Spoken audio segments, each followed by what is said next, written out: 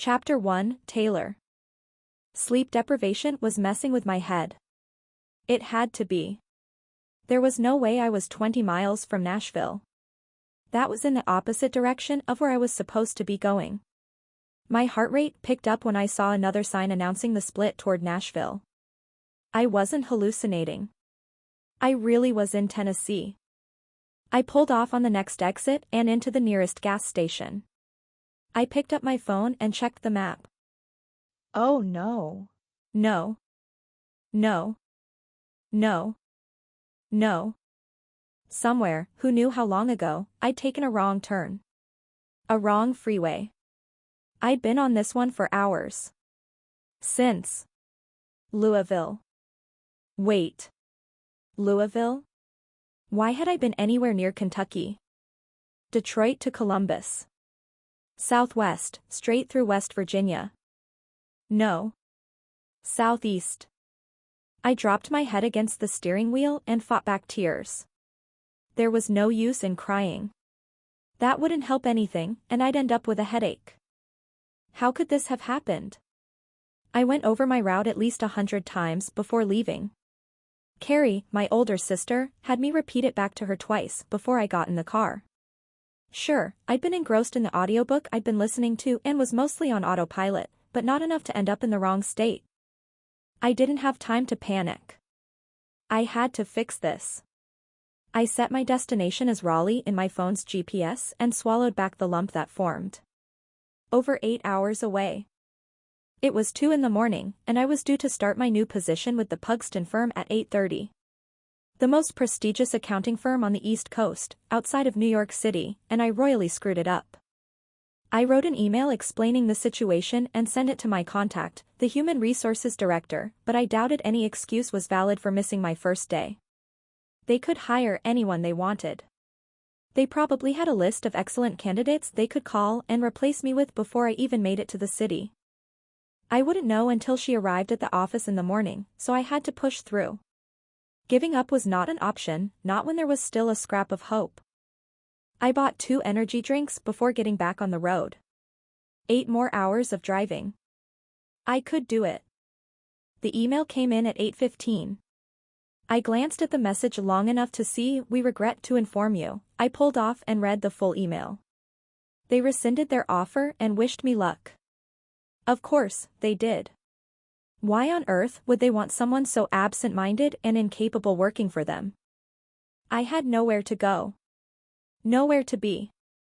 Returning home was too humiliating to be an option. Not after my family bragged to everyone they knew about my big fancy job. I couldn't show my face again until Christmas.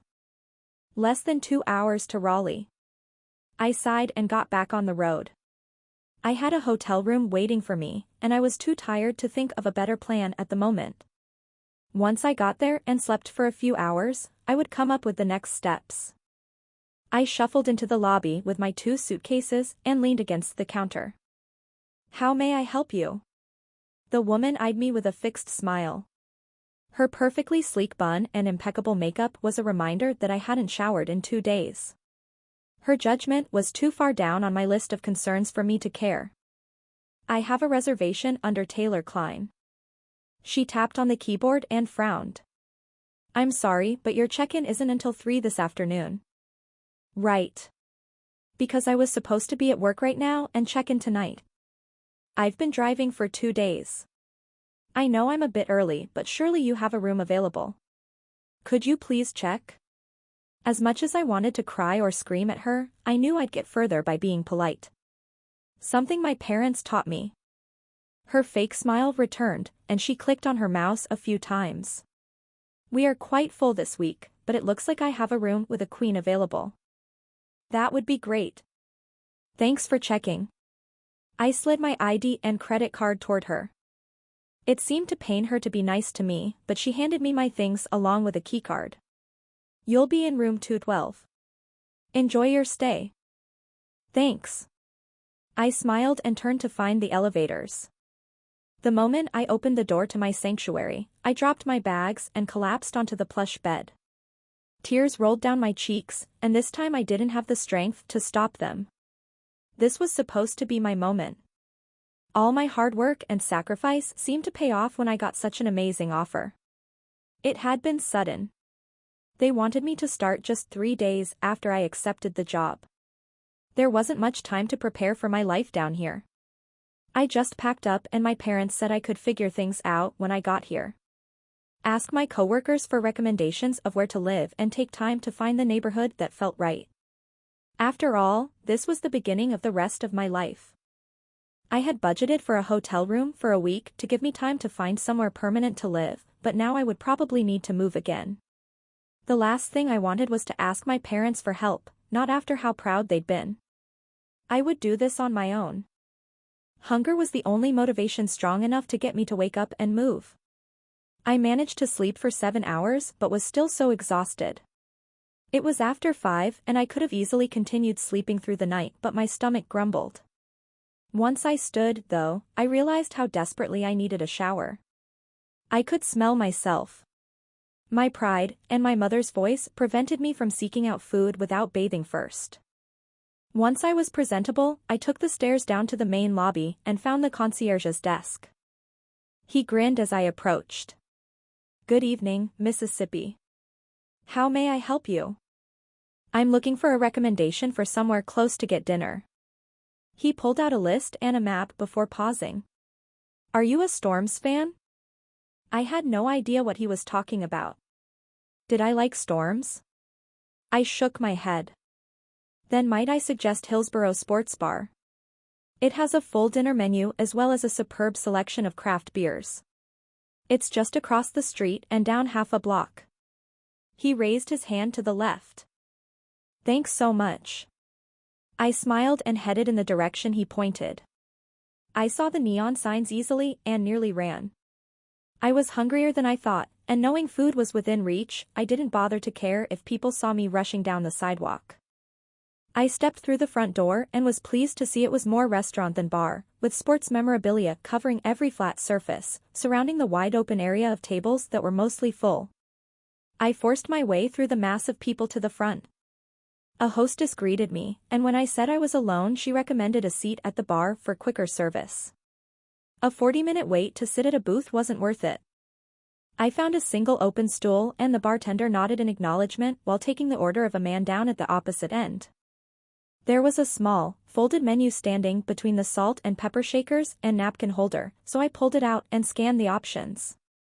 A juicy burger sounded like heaven. My mouth watered at the thought of dipping salty fries in ranch. With my mind made up, I replaced the menu and waited for the single bartender to make his way down to me. A dozen or so TVs made up the entire wall behind the shelves of bottles. Each one displayed a different sporting event or commentator. A few of them were discussing the same hockey game. I cringed and looked away. "Sorry about the wait. What can I get you?" The bartender shifted back and forth on his feet like he couldn't possibly stand still. "The all-American burger, fries with a side of ranch, and a water to drink, please." Something stronger was tempting, but I'd been cruel enough to my body the past few days. The best thing I could do was rehydrate, so I had a clear head tomorrow. That's when I would face my problems and figure out what to do next. He nodded, picked up a glass, and began to fill it. "I'll get that right up." He placed the water in front of me and moved to a computer screen at the far corner of the bar. I looked around, taking in the decor, and paused on a row of jerseys. North Carolina Storm. That's what the concierge meant. Was I a fan of their hockey team? Why would that matter? My attention went back to the screens, and I found a set of commentators discussing the upcoming finals. The Stanley Cup was taking place. I read the closed captioning as the pieces fell into place.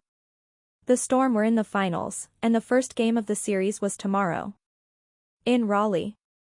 No wonder the hotel was so busy, and the wait was so long here. But if I wasn't a Storm fan, why did he send me here? I twisted in my seat and casually scanned the room as if looking for someone. Oh no. Could I still blame sleep deprivation for this oversight? I was in a sea of black and maroon. Utah Fury fans. Everywhere. I faced forward and hung my head. Maybe if I hadn't been so wrapped up in graduation, interviews, and moving out, I would have realized sooner what was happening. According to the TV, the Storms hadn't been to the finals in decades. The city was celebrating and fans of their opponents, the Fury, were arriving in droves. Great. I wasn't going to be able to escape this. Everywhere I looked, there were reminders. The universe was obviously trying to teach me a lesson. I wasn't sure what it was, but there was no other explanation for the crapshoot my life had become. Missing my first day of work, losing my dream job, sitting in a crowded restaurant in a city where I didn't know a soul, and now the stupid hockey celebration was slapping me across the face. There was only so much a person could handle before crumbling, and I was towing that line. Here you go. A plate slid in front of me, but I barely got out a thanks before the bartender moved on. I kept my eyes down, forcing myself to take small bites of food. I lost my appetite in my wave of self-pity, but I knew I would end up sick if I didn't get something down. If I was going to fix this tomorrow, I needed to take care of myself now. I didn't have to think yet. No pressure. Just bite, chew, swallow, and repeat. The tears threatened to make another appearance, but I closed my eyes and fought them back. I would not lose it in public. I didn't look around, not even to the TVs. My only goal was finishing as much as I could and getting out of there. I could hide in my room and forget the outside world, at least for a few days. I didn't have enough money in my account to stay long, not without a job. Another wave of desperation hit. I couldn't do anything right then. I just had to finish my meal. Then I could freak out. The energy in the restaurant shifted without warning. I raised my head and looked around. The area near the front doors had fallen silent. I watched with those around me as a group of men, followed by 2 women, emerged from outside and walked directly toward the bar. The 10 or so of them were laughing and chatting, seemingly oblivious to the effect they had on the people in the restaurant. A few of them wore hats pulled low over their faces, but they were all dressed casually. They were good-looking, but not enough to silence a crowd. I didn't recognize anyone whose faces I could see as famous, so I turned back around in my seat and took a sip of water. Not much of a fan? The bartender was standing in front of me, although his eyes were trailing the men walking behind me. No, not really. Once I was, but definitely not now. If you're not in town for the game, what brings you here? He asked. It seemed strange for him to be making small talk with me since he hadn't paused on any one person for longer than a few seconds since I sat down. Then I realized he was still watching the men who had settled at a large table behind me, and I must be sitting at his best view. I was supposed to start a job this morning, but I took a wrong turn in Ohio, at least I think it was Ohio. Anyway, I missed my first day and they fired me. So, I'm in a new city where I don't know anyone and don't have a job. His eyes flickered to mine. You sure I can't get you anything else to drink? On me? I smiled and shook my head. No, thanks though. A laugh I recognized sounded behind me, and my stomach dropped. Nope. It couldn't be him. I glanced over my shoulder as his unmistakable voice rose above the others. Heat, a raw rage, washed over me. I turned back around. Actually, could I get a glass of your cheapest red wine? The bartender found a bottle and poured a generous serving before setting it in front of me. Thank you. I smiled and picked it up by the stem. My entire body shook as I stood. I hadn't been this angry in years. Not when I realized my mistake this morning. Not when I lost the job. Oh no.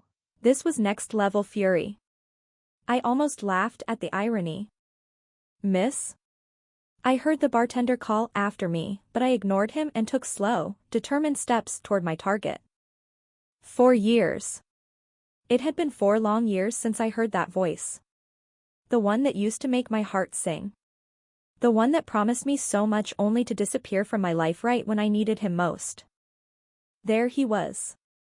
None of them looked up as I approached. He looked the same. Unfortunately. He was just as handsome as the last time I saw him. Thick dark hair, a jawline that could make supermodels cry, and those shoulders. Only it was all wrong.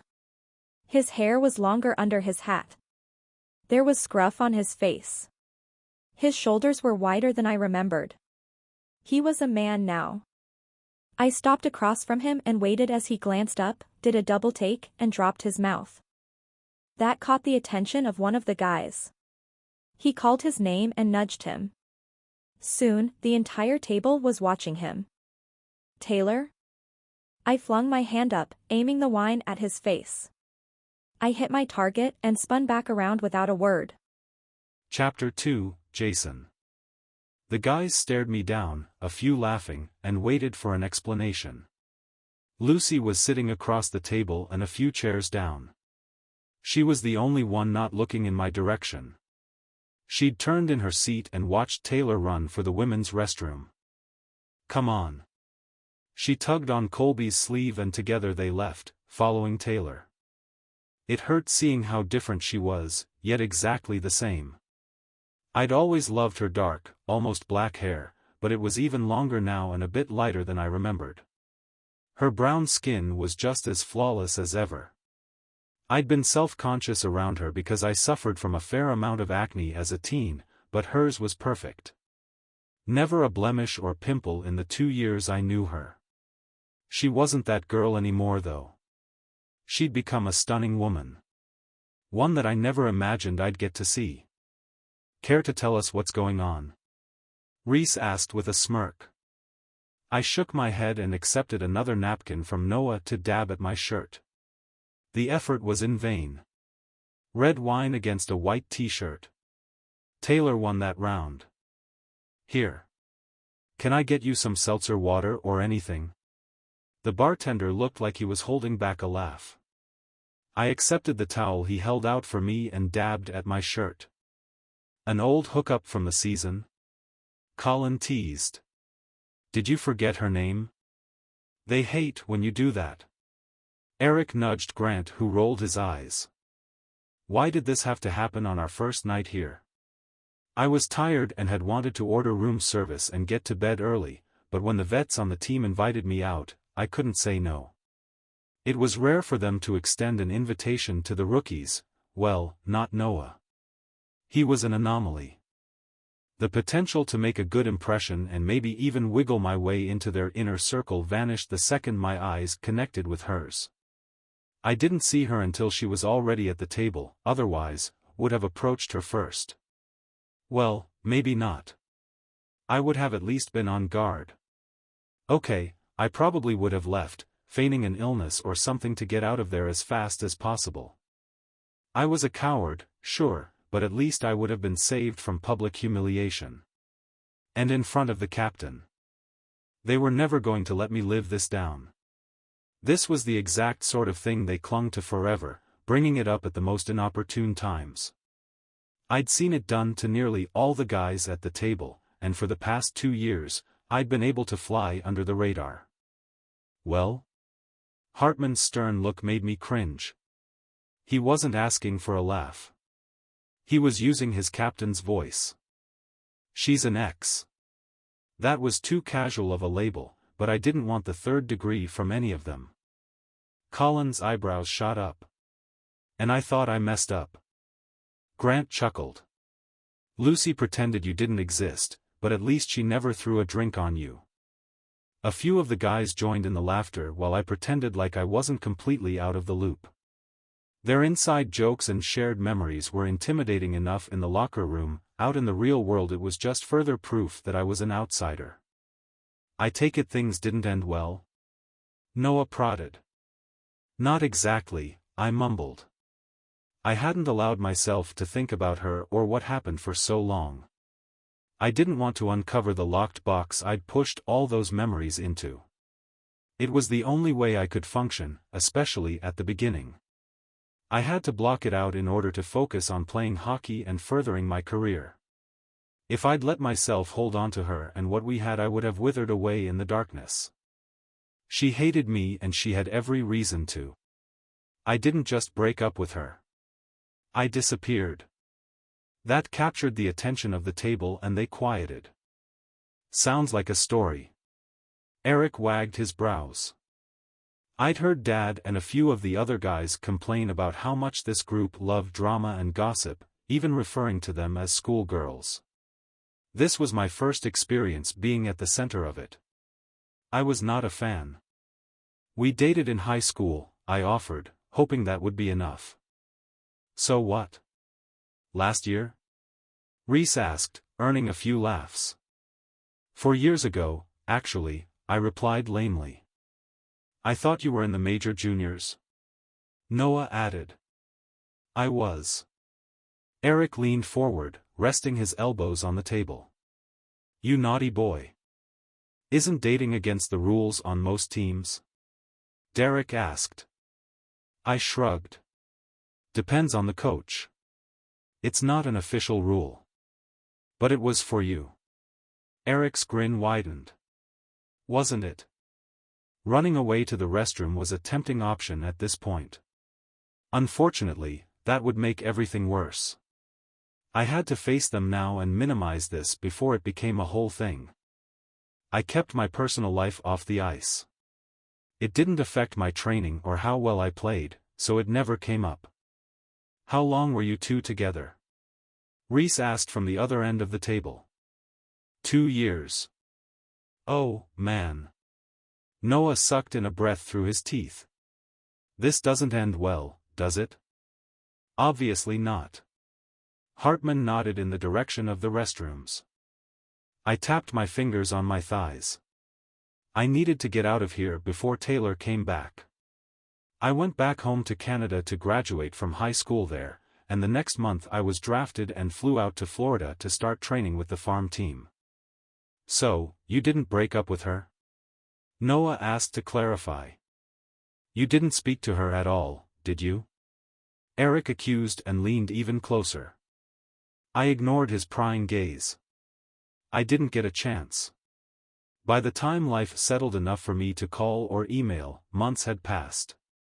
She was off at college, and I figured she'd moved on. Well, that didn't happen. Grant raised his brows. We should teach the kids to just say no to dating before the draft. It never ends well, Colin said with a pained expression. We already tell them that, Hartman pointed out. It's on you guys for not listening. Says the guy that didn't even realize females existed until last year, Eric grumbled. And look how that worked out for me, Schultz. Captain of the championship team, Hartman countered. And oh, so many missed opportunities, Eric quipped back. I'm with the love of my life now and have no regrets. Hartman then turned his attention back to me. And no public displays of humiliation. No ghosts waiting to pop out and destroy everything I worked for. Aye, Captain, Reese said with a mock salute. For those of us that didn't live like robots, a little embarrassment is nothing to lose your mind over. You're still playing in the finals of the Stanley Cup tomorrow. Focus on what matters. He sent me a meaningful look and I nodded. I think it's best you head back to the hotel. We'll get your meal packed up and bring it back for you. Hartman made it sound like a kind offer, but it was an order. Thanks, I meekly stood, and I glanced over at the restrooms. Do you think I should try talking to her? No, they all said at the same time, and relief rolled through me. Let the girls calm her down. If she wants to talk to you, we can let her know where you are, Noah offered. Yeah, thanks. I nodded to the group and turned to leave. Even though I knew I wasn't really in any formal kind of trouble, I still felt admonished. Kicked out for something not entirely in my control. My one chance at getting them to take me seriously, and even maybe become friends rather than just teammates, disappeared. I wanted to blame everything on Taylor. If she hadn't been there, hadn't confronted me and made a scene, things would have been fine. We would have enjoyed a relaxing night out before one of the most important games of the season. I had to keep my head straight if I wanted to help the team, but now memories I'd locked up and ignored for the past 4 years were flooding back. I couldn't place all the blame on her. I was the one that left and never looked back. I was lying to the guys and to myself about not having time to reach out to her. How long did a call or text really take? Even though I was exhausted from training harder than I ever had in my life when I first got to Florida, that wasn't a valid excuse. There was always time. I made time to call my family. To check in with the guys I played with in the major juniors. Just not Taylor. I deserved a drink in my face. Probably a lot more than just that. I'd left Taylor and moved on with my life, not because I didn't love her. I really did back then. I loved her enough to let her go. At least that was the noble thought I'd repeated to myself until I believed it. I knew I was going to be drafted. I knew what my life would be like for the next few years. The little control I had over my life in high school was a distant memory the moment I signed the contract. I was told where to go, when to go, what to do, what to say, when to breathe, eat, and sleep. It was like drill camp. I thought I was a hotshot, getting drafted at 18, but I was a child. I learned that quickly. Everything was so much more intense once I was in the ECHL. The guys on the farm team respected one another as teammates, but there was no camaraderie. No friendships. We were competing against each other for a spot with the NHL team. We were fighting our way to the top. My contract stated I would play at least one season with the farm to hone my skills and bulk up, so the cutthroat attitude didn't sink in until my second year when I realized it was my time to outshine the others so I could move on. How was I supposed to do all that and maintain a relationship with Taylor while she was still in Michigan, attending college? Especially after everything that had happened. That would have been a nightmare for both of us. That time in my life was dedicated to doing absolutely everything in my power to be the best player I could be. Spending time and energy on a relationship was inconceivable. Laughable even. A few of the guys on the team tried, and I watched things blow up in their faces over and over. Taylor didn't deserve to be dragged through that. She was free to meet new guys and date and not worry about when she would hear from me. Free to be happy. I put space between us for both our benefits. Doing what needed to happen. What was best for her and me. Judging by her reaction to seeing me, I was guessing she didn't agree with my thought process. The last thing I ever wanted was to hurt her, but I failed. By the time I got back to my room and dropped on my bed, I was emotionally and mentally drained. And hungry. Hopefully, the guys would get back soon with my food and more information on what happened with Lucy and Colby. I wasn't sure what made them run after her, but I was grateful she hadn't been alone. They would have taken good care of her. The women of the Pride were like that. Not that I'd experienced it firsthand, but I heard from the guys. The few interactions I had with Chloe Murray and Amelia Curtis had been professional. Emma Latang had been kind the times I met her as well. She was the one that made sure the entire team was invited to events at their house. I'd seen or met the rest of the women in passing, but for the most part one stayed out of their way. As bad as the team could be about gossiping, I'd heard plenty of stories and rumors about how involved the women could be in their lives. They sounded like secret agents in some stories, and overly involved little sisters in others. Either way, I didn't need them digging into my personal life. Maybe Lucy and Colby would keep this to themselves. Only a handful of women flew with them to the game, but I knew if they mentioned it, the whole Pride would be informed within minutes. With luck, they wouldn't care enough about me to get involved. I was just one of the rookies. Below their notice. Under the radar. The sound of a knock at the door made me sit up. I opened it and stepped back as Noah walked in and offered me a white to-go box before sitting at the desk in the corner of the room. Thanks. I flipped open the top and took a bit of the burger without hesitation. Colby told me about what happened after they followed Taylor to the bathroom. I swallowed and it felt like a rock dropped into my stomach. What did she say? That Taylor's really sweet and has had a rough few days. She was embarrassed by her behavior, but Colby said, after everything she learned tonight it was the very least of what you deserved. How much had she told them? Suddenly the burger didn't taste as good. I know. Look, I know there are two sides to every story, but frankly I don't care. We're here to win. We're here for another championship. It sounds like there are things you guys need to discuss and clear up, but not now. Colby got her number, and when we have the cup in our hands you can call her. Until then, focus. I nodded. You're right. I will. He eyed me and sighed. I hope so. With that, he stood and walked out. Chapter 3, Taylor. Back at the hotel, I couldn't seem to relax. Or stop staring at the ticket in my hand. After I threw the wine on Jason, I'd wiped at my tears and pretended like I was washing my hands when the restroom door swung open. Two women, around my age, had stared at me through the mirror. Sorry. I stepped aside and grabbed a paper towel. You don't have to apologize to us, said the brunette with a wide smile. We just wanted to check and see if you're okay. Did I make that much of a scene? Random people felt the need to check on my stability? I can think of a few guys at that table who deserve a drink to the face, but I didn't expect it to be Jason. The second woman chuckled. It's always the quiet ones. They laughed together, then seemed to remember I was there. I'm Colby.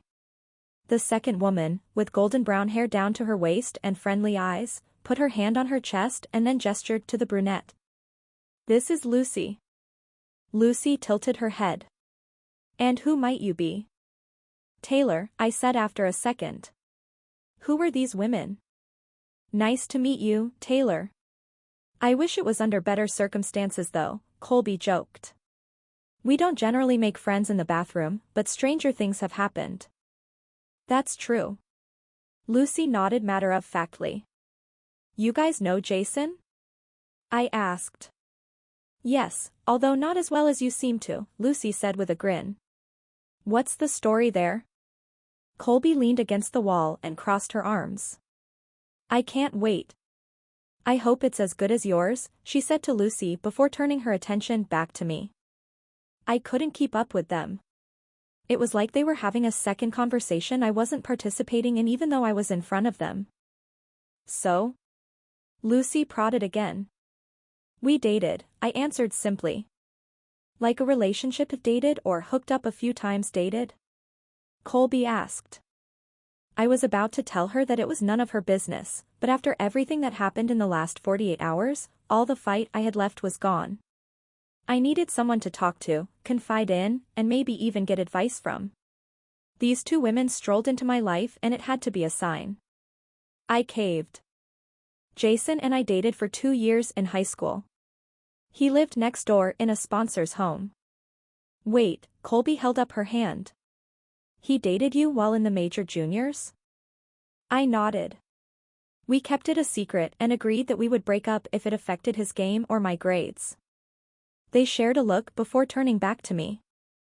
So? You guys had to break up? Lucy asked. No, actually, we managed to fall in love without either of us having to compromise. I stayed on top of homework while he practiced. I cheered him on at his games and he helped me study for tests and the SATs. Against all odds, we made it work. Sounds perfect, so what happened? Lucy's voice softened.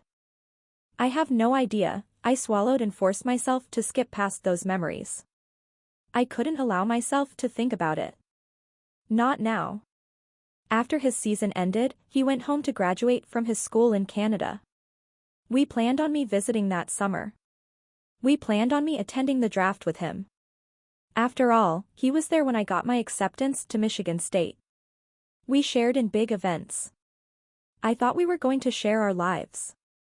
I shook my head. I was going to finish college while he established himself in the league.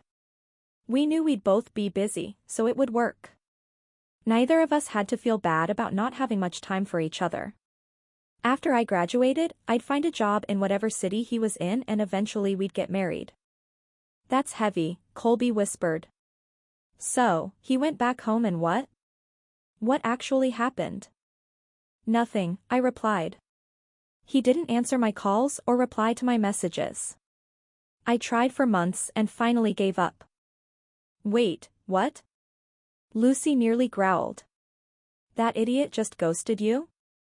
After 2 years?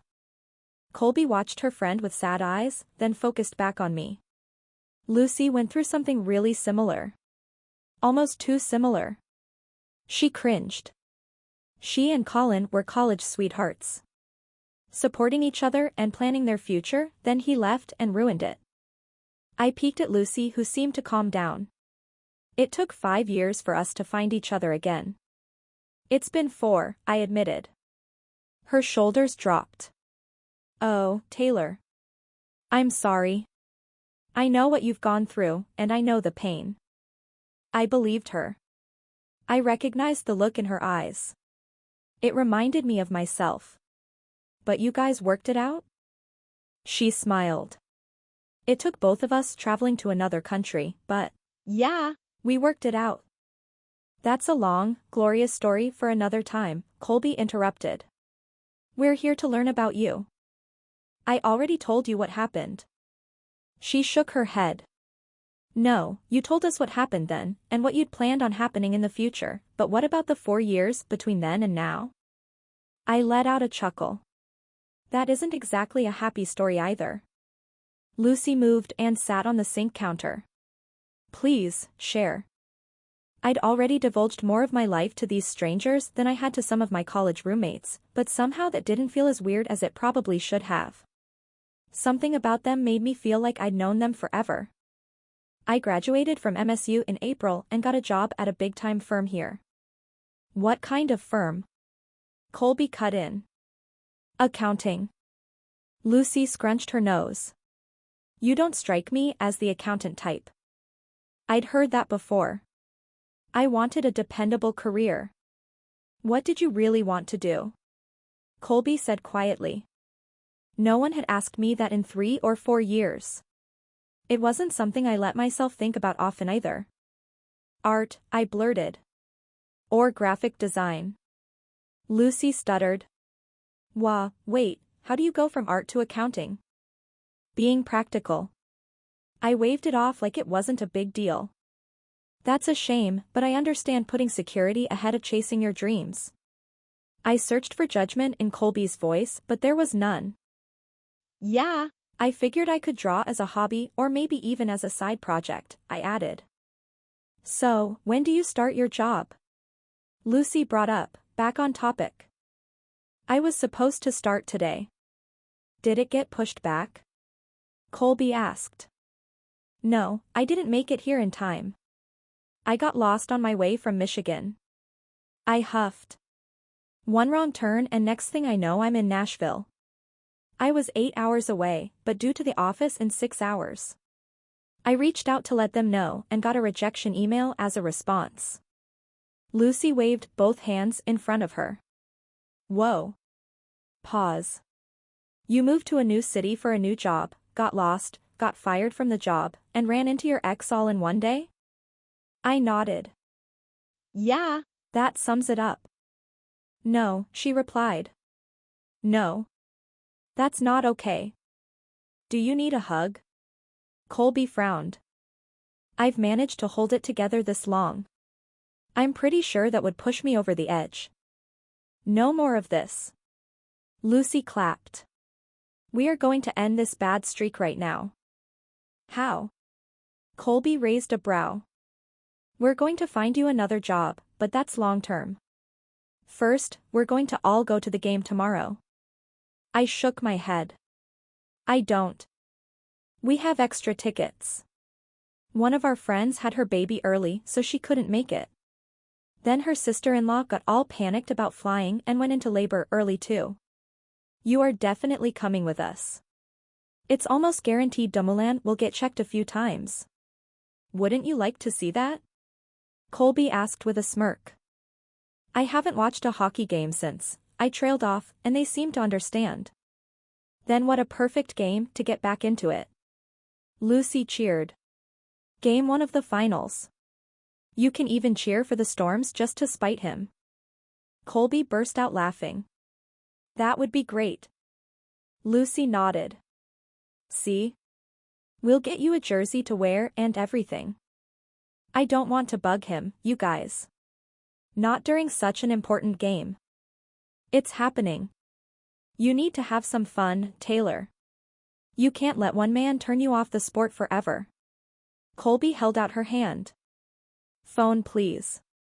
I then realized that I left my purse at my stool, with my wallet and phone inside. Oh, no. I ran to the door and found it locked. Sorry. Lucy reached around me and unlocked it. I didn't want us to get interrupted. Colby chuckled.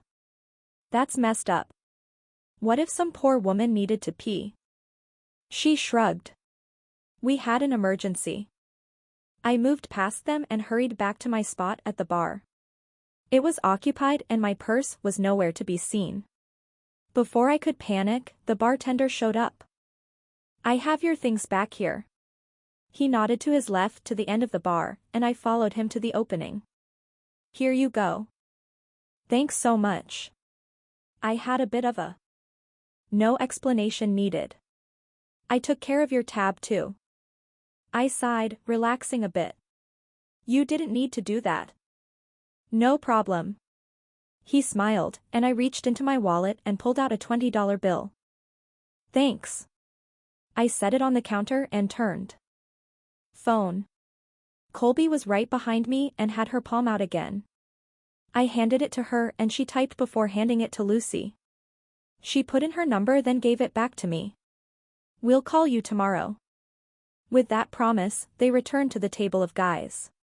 None of them seemed to be paying attention, but I noticed Jason was missing. Relieved I didn't have to see him again, I slipped out of the restaurant and sighed when I reached the sidewalk. This day could not have gotten weirder. I reached for my phone and called the one person I needed most. Hi, Tay. My sister's voice instantly slowed my racing heart. Hi, Care Bear. Oh no. What's wrong? Carrie knew me well enough to hear the pain I was trying to hide. My eyes watered, but I sucked in a steadying breath. What's right would be a much shorter list. I continued down the street toward my hotel, grateful for the short walk. Start from the beginning. I could picture her sitting down at her kitchen table where they had their most serious discussions. I must not have been paying attention. I began to tell her about getting lost, losing the job, seeing Jason, and finally the women that swooped in and comforted me. Wow. Taylor, I don't even know what to say. That's more than any one person should have to handle in a month, let alone one day. I walked through the lobby and into an elevator. It's been quite the day. Carrie huffed. Well, let's figure this out. Do you want to come home? No. Thankfully I was alone so no one heard my outburst. The doors slid open and I rushed to the privacy of my room. It wouldn't be that big of a deal. No way. Mom and Dad have been bragging for weeks about my new job. I can't show my face in our neighborhood so soon. They'll all know what a failure I am.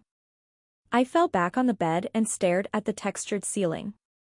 You shouldn't care what people think. I don't, but our parents do. She chuckled. Good point. You can come stay with me. And her husband, Aaron, and 2 young children. No thanks. Carrie had enough on her plate without hiding her embarrassment of a sister from their social circle.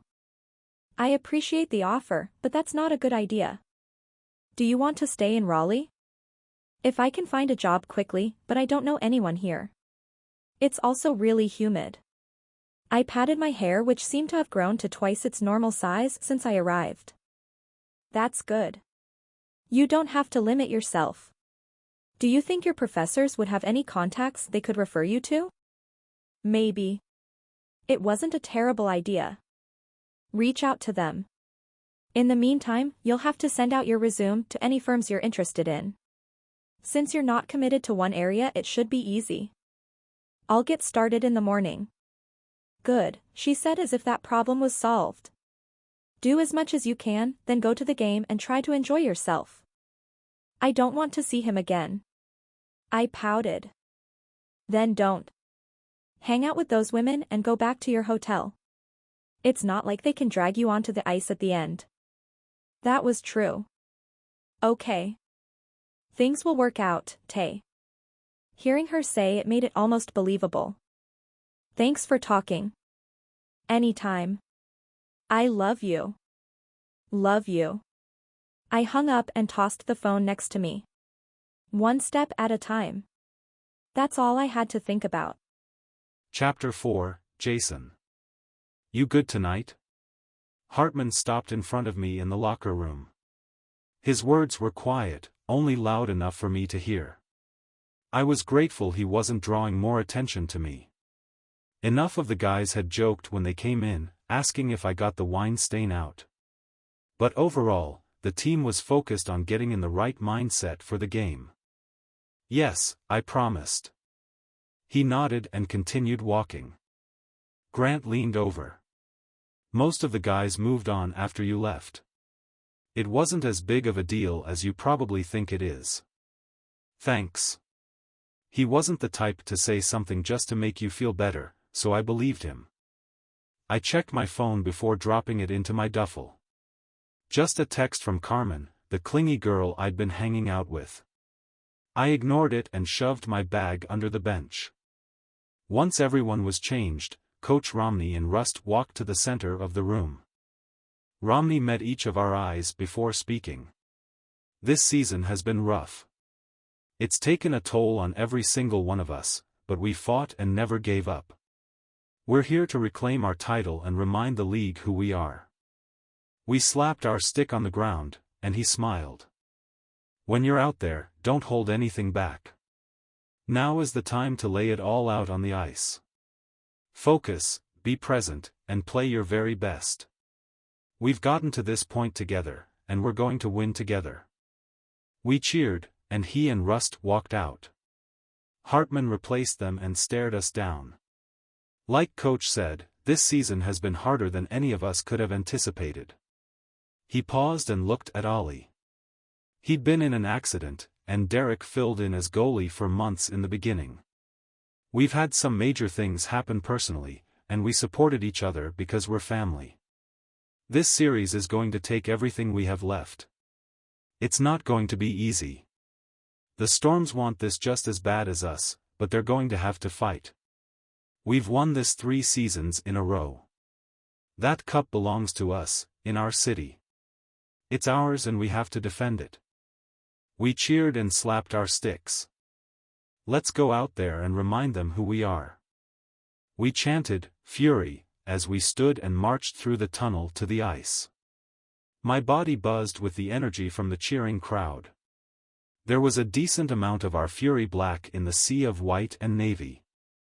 Our fans were here for us, and it was our job to pay them back for their support. As I ran through the warm-up drills, I caught several of the guys smiling and nodding in one direction. I followed their line of sight to the row just behind our penalty box.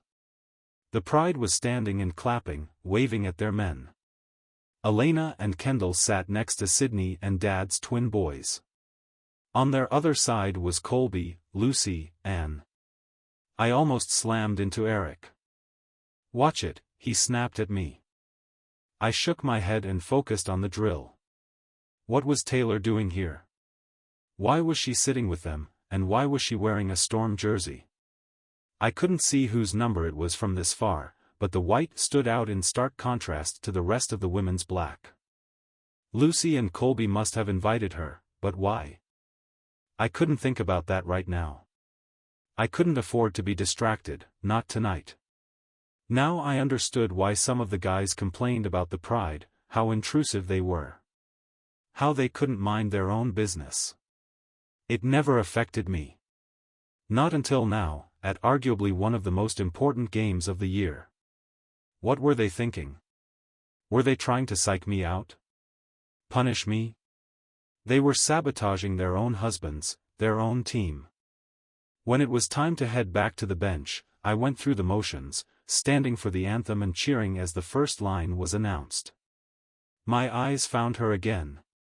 She was leaned over, listening to something Lucy was saying.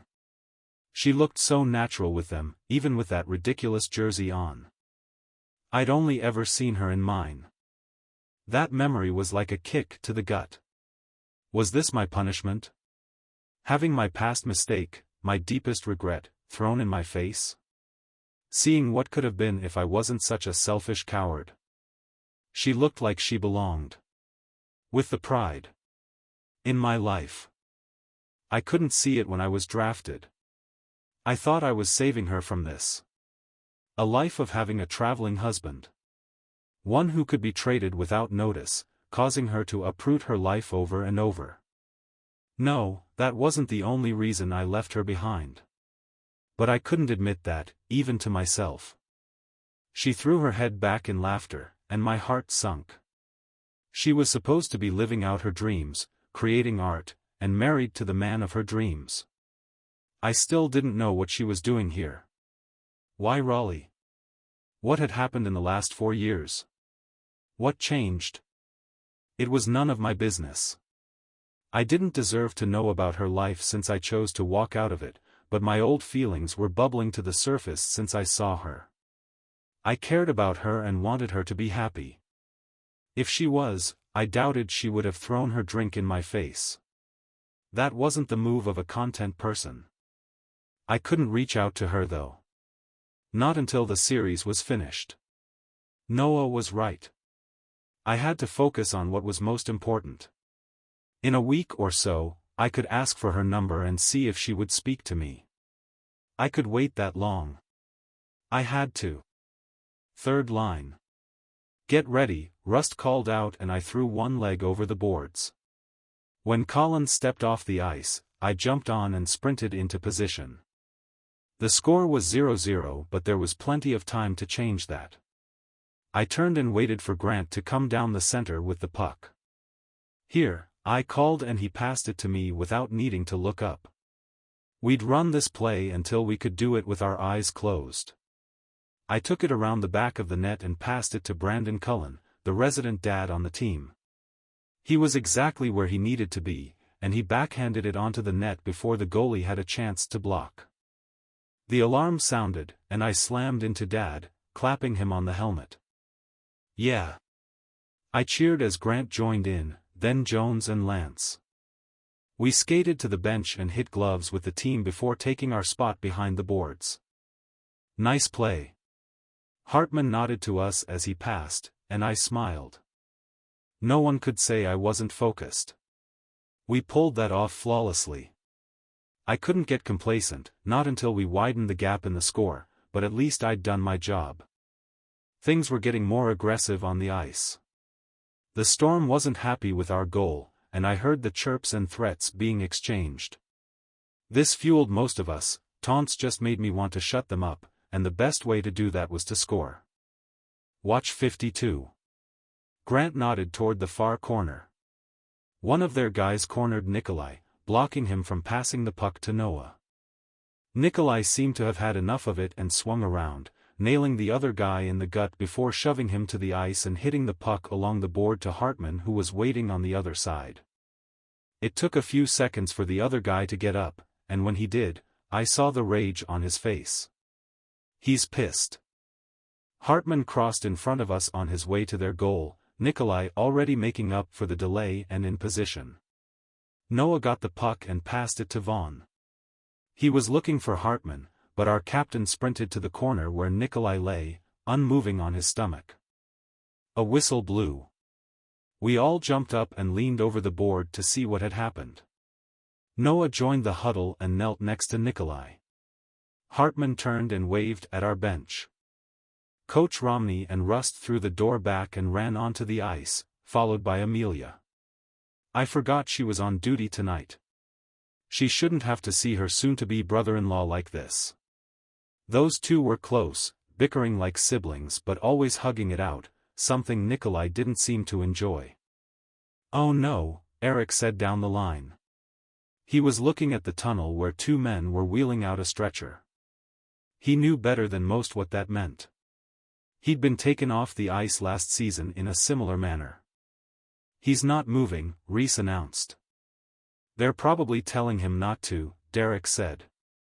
The arena went quiet as we watched Nikolai being flipped and lifted onto the stretcher.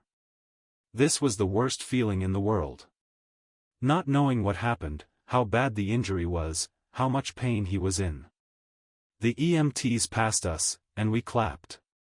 Amelia jogged along at Nikolai's side, holding his hand. Nikolai's signature scowl was in place, and he was muttering in Russian.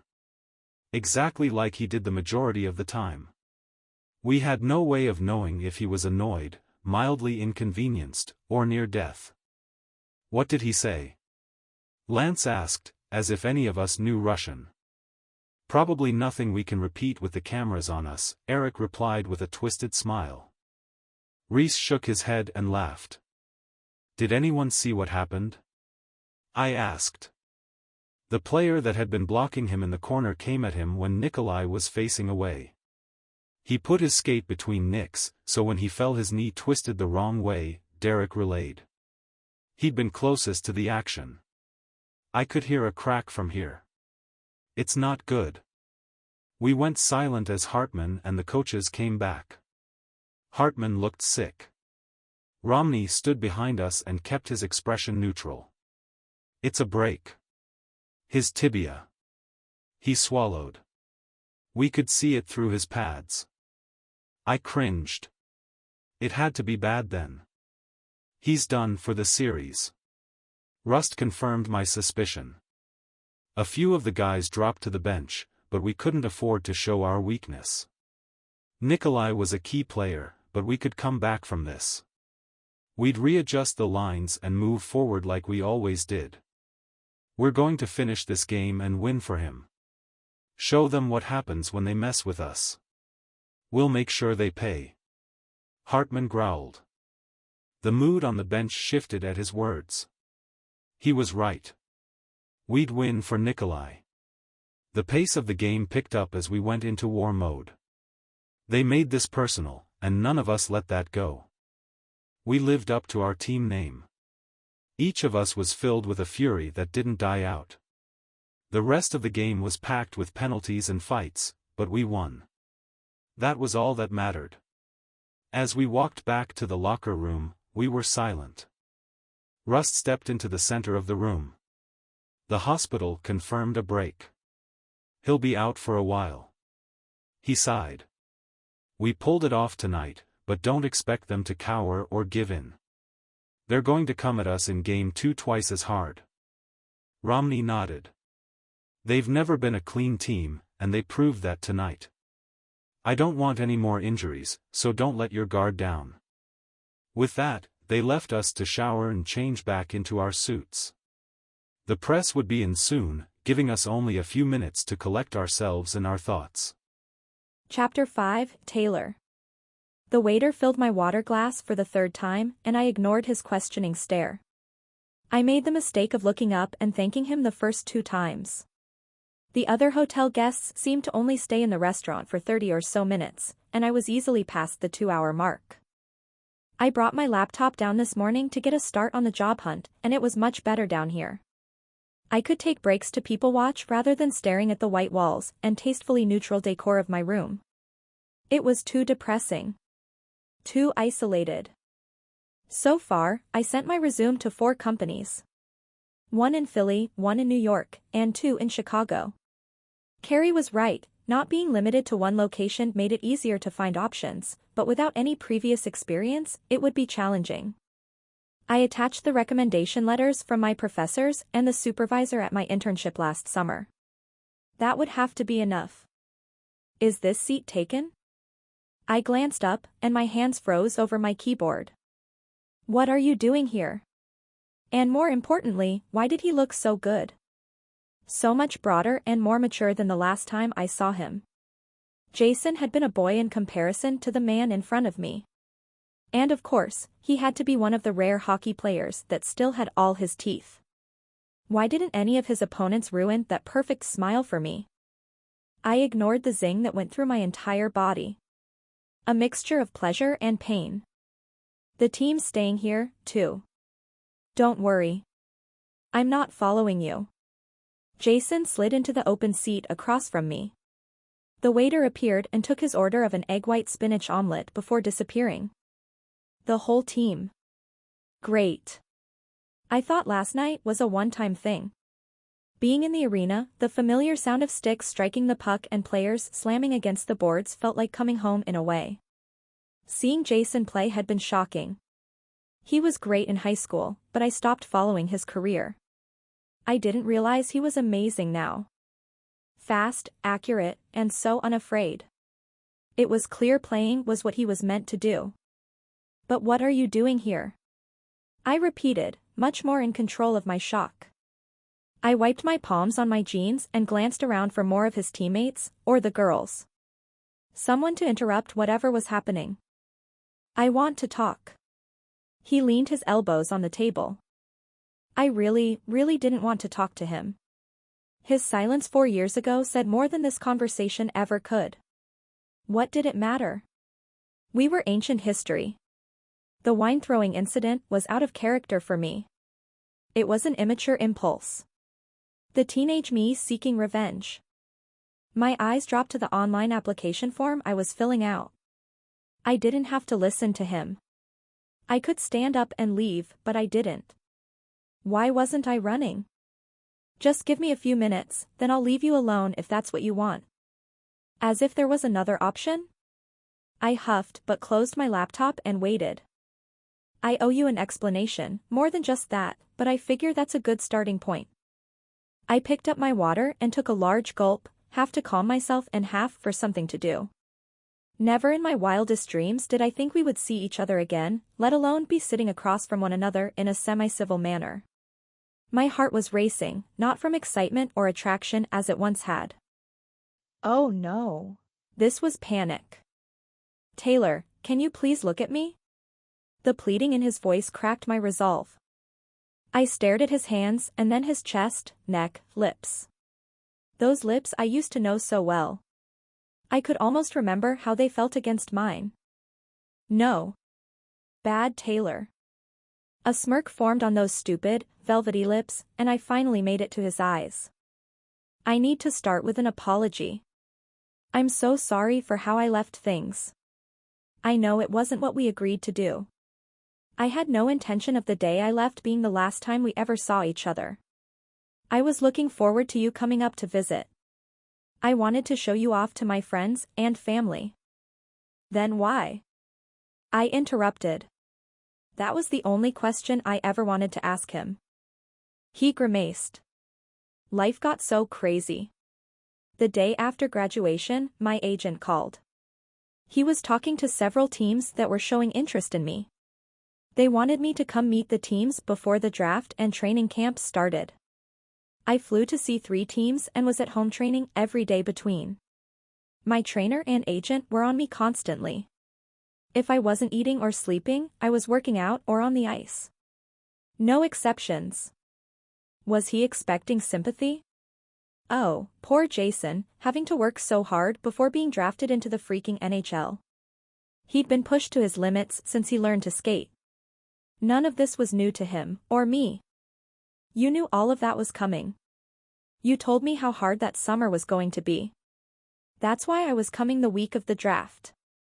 You knew you would have a few days off. His shoulders dropped as he leaned further onto the table.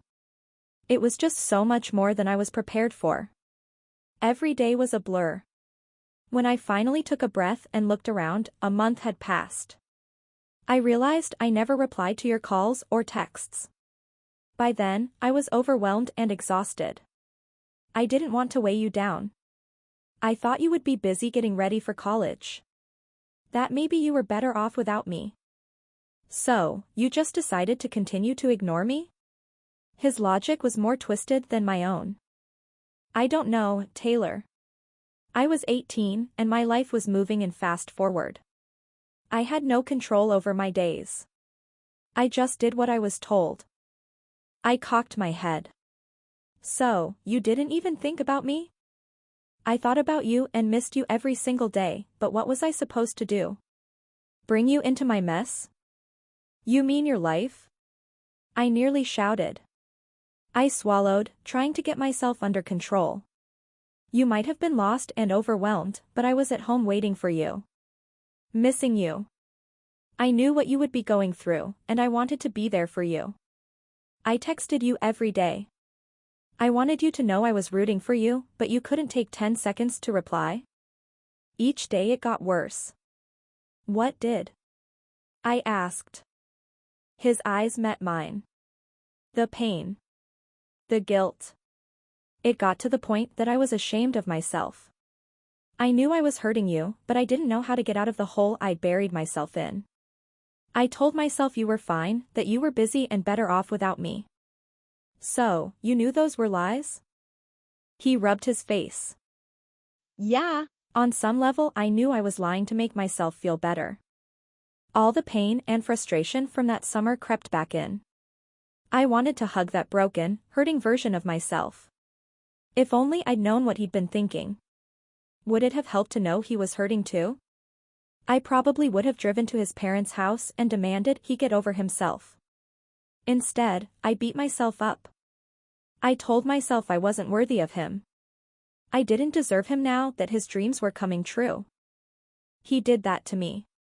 He broke that girl when he left, and forced her to accept that the world was a cruel place. I'd trusted him. I'd loved him. And he'd destroyed me. Not anymore. You can keep telling yourself that if you need to, I bit out. I survived. I'm fine. I rolled my shoulders back and stared him down, daring him to challenge me. He looked away and sighed. The waiter appeared and set his meal down, but Jason didn't move. You said what you needed to say, and I got the residual anger out of my system last night. We're good now.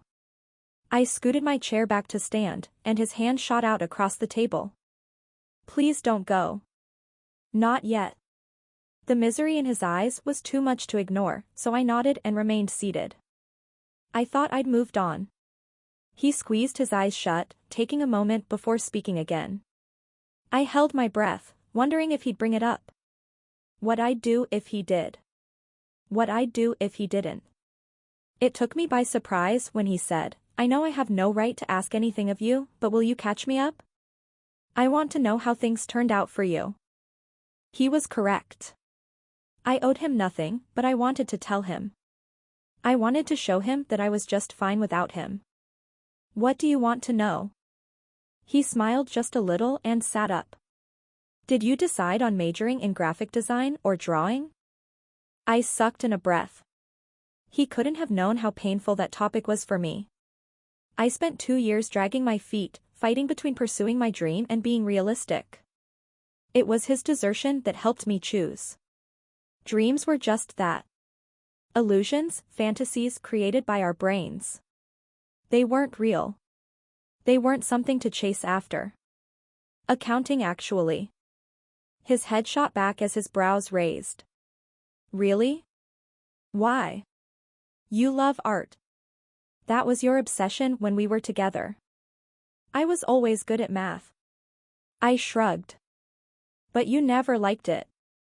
I rolled my bottom lip between my teeth, reining in my impulse to chew him out. It's a solid career choice. I'll always be able to find a job, and once I had finished the tax classes, it wasn't as boring as I expected. He didn't speak for a few seconds. That's good. I'm glad you found something. Yup. Did you like MSU? He continued. Yeah, it was great. Any boyfriends? Nope. I popped my lips. None. I went on a few dates but quickly realized I had no interest in any of them. Turned out college boys were just as dumb as high school boys. I didn't see any point in wasting time and energy on them when I could study and take internships and graduate at the top of my class. Do you work here now? I wanted to lie. I really didn't want him to know about my most recent failure, but how else was I to explain being in North Carolina? I had no friends or family here. I could make one up. I nearly did when I remembered I had no reason to impress him. After this, we would never see each other again. I was supposed to, I muttered. He leaned forward, hovering over his untouched breakfast. What happened? A wrong turn. It was as simple as that. His lip quirked. Literally or figuratively? I huffed out a laugh. Both. I got lost on my way here and missed my first day. When I let them know, the company said they decided to go in a different direction. So, I'm here without a job, a home, or a plan. You never were great with directions. I glared at him, and he threw up his hands. It's true. I can't even count how many times you got lost on the way to my games, or that time we went to the lake and ended up in Ohio. He wasn't wrong. I just didn't like him remembering that detail about me. It was too familiar. So, what's next? I shrugged. I don't know. I'm applying and sending out my resume to a few contacts I have, but it will take a few days for something to come together. You'll find a great job. Once they see how impressive you are, you'll have a ton of offers. He grinned at me, and I smiled out of some repressed habit. Thanks, I hope so. He knocked on the table twice and stood. We're flying back to Utah today, so I need to get my luggage, but I saw you here and couldn't miss the chance to talk. Thank you. Jason? I called out before he could walk away. He turned and waited. I'm sorry about last night. He let out a humorless laugh. Yeah. Is he okay? Love? That was the name the announcers kept using, but the girls used his first name. I couldn't remember it though. It was a bad break. He's out for the rest of the series. I cringed. Injuries weren't just inconvenient for professional athletes, they could end careers. Completely alter their lives. I hope he's okay. He met my eyes and nodded. Me too. Without another word, he turned and walked away. That was it? Those were all the questions he had for me about the past 4 years? All that we'd been through, the losses, the plans that didn't matter? Maybe he just needed to know that I was fine in order to clear his conscience. Not that I would necessarily consider myself okay. Things were most definitely not okay, right now. That wasn't his problem though. We were nothing more than memories to each other. Chapter 6, Jason. Murmuring and defeated faces greeted me as I walked into the team meeting room. I shouldn't be happy about Nikolai's injury, and I wasn't. I was just grateful that the team's attention was no longer on me and my face full of cheap wine. Nikolai already flew back in Salt Lake the day before us to get treated by our team physicians and trainers. Amelia went with him, and knowing she was there and that Maddie Schultz would likely be involved in his treatment was all that kept most of us calm. They would make sure he healed properly and could return to the ice next season. He was a huge loss. As one of the biggest guys on the team, we relied on him to keep fights from happening. The Russian was intimidating when he was calm. He was a beast when someone messed with his teammate on the ice. That left the guys he covered more vulnerable, and with the dirty way the Storm played their game, that wasn't good for our team. We couldn't risk more injuries, but we only had a day to reconfigure our lines and come up with a plan. Coach Rust and Romney huddled together on the flight home. They ignored everyone else and focused on the tablet between them. They would have things figured out in time. They always did. How are you feeling? Reese fell into the seat next to me in the row of black and red chairs. We were waiting for the coaches to come in and let us know what they decided. I'm fine. I'd watched Reese go to each one of our teammates, checking in with the left side of the room while Hartman covered the right. I was one of the few without any injuries. I was a little stiff and getting out of bed this morning hadn't been all that fun, but compared to the others I was great. Good. Keep a clear head and we'll be fine tomorrow night. He slapped my shoulder and stood to talk to Noah. Most of us were beat up and sore, but that was to be expected. We were all tired from the long season, but we were within reach of the cup. None of us were going to give up easily. Rust walked in, followed by Romney and Maddie. Thanks for coming in early. I know you're all anxious for an update on Nikolai, so we'll go through that before heading out to the ice. Russ nodded to Maddie, and she stepped forward. Hey, guys. She gave them a sad smile. Nikolai wanted to express his gratitude for your support and well wishes. You all know he's a private person, so he asked for no visitors right now. He wants to focus on his recovery. There were a few chuckles and nods of agreement. The announcement didn't surprise me at all. I couldn't picture Nikolai lying on his couch while we crowded around to check on him. He'd pick us up and throw us out on his own. The tibia in his right leg broke, and he underwent surgery to have a rod implanted. He's looking at about 3 to 6 months before he can skate again. Amelia and I have already started his physical therapy, and he's determined to get back to playing as soon as possible. So, 2 months, Grant called. She smiled. Knowing Nikolai, that's his goal. Thanks for coming in, Maddie. We'll give regular updates on his progress, Russ said, and Maddie gave a small wave before walking out. We've changed some lines and plays, so we'll be running those today, Romney began. Game 1 didn't go as we expected, but we were all planning on a clean game. Now that we know how the Storm is going to play, we can make adjustments. He went through the new plans and then we headed through the tunnels to the ice. We were all quieter than usual. It wasn't necessarily a somber feeling among the team, but determined. No one felt like joking when we had so much riding on Game 2. We couldn't get too comfortable this early in the series, it was too easy for things to change. I was dripping sweat and had just enough energy left to get to the showers when practice ended. As a team, we pushed ourselves to our breaking point. There was nothing left to give, and right then that was exactly what we needed to do. It proved how much we could do, even in our exhausted, weakened state. Coach had us run drills and practice the new plays until they flowed naturally. The locker room was within view when Chloe, Lucy, and Maddie blocked my path. Dumoulin, Chloe said calmly. Yes? I eyed Lucy, but her expression gave me no hints. We need to have a chat. She nodded toward another hall, and the 3 women turned, expecting me to follow. I cast a longing glance in the direction of the showers before trailing after them. Was I in trouble? It felt like it. Was there an interview I missed? An appointment I forgot about? They spun and faced me as a united front. They were so in sync it creeped me out. I'd seen the Pride work in mysterious ways like this, but I was never the target. 2 years on the team, and I'd managed to successfully fly under their radar. They were entertaining and slightly terrifying when they ganged up on one of the guys, but I'd always watched from a safe distance. I didn't like being on this side of it.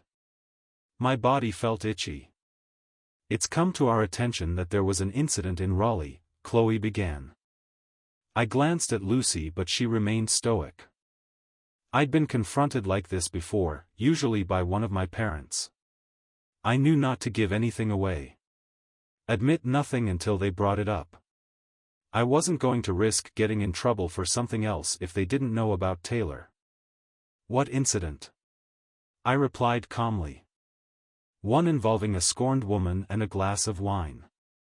One of Chloe's brows raised. Well, at least we were all on the same page. Were there other incidents I should know about? Not that I can recall. Good thing I watched those lawyer shows growing up. Under interrogation, you said you didn't remember or pleaded the fifth. I had a feeling the second option wouldn't fly with Chloe. What did the Constitution matter when she was the interrogator, judge, and jury in one? There are pictures, Dumoulin, she stated, and I fought the urge to cringe. Reveal nothing. Is it bad? I'd never actually been in this position. I wasn't usually someone PR had to deal with, unlike her brother and husband. There are several theories circulating. Most are saying she's a Jersey chaser you must have been with while playing the Storm in the past. Others are getting more creative. I glanced at Lucy. Why was she here? Had she already told Chloe the truth? I told her it's your story to tell, Lucy admitted. She's an ex. We dated in high school. Maddie seemed surprised. Did you know she lived there? No. We hadn't spoken in 4 years. I sighed, really wishing I was showering and not reliving this. I deserved the wine, probably more than that. Lucy scoffed, and I turned to her. Taylor and I talked yesterday and cleared things up. There won't be any more incidents. Chloe nodded. Good. You spoke to her? Lucy asked. I nodded. I ran into her at the hotel restaurant. I don't think we're necessarily friends or anything, but I don't think she's going to throw her drink on me if we ever see each other again. She pursed her lips but stayed silent. I knew Lucy didn't think highly of me, but what else could I do about it at this point? I'll try to kill this story, but in the future try to avoid these situations, Chloe ordered. Thank you. I will. I turned and hurried to the locker room before anyone else could interrupt me. My first PR situation. It felt like a big moment. Like a milestone as an athlete. I'd really made it if there were people on the internet that cared enough to write stories about me. You survived the wrath of my sister, Eric stated with a growing smirk. I did. I sat and untied my skates. Welcome to the club. He patted my shoulder and walked away. I shook my head and pulled off the rest of my gear as fast as I could. I opened my condo door after practice, and my heart dropped. Carmen stood in my kitchen, moving around a couple of to-go boxes. Hey, babe. She walked toward me, tossing her long black hair over her shoulder, and stood up on her toes to kiss my cheek. I was too annoyed to respond. I got that grilled salmon you like from Sargino's. She smiled, opened one of the white boxes, and slid it to me. I blinked at the fish, rice, and vegetables and then back at her. How did you get in here? Oh, I just told Frank I forgot my key. I'd need to talk to my doorman about that. She didn't have a key.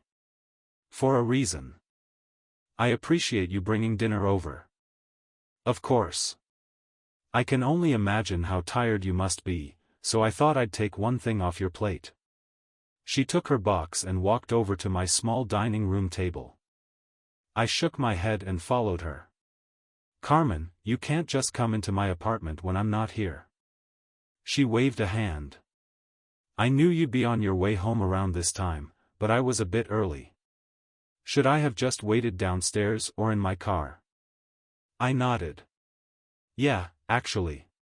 Especially since I didn't invite her over in the first place. What would she have done if I went out for dinner? Or didn't come home tonight? She laughed. You're so funny, Jason. I narrowed my eyes. I wasn't kidding. We'd only been seeing each other for 2 months. I'd taken her on 4, maybe 5 dates. We were nothing close to being a serious couple, and it was creepy that she basically broke into my home. We weren't at that point yet. So, at work today my coworker, Drew, you know him, right? Well, I've told you about him. Anyway, he totally took credit for the project I've been working on for like 2 weeks. Just told our manager that it was his, and guess what? John, that idiot, believed him. So I told Drew he can have it. He can finish it and present it to the team next week. She let out a bitter laugh. He has no idea what he's doing though and is going to completely screw it up. She stabbed her fork into broccoli with more force than necessary. But now I have to come up with something else to present. It's so annoying. She managed to get that all out with just 2 breaths. I swear she could talk more than anyone else I knew. I liked her. She was sweet and understanding about my chaotic schedule, but things were casual. She wasn't my girlfriend. I made that very clear from the beginning. I didn't have time for a relationship. She was fun to hang out with once a week or so when I had some free time, but this wasn't normal for us. telling each other about our days over dinner. No, this felt too familiar. Too comfortable. Like she and I were more than I was ready for. I'm sorry about that. I'm sure you'll come up with something great. I had no idea what I was talking about. She worked for a marketing agency. I knew next to nothing about what she did on a daily basis besides complain about her coworkers. I'd never put together spreadsheets or compared the cost per click. That didn't stop her from talking about it like I did. We were worlds apart, and up until today, I was fine with that.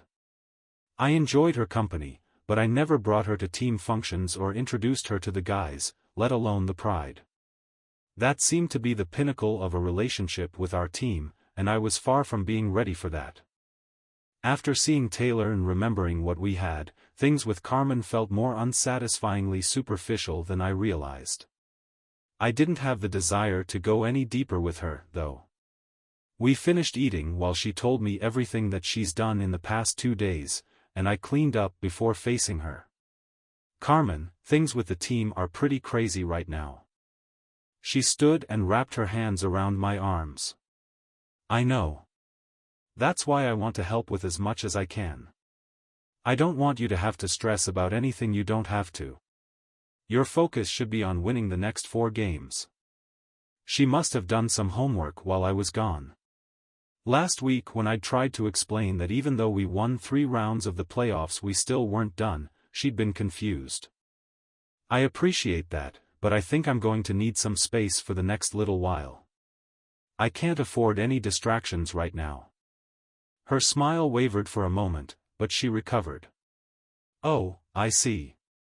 She backed away, and my chest tightened. I didn't want to hurt her, and she didn't deserve that. Thanks for understanding. I'm going to be traveling back and forth to Raleigh, and I'm not sure I'll have time to see you. I have games I need to watch every night and I struggle to come up with another excuse off the top of my head. But after it's over? You'll have more time? Yeah, of course. That gave me about 2 weeks to fade away so I didn't have to try to break up with her again. Okay. She beamed and kissed me. It was over before I could react, and she grabbed her purse from the counter before walking to the door. Good luck, babe. Thanks. I shook my head once the door was shut. I really thought we were on the same page. She hadn't yet been the clingy type, and we usually got along so well. Tonight had been a fluke. The only bump in our short relationship. I hoped she understood what I meant about her not having a key, and next time I saw Frank I would tell him not to let anyone in without hearing from me first. Chapter 7, Taylor. Things were different today. The energy in the hotel lobby was charged. It took me an unfortunate amount of time to figure out why. Hey. Wine girl. A large man with brown hair and a long beard stopped in front of me. I couldn't remember his name, but he was at the restaurant that night. Sitting with Jason and the rest of the team. Crap. They're back. Already? It had only been a day. Right? I'd filled out so many applications and sent my resume to everyone I could think of that it felt like time was standing still. Hey. I moved to step past him, but his arm went out. I'm Reese. I play with Jason. I nodded. Right, sorry about that night. I'm not normally like that. He grinned. I can't say anyone blames you. Dumoulin deserved it. I cringed as I realized that the team had been filled in. Since you're still in town, you should come to the post-game dinner tonight. It's at the same place, where, he hesitated like he was searching for the right words. Where we all first met. Oh thanks, but I don't think. Come. It's the only place downtown where it's safe to be a Fury fan, and we could use the support here. His charming smile nearly worked on me. He was clearly the type that was used to getting what he wanted. Maybe. I wasn't going to commit, but I didn't want to stand there and argue with him. Now that the team was back, I needed to get to the safety of my room. See you later. He waved and then headed to the elevators where more of his teammates were waiting. I didn't want them to think I was following, so I clutched my laptop to my chest and went in the opposite direction. Over the past few days, I'd scoped out a few out-of-the-way sitting areas. Private without being isolated in my room. I claimed an open seat next to a window facing the sidewalk. I could do some people watching while scouring for any open positions I might have missed. So far, I received 5 follow-up emails and 2 phone interviews. It wasn't a horrible response rate, but if I wanted to get out of there soon, I needed something more concrete. I'd extended my reservation through the weekend. That gave me 4.5 days to find a job, or at least get an in-person interview. With each application, I hesitated when asked for my address. Was using my parents' address in Michigan working against me? It wasn't like I could list a hotel. I didn't want companies to think I would expect them to pay for my relocation. There wasn't a great way to express that though. All of this placed me just shy of disaster territory. Last night, Carrie pressed me again about coming home. She said I could hide out in her house until I collected myself and came up with a plan B. I appreciated her concern, but my pride kept me here. Going home was giving up. I wasn't there yet. My parents had been so proud back when I told them I was majoring in accounting. They thought I could one day be a CFO or run my own firm. As much as they supported my art, they seemed relieved I was choosing a more traditional career path. They didn't want the starving artist lifestyle for me, at least that's what Carrie told me once. I couldn't go home to face their disappointment. I'd present them with the solution rather than the problem, as Dad always taught me. I was young, with an impressive resume for someone just out of college. I was going to find something. It was a matter of time. Too bad time was also working against me. No more negative thoughts. They weren't productive. I opened my laptop and picked up where I left off last night. Taylor, a male voice called out. I dropped my chin to my chest. Of course. You're still here.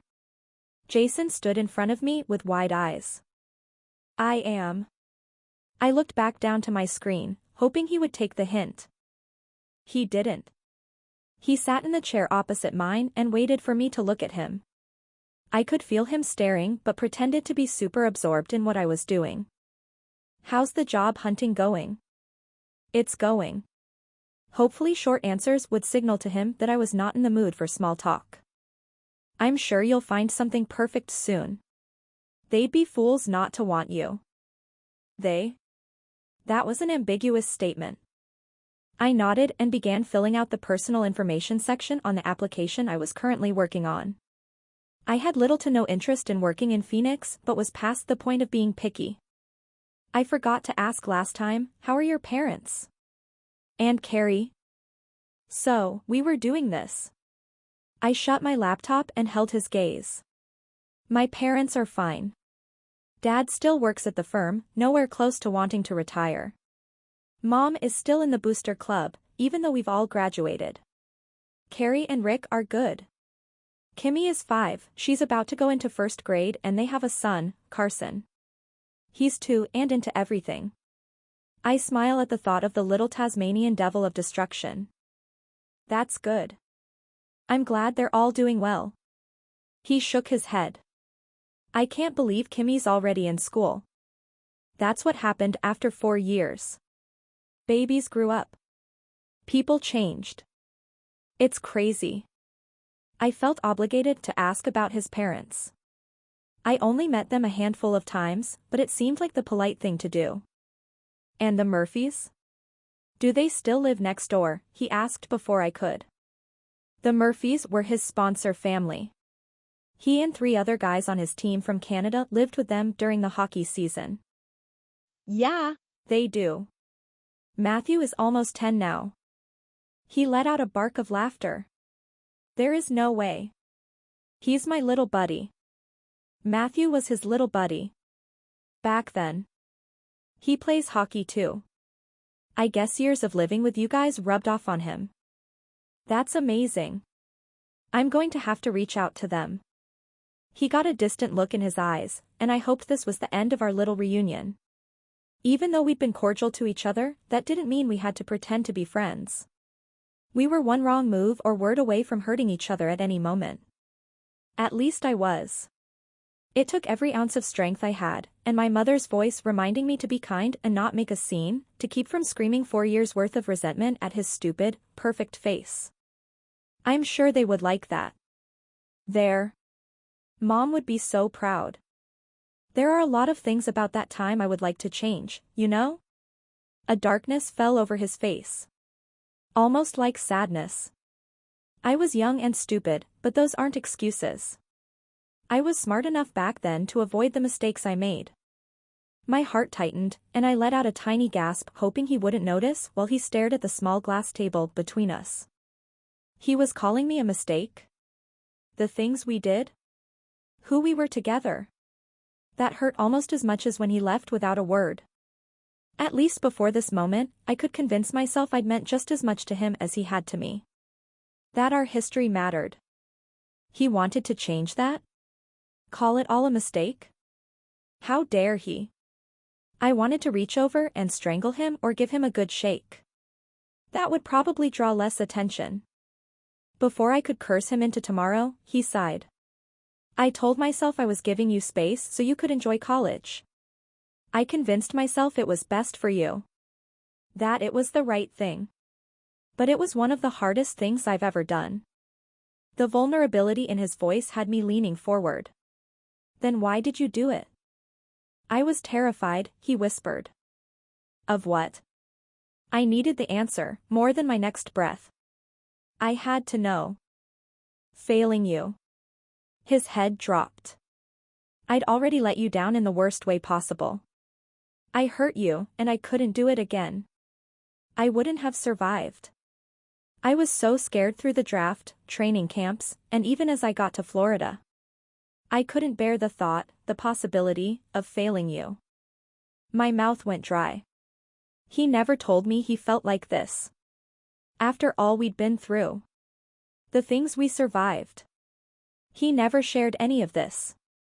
I knew he'd been in pain and suffered, too, but I had no idea this was how he saw things. So instead of failing me, you just left me? His eyes connected with mine for a split second. I didn't know what else to do, Tay. I wanted to get mad. Scream at him. Unleash the years of practiced arguments I made up in my mind. But now that I finally had the chance to dump it all out on him, I couldn't. He was just as broken as me. He still carried the burdens, too. I thought he'd moved on and forgot about me and what happened.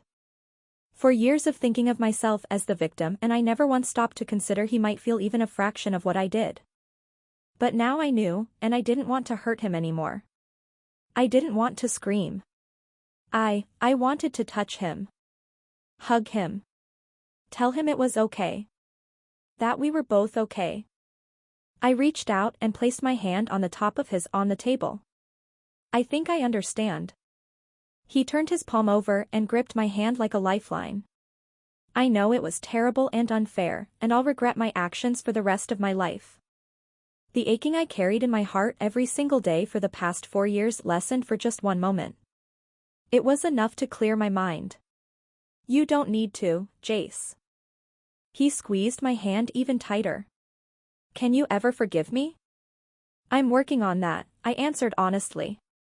Seeing him like this was the key to unlocking the hate and sorrow I'd hung on to. This hadn't been easy for either of us, but I was glad he sat for more than mindless small talk. He released me and leaned back with a small smile while he shook his head. I never thought I would get the chance to say any of that to you. Yeah, me neither.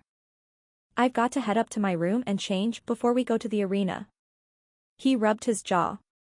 We have this post-game dinner thing at the same restaurant. You should come. Oh, yeah, Reese mentioned that. His brows shot up. Reese? Reese Murray talked to you about it? I nodded. I ran into him in the lobby earlier. He remembered me as a wine girl. He chuckled. Sorry, I'll make sure they know your name later. I smiled but didn't commit to coming, just like I did with Reese. Good luck tonight. Thanks. He put his hands on his knees and stood. He paused for a second, then pursed his lips and walked away. This week turned out to be the absolute strangest of my life. Maybe this was why I was in Raleigh. Not to start that job, but to see Jason again. Too bad I didn't believe in fate and serendipity. I opened my laptop and finished the application. Taylor? I closed my eyes. How many people did I know in this hotel? When I turned around, I saw Colby, Lucy, and Kendall. I'd met her at the game, but couldn't remember who her boyfriend or fiancé was. I waved and they stood in a line in front of me. I'm so glad you're still here. Colby nearly cheered. We've got another free ticket tonight, and you're coming with us. I looked to Lucy and Kendall for help, but they seemed just as excited about this news. I'm not sure. We're meeting in the lobby at 4 so we can walk to the arena and get some food before the game starts. See you then. Kendall said and then waved as they turned and headed down the hall. They left me no chance of getting out of going. I slumped back into the chair and conceded. If I didn't show up, they would somehow get my room number and pull me out. It wasn't like I had anything better planned. Watching the finals for the Stanley Cup wasn't exactly torture either. Chapter 8, Jason. I didn't know if Taylor would show up after the game. I wanted her to. It felt like we had a breakthrough today. I didn't expect to see her again. I thought she would be long gone, so it was more shock and confusion that pushed me toward her and into the seat across from her. Things didn't feel finished though. Knowing she could forgive me was more than I could have dreamed of. More than I deserved. We might have made some progress, but there was plenty left unsaid. Things neither of us mentioned. Things we couldn't ignore. Never in a million years did I think I would see her again. I gave that up the day I left. I packed her away. The memories and emotions were pushed into a vault in the back of my mind, never to surface again. Until this week. I couldn't deny that fate or destiny or whatever people called it was involved. There was no other explanation. We were meant to see each other again, whether for closure or to remind me of how far I'd come. And at what cost? Apparently the universe thought I needed a reminder of my mistakes. A mirror forced in front of me to pause and see what I'd lost, given up over the years. The changes that formed me into the man I was today. I thought of myself as a good person. I believed that, but Taylor's mere presence had me questioning that. I was only 18 when I left. Still a kid. Too immature to comprehend the impact of my decisions and the consequences that followed. Dumoulin. Where's your head at? Grant nudged my shoulder, and I returned to tying my skates. Nowhere. Just getting in the zone, I answered vaguely. No, you're not. I've been talking to you, and you haven't heard a single word. He twisted on the bench to face me. No distractions. None. Your only purpose in life right now is to win this game. I nodded. He was right, of course. The series was tied 1-1 and we were back on their home ice. We couldn't let them win, and we definitely couldn't afford another injury. With the changes to the lines, Dad was moved to the second line and Porter Vaughn was now my center, and I had to watch him. Like Grant said, my only purpose was this game. I wasn't one of the biggest guys on the team, but I was one of the fastest. It was up to me to get the puck to Vaughn and create opportunities to score. My speed also helped me get into positions to block others quickly. I might not join in any fights, but I would prevent the other team from even trying. It didn't help that my original contract was up at the end of this season. 2 seasons seemed so long when I first signed it. I was excited about anything at that point, but I didn't realize how fast they would fly by. My agent was already in talks with the Fury's general manager, and I was hoping to stay, but my performance through the rest of the series would greatly impact their decision. I'd only been with the Fury for 2 years, not quite long enough to cement myself as a key player. But I'd also been here for the past 2 championships. I helped get us there. That had to help my case. It was also an attractive feature for other teams. Unfortunately, what I wanted and what my best options were might not be the same. I might not even get the chance to stay. As much as I hated the waiting, there wasn't anything I could do about it. The only control I had was playing my best and helping us win. As if there wasn't enough pressure on me. I shook my head as Coach Romney gave another motivating speech, and Hartman followed up with one to get us pumped. They think they already have this W, but we're not going to let them win. We will give everything we have tonight. I don't want anyone holding back. He glanced at the tunnel where the coaches had already left to get to the ice. We're not normally a team that fights, but they don't play by those rules. I'm not saying to start anything, but don't be afraid to throw off the gloves. We have one of the best penalty kill percentages in the league. We can handle them if it comes to power plays. I wasn't that surprised by his command. They played dirty, and we weren't going to win by ignoring that like we had. He was giving us the green light to foul. We practiced 4-man plays for this purpose. We weren't necessarily sinking to their level, but we were preparing for what had to be done. None of us wanted to lose to the Storm. He started our chant, and Derek stood to lead us out. I sucked in a breath through my nose and released it slowly through my mouth. We were ready for this. The lights were brighter, the crowd louder, and the energy amped up. I spotted more of our jerseys tonight and purposely didn't try to find the pride. Taylor might be with them, but it was better not to know. It didn't matter. Her presence wouldn't change anything, other than distracting me. Carmen never entered my mind during games. Even the nights I made sure there were tickets for her. Why then, was Taylor such a temptation? Dumoulin. Noah shouted, and I took my warm-up shot at Ollie without thinking. He blocked it, and I skated to the back of the line. No more.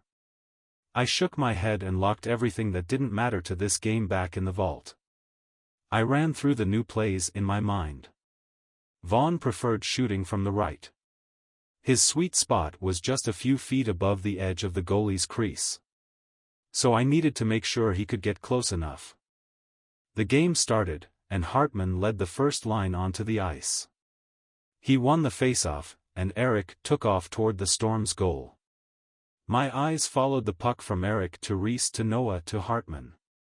I knew the play, but their speed was something I'd never seen before. It was like they were playing in fast forward. The guys started cheering, slamming their sticks against the board. If we could keep up this energy, we'd tire the Storm out by the second period. They'd be too slow to hurt any of us. Hartman signaled for the line change, and the second line hit the ice like they were headed into battle. Vaughn scooted closer to me to make room for the first line to rest. Ready? I nodded while controlling my breathing. I was too excited, and I needed to calm down, make sure my head was clear. We couldn't afford any mistakes, no missed passes or bad shots. I needed to be completely focused. If something did go wrong, it would not be on me. It was time. I threw my legs over the board and waited for the guys to come in before jumping onto the ice. The buzz from the audience and the fast-paced nature of the game filled my body. Vaughn called out the play, and I followed by mere muscle memory. Grant passed me the puck, and I stopped suddenly, spun, and shot it to Jones. He slapped it to Vaughn a breath before getting slammed into the boards. I watched long enough to know he was fine before skating toward the Storm's goal. Another bang sounded, and I checked over my shoulder to see Grant down with one of their defensemen standing over him. Vaughn was in front of me. He needed me on his right, so I told myself Grant was fine and moved into position. Bang! Vaughn had been about to shoot on the goal when a player slammed into him from behind. It was a bad hit, and the refs called it. I took a deep breath as we moved to the face-off. Vaughn won and sent the puck behind him to Grant. Things continued to escalate from there. Shoving and checking grew more aggressive. I took a few bad hits, only one of them was called though.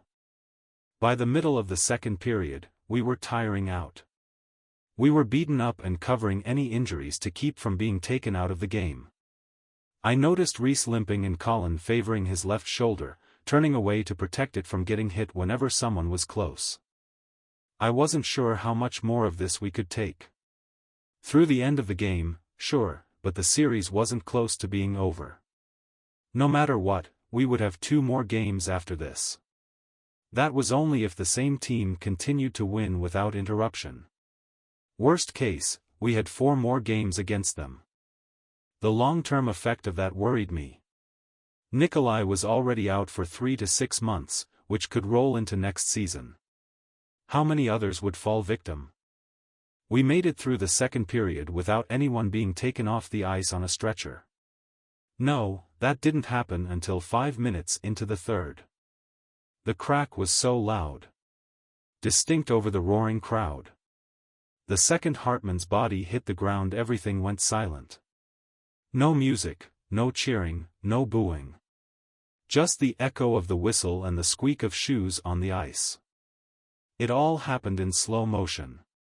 Hartman skating away from our goal. A giant of a defenseman coming directly toward him at full speed. Bending down to focus the impact into Hartman's core. Both of them soaring into the boards. Hartman's helmet hitting and then flying several yards away. How the defenseman rolled off of him and skated away like he hadn't just tried to kill our captain. Then silence. No movement. No grunt or cry. Romney and Rust ran to him, followed by Amelia and paramedics. Hartman wasn't moving. I couldn't hear his voice. He usually reassured us with a raised thumb by now. I stood with the rest of the team. This wasn't like the hit Nikolai took. Even though I promised myself I wouldn't, I looked for the pride. They were directly across from us. Kendall stood in the center with her hand over her mouth, shaking. The other women hugged her, holding her arms. My eyes went back to Hartman. Still no movement. The paramedics loaded him onto the stretcher. Lucy was pushing past the other people in their row, pulling Colby along. Colby was holding Kendall's hand, who was also holding Sydney, with Taylor trailing behind them. They knew what was happening. They were heading to the hospital. Kendall tripped over a step, and I watched with growing desperation as Taylor helped her up and put Kendall's arm around her shoulder. There was no cheering, no stick slapping as Hartman was taken away. We were silent, solemn. No one wanted to see players hurt like this, not the audience or the teams. I turned and looked at the Storm's bench. The guy who hit our captain was gone, likely sent to the locker room. He would probably face a multi-game suspension like his buddy that took out Nikolai. The league didn't let injuries like these go without punishment. That would put us all at risk. No, he would pay. And for the remaining 14 minutes of the game, so would the rest of the Storm. When we went back to play, none of us held back. There were more penalties given on both sides than in the first 2 games combined. I ended up throwing my gloves after checking a guy. He punched my jaw, and I lost all thought. The only thing I wanted to do was destroy him. Gavin and Vaughn had to pull me off him, and I got tossed into the sin bin for 2 minutes. Despite the blind rage we were all operating on, we lost. By 1 stupid point. None of us spoke as we stomped back to the locker room. Rust was the only one left, and didn't yet have an update on Hartman's condition. I looked around at each of the guys. We were covered in blood, but no one seemed to notice or care. We were bruised and beaten, but more concerned about our captain than ourselves. Minutes passed in silence. Finally, Rust got the call. Hartman had woken up. He had a concussion and dislocated shoulder. He would be out for at least 2 weeks. We were on our own for the rest of the series. I slumped forward and held my head in my hands. I could feel the championship being pulled further away, out of reach. Chapter 9, Taylor. I was sick to my stomach. Having been around hockey in high school, I was used to hard hits and injuries. But seeing Hartman go completely still sent a chill down my spine. The women stood before they even took him off the ice. I tried to stay behind, but they wouldn't listen. When Kendall asked me to come, I caved. Kendall didn't stop shaking, even after we got to the hospital. We all knew what an impact like that could mean. His helmet flew off like someone had thrown it. I felt like I was imposing on a private moment, but when I tried to excuse myself, Kendall's hand shot out and grabbed mine. Her pleading eyes held me in place, and I dropped back into my seat. Colby put her arm around my shoulders and squeezed. "We're all family." I understood that, but I wasn't really a part of this. But it wasn't the time or place to argue that. If they wanted me there, I would stay. We surrounded Kendall in the emergency room lobby, our group growing as the coach and trainer joined, then the team. Noah took a seat next to Colby, and the rest of the women paired off with their husbands and boyfriends. Jason glanced at me, but stayed with the guys. This wasn't what anyone planned or hoped for. Especially losing the game. I knew they did everything they could to vindicate their captain. It wasn't until Hartman was in a room after tests and exams and scans that Kendall was able to see him. Hours after the game ended. I watched her disappear behind the doors and sighed. Jason took the seat across from me, saying nothing. Our eyes met, and I saw more pain than I expected. He had an angry bruise on his right cheekbone. I wanted to reach out and see if he was okay, but it didn't feel like the right moment. Or something that I had permission to do. Not like I once did. A coach and a few players from the Storm stopped by. I expected a fight to break out, but their arrival was treated like a peace offering. At the end of the day, these were all just people who loved hockey. People with lives outside the arena. Fellow athletes that wanted to go home to their families and loved ones. Maybe in the heat of the moment, a hit was intentional, but I had a hard time believing anyone wished to severely injure another player. At least, I hoped.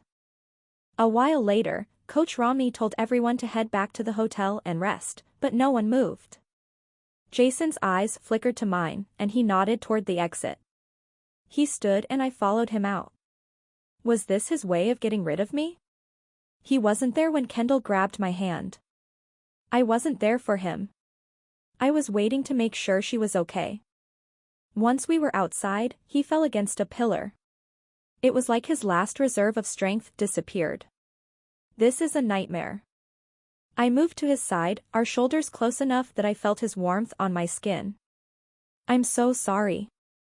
I can't believe it. I can't say this in front of the guys. His voice was so low, so drained. I tilted my head so I could see his face. I don't think we'll make it. Nikolai's loss was felt tonight. It put a strain on us, but we were pulling it off. This is too much. Without looking down, I slid my hand over until our pinkies touched.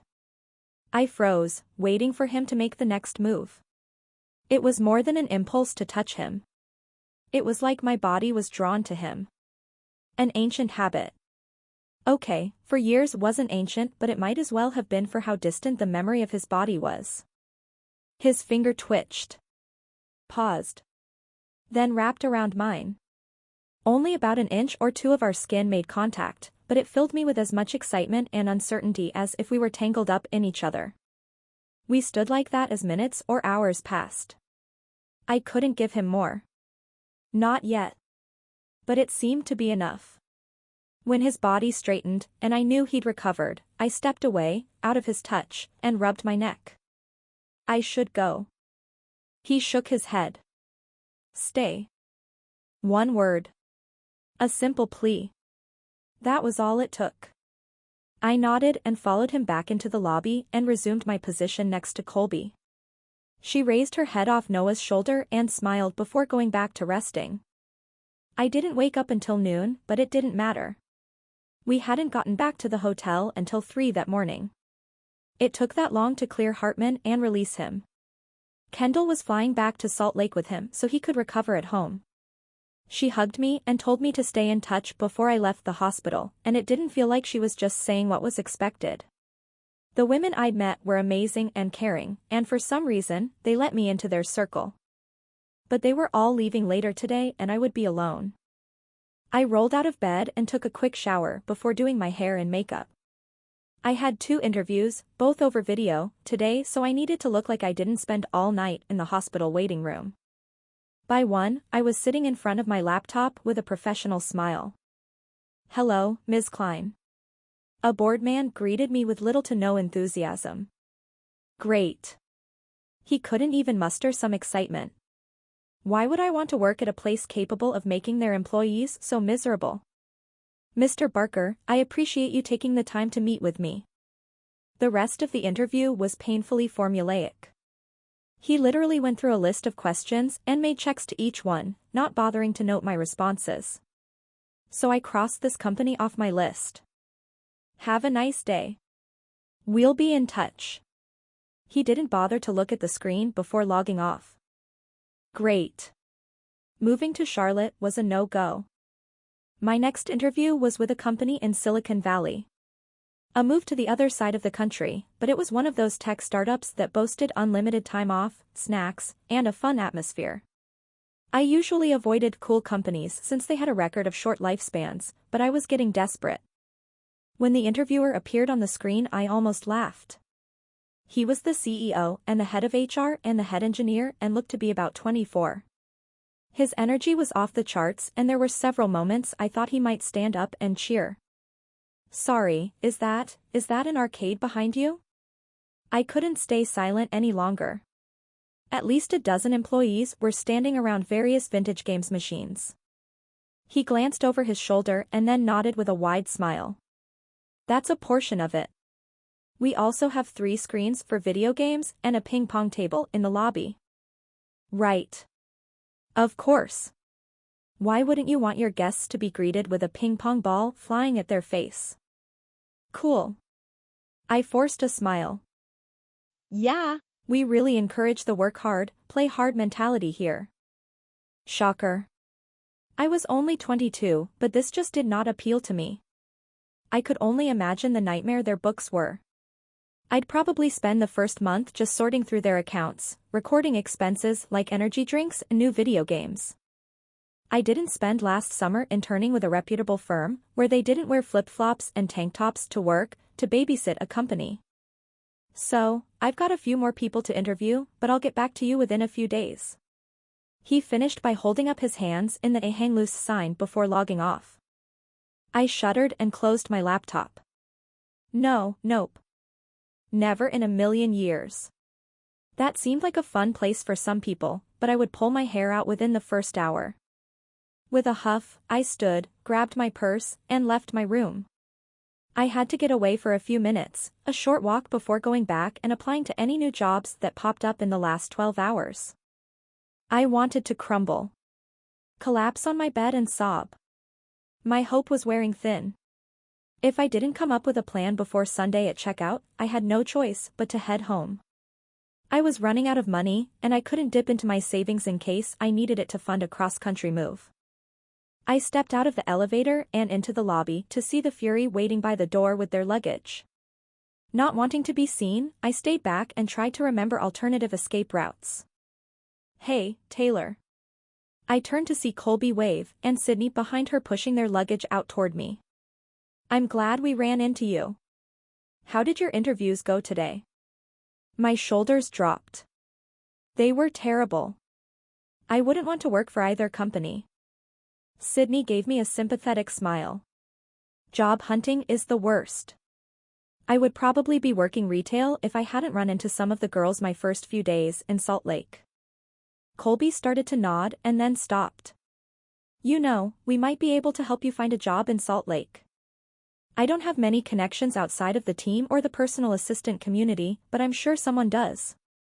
"That's really kind, but..." "That's brilliant," Sydney cut me off.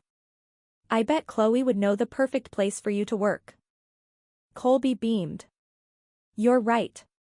Chloe would have the perfect answer. She always does." They laughed together while I watched, feeling like even more of an outsider than normal. Sydney reached out and grabbed my wrist. Chloe is Eric Schultz's sister and Reese Murray's wife. Those names were familiar to me now. She just had a baby, otherwise she'd be here, hovering over everyone. She's pretty much the boss of the front office for the Fury. That's not entirely true. Colby rolled her eyes. It just feels like it. Sydney pulled back and shrugged. She's the most connected person I've ever met. She always knows someone that can help. Thanks for trying to help, but I don't think that would be a good idea. I tried to kill the idea before it grew out of control. Why not? Colby asked. I don't want Jason. Forget about Jason. Colby waved off my concern before I could finish. Salt Lake is big enough for the both of you. I don't want him thinking I'm following him, I blurt before either of them can interject. Sydney gave me an understanding nod. I can see how you would worry about that, but I don't think it should prevent you from trying. I disagreed. In all my job searching, I purposely skipped over anything in the state of Utah. It was bad enough running into him here, and that was 100% by chance. Moving to where he lived would make me seem like a stalker. Colby glanced over my shoulder. It looks like our bus is here, so we've got to run. We'll be back in 2 days. She sighed and shook her head. Think about it and then you can come back with us when the series is over. You can stay at my place. Sydney nodded. Or we have a pool house you can stay in. It's really nice, and it will give you a chance to get a feel for the city without pressure. Those were both incredibly sweet offers and quite tempting. I'll think about it. Great. Colby gave me a hug, then Sydney before they both rushed to the front doors. I watched as the team disappeared into a sleek, black bus before heading outside for a walk. How insane was it to actually consider what they suggested? I'd never even been to Utah before. I couldn't just move there, into the homes of people I just met this week. That wasn't normal. Nothing about my experience in Raleigh was normal, though. What would Jason think? Would he even care? Probably not. Just because his teammates' wives and girlfriends took me under their wing and became my friends doesn't mean I'd have to see him. Our lives could continue to move forward separately. No overlapping. They did seem pretty confident about me finding something there. This Chloe sounded impressive. They believed in her, so maybe I should too. It wasn't like I had any other options. This was a plan. Something I didn't have before. I still didn't believe in fate, but maybe this was a chance I should take. Chapter 10, Jason.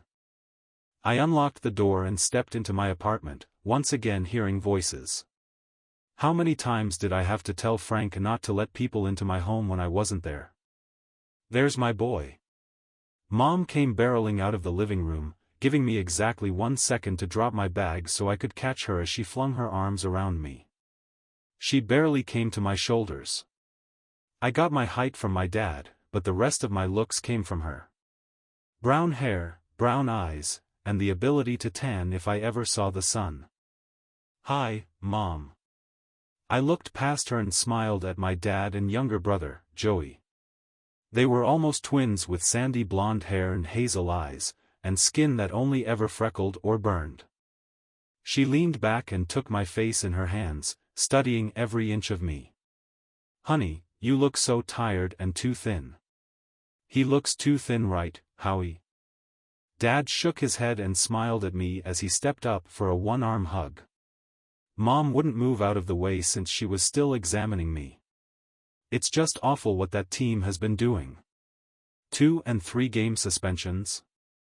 Those players deserve much worse than that. They should be out for as long as the guys on your team are. If they cause an injury that takes 6 months to heal, they're out for 6 months. I didn't totally disagree, especially when the hits were blatantly illegal and intentional, but that wasn't always the case. We'll be okay, Mom. Give him some space. Joey pulled her away, and we went to the living room. When did you guys get in? I thought I was picking you up at 8. I fell onto the armchair in the corner. I just wanted to sleep until morning skate tomorrow, but that didn't look like a possibility at this point. "Oh, we wanted to surprise you." Mom beamed. "We got an earlier flight so we would have more time together." "That's great." I rubbed my face and tried to hide my exhaustion. It wasn't often my family visited from Ottawa, and I was excited to see them, but I almost wished they came after the series was over. I'd rather be able to spend more time with them and show them the city than have them watch me play for the 10,000th time. "We're also staying longer than we said," Dad added. I turned to him and waited. "We're staying a week, so we'll be here for Game 5 as well." "Really?" With the way things were looking, Game 5 might be the end of the series. If the storm continued taking out our top players, we didn't stand a chance.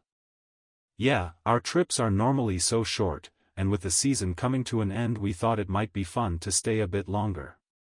I wondered when they decided on this. Before or after Hartman was injured. Maybe they saw that the end was close too. "That's great. Thanks, guys. How are you guys planning to cope with the loss of Hartman and Kezlov?" Joey asked. He grew up playing hockey as well, but decided he didn't want the same life I had. He wanted a normal high school experience and a chance to go to college. So he played for the joy of it until he was 17. As much as my parents threw themselves into my world and tried to stay informed, it was different being able to talk to someone who was professional. The coaches have been making some changes to the lines, but we haven't practiced with them. Our only chance will be at morning skate tomorrow. "Right before the game?" Dad asked.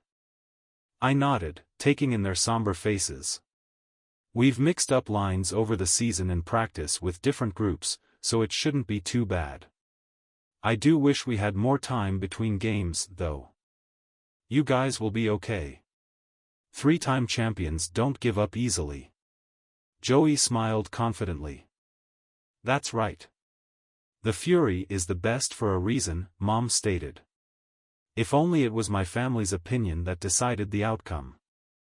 "You're probably tired, but we made dinner reservations at that steakhouse you and Joey like," Dad mentioned. "If you'd rather rest, that's fine." I stood up and stretched. "I can always eat. Do I have time to shower first?" "Yeah, we have about 30 minutes before we have to leave," he confirmed. "Perfect. I'll be quick. Make yourselves at home." As if they hadn't already. Half my pantry was out on the counters, and since their luggage wasn't in sight, I figured my parents got set up in the guest room on their own. I took my bags to my room and hurried to clean up. I hated how I felt after flying. The recycled air and sitting for so long always left me feeling grimy, even in the team's plane. I put on a button-up shirt and styled my hair. I preferred wearing a hat whenever possible, but there was no way Mom would let me wear one to a nice restaurant. Luckily, I wasn't often approached in public. I definitely noticed the stares and attempts at discreet pictures, which I was fine with. Eating at one of the posh downtown restaurants would likely increase the odds of being caught, but hopefully being with my family would dissuade fans from coming over. A guy could hope. We were much more visible due to the Cup finals, and it felt like every surface, buses, window displays, banners on the street lights had our faces.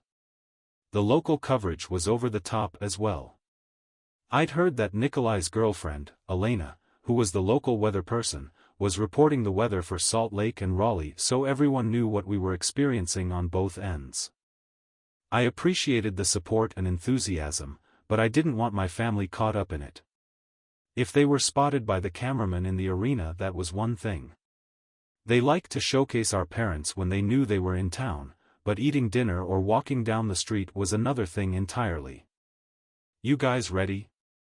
I finished putting on my watch as I walked into the living room. They had changed for the occasion as well. Don't you all look smashing," I said in my worst attempt at a British accent.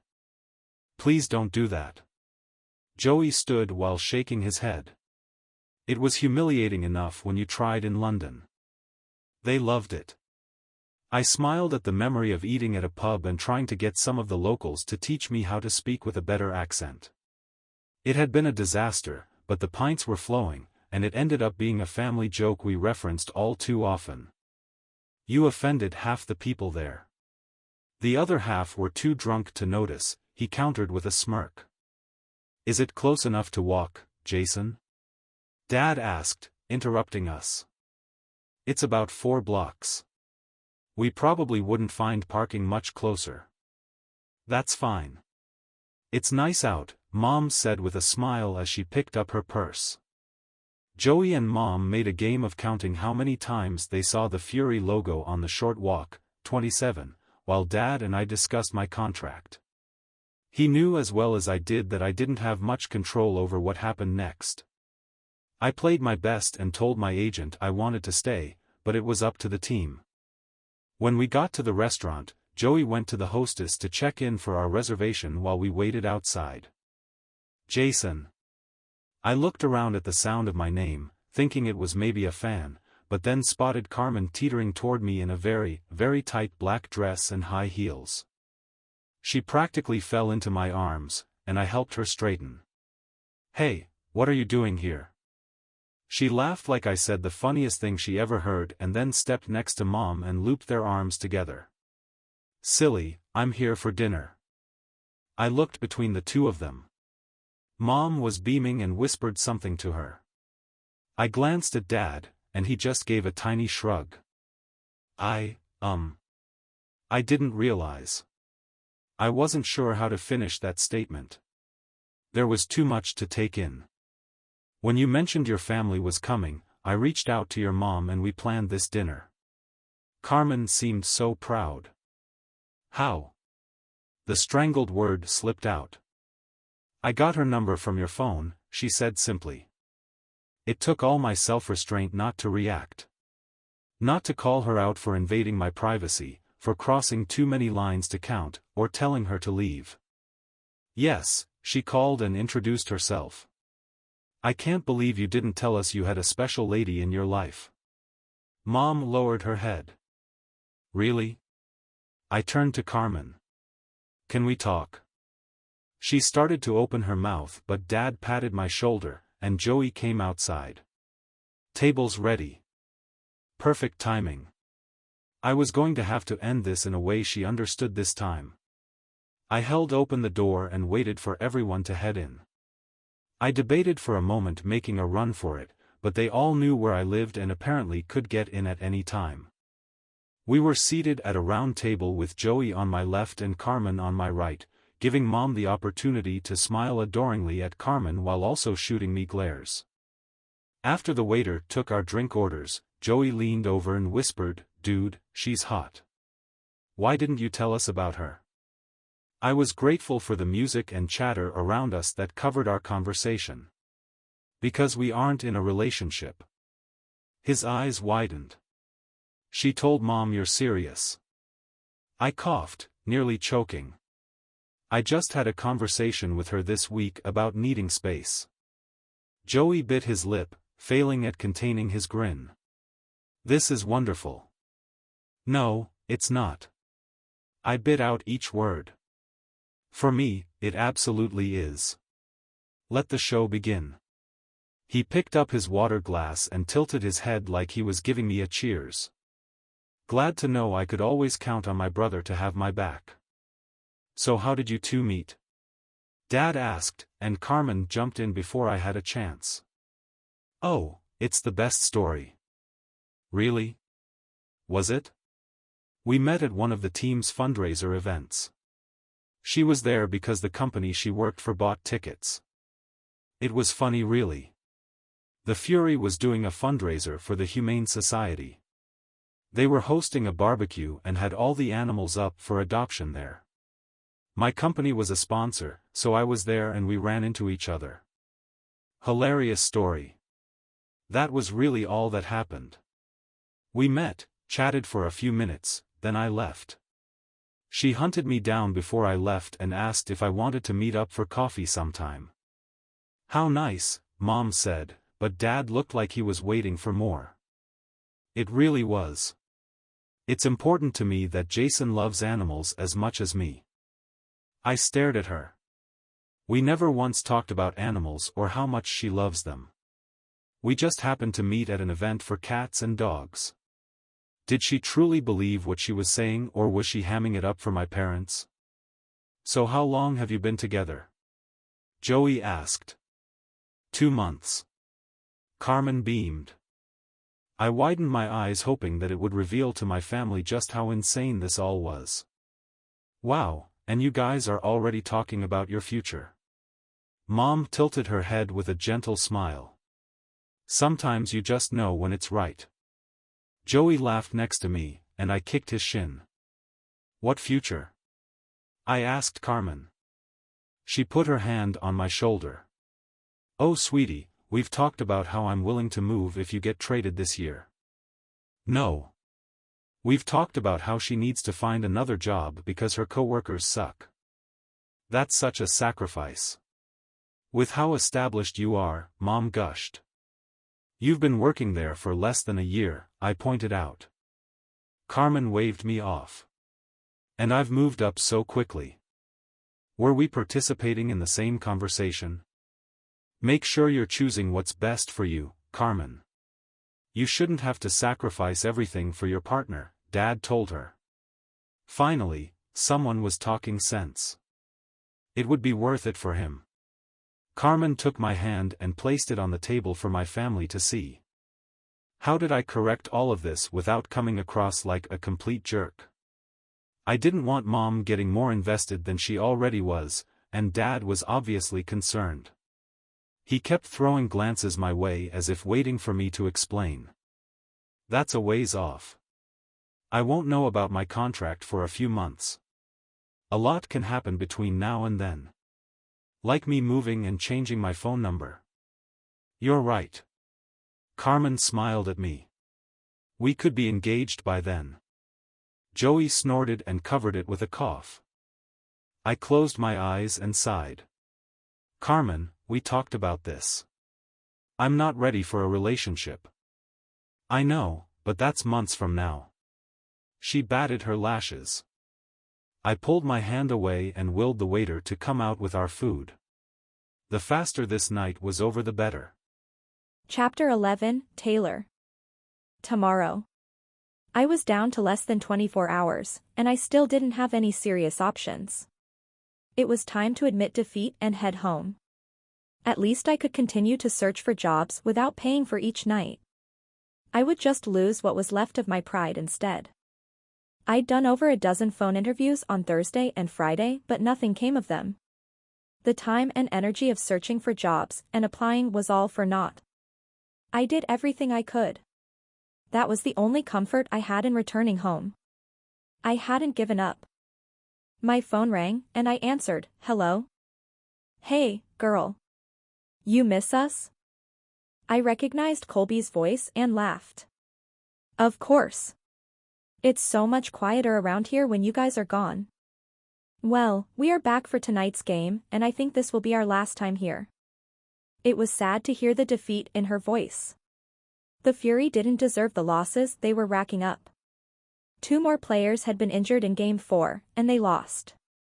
It looked like it was going to be a shorter series than they expected. I'm sorry about that. It is what it is. She sighed. But you're coming with us tonight. I am? Of course. You're a part of our cheer team, and we need all the help we can get. I heard a voice in the background but couldn't make out the words. Oh right, and Sydney wants to know if she should have the pool house cleaned. I shook my head. She was serious about that? I was basically a stranger. I didn't think she would really let me stay there. I haven't really. I'll tell her yes. There was a pause, and then she came back. Meet in the lobby at 4. Okay. We hung up. I knew better by now than to argue. They knew my room number and would show up to drag me out if I even thought of protesting. It was already 3, so I took a quick shower and got ready before heading down. Sydney was waiting with Colby and Lucy. It was sad to see their numbers dwindle. 2 more players had been injured and I didn't know if they'd make it back in time. Hey, guys. I gave each of them a hug before we headed out in the direction of the arena. How are Kendall and Wyatt? They're good. Wyatt's not going to be back in time for the series, but he's pushing through physical therapy, Lucy answered. That's good. Their energy was so much lower than the previous games. How's the rest of the team? Sydney shrugged. They're tired and beaten up, but trying to pull it together for the last few games. I don't think they have the fight in them to turn the series around, but they don't want to make it easy on the Storm either. I wish it was any other team, Lucy grumbled. I've hated them for years. It just doesn't feel earned. If both teams were playing their very best and we got to see really great hockey, and then the Fury lost, I would be okay with it. But it's not like that at all. Colby shook her head. It's infuriating. A bit different from your basketball boys, huh? Lucy nudged her. Completely, she agreed. Basketball boys? I asked.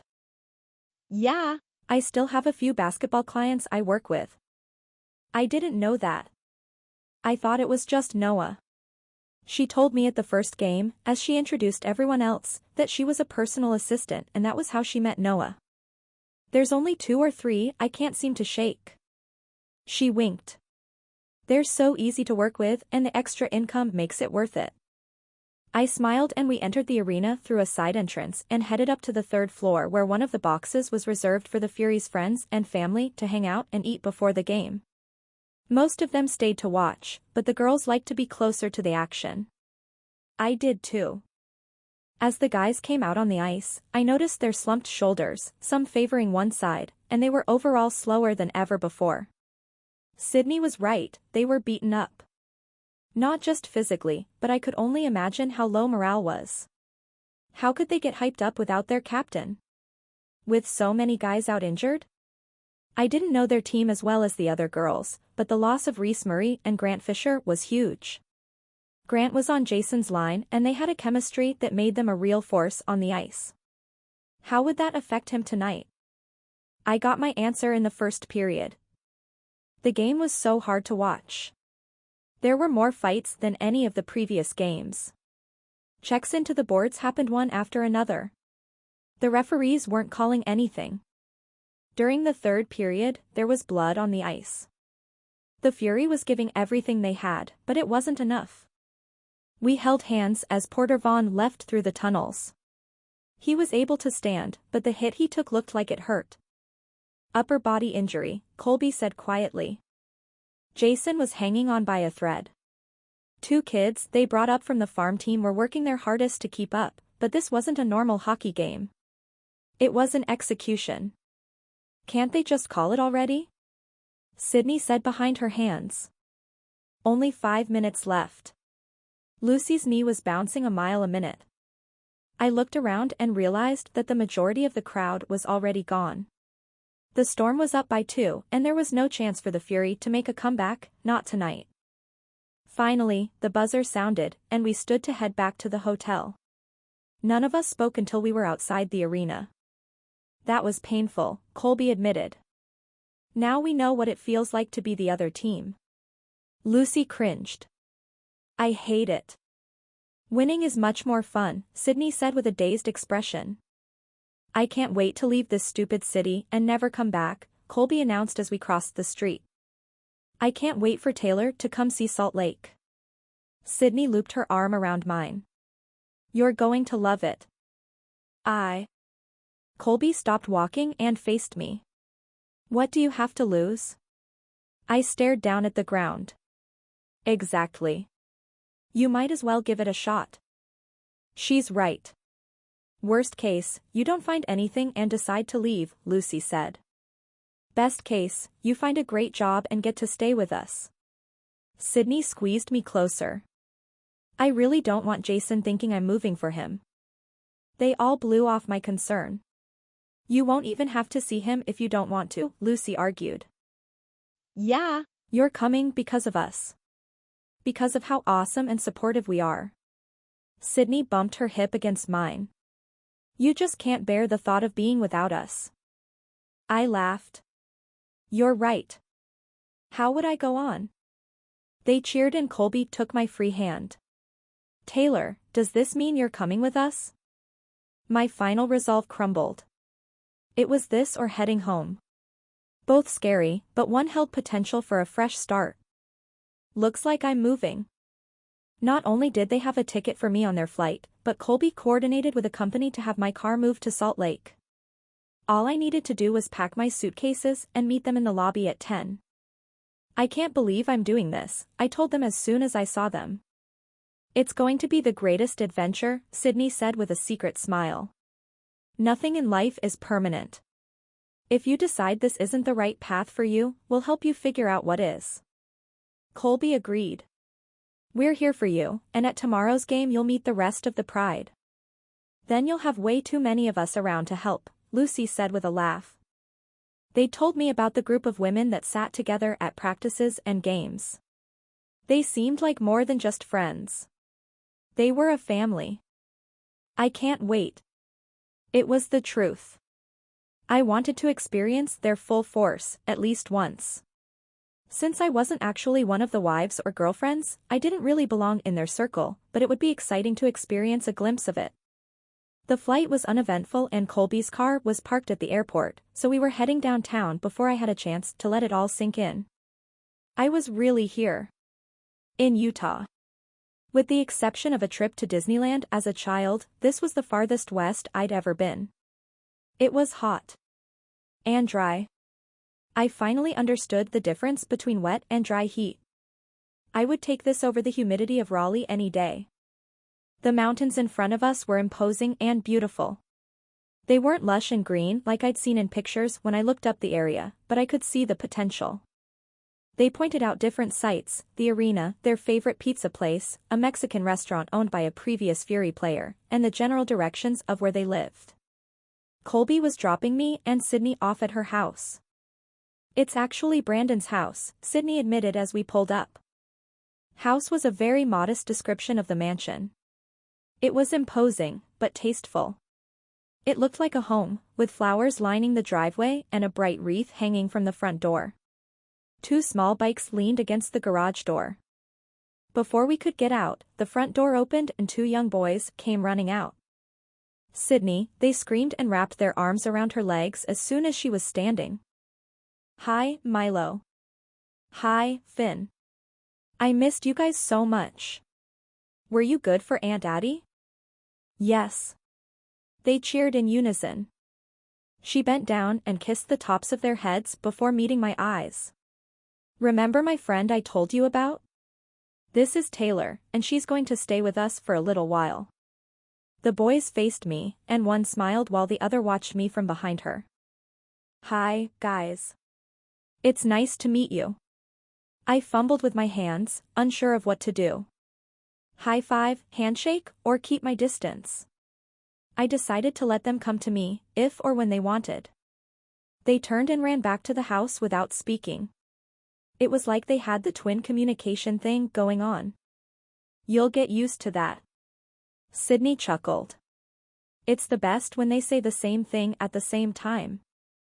We waved to Colby and Lucy, and Sydney showed me through the house and outside to the large backyard. A pool with rock formations surrounding it was the centerpiece.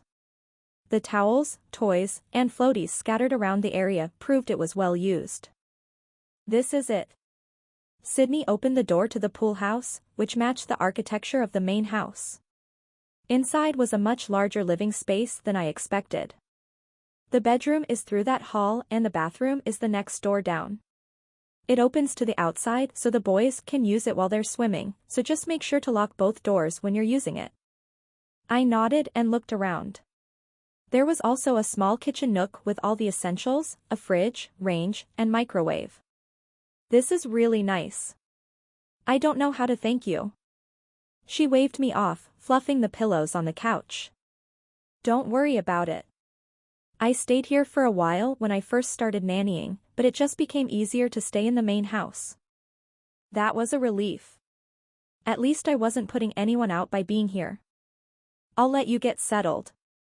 The Wi-Fi password and a key are on the counter. If you need anything, let me know.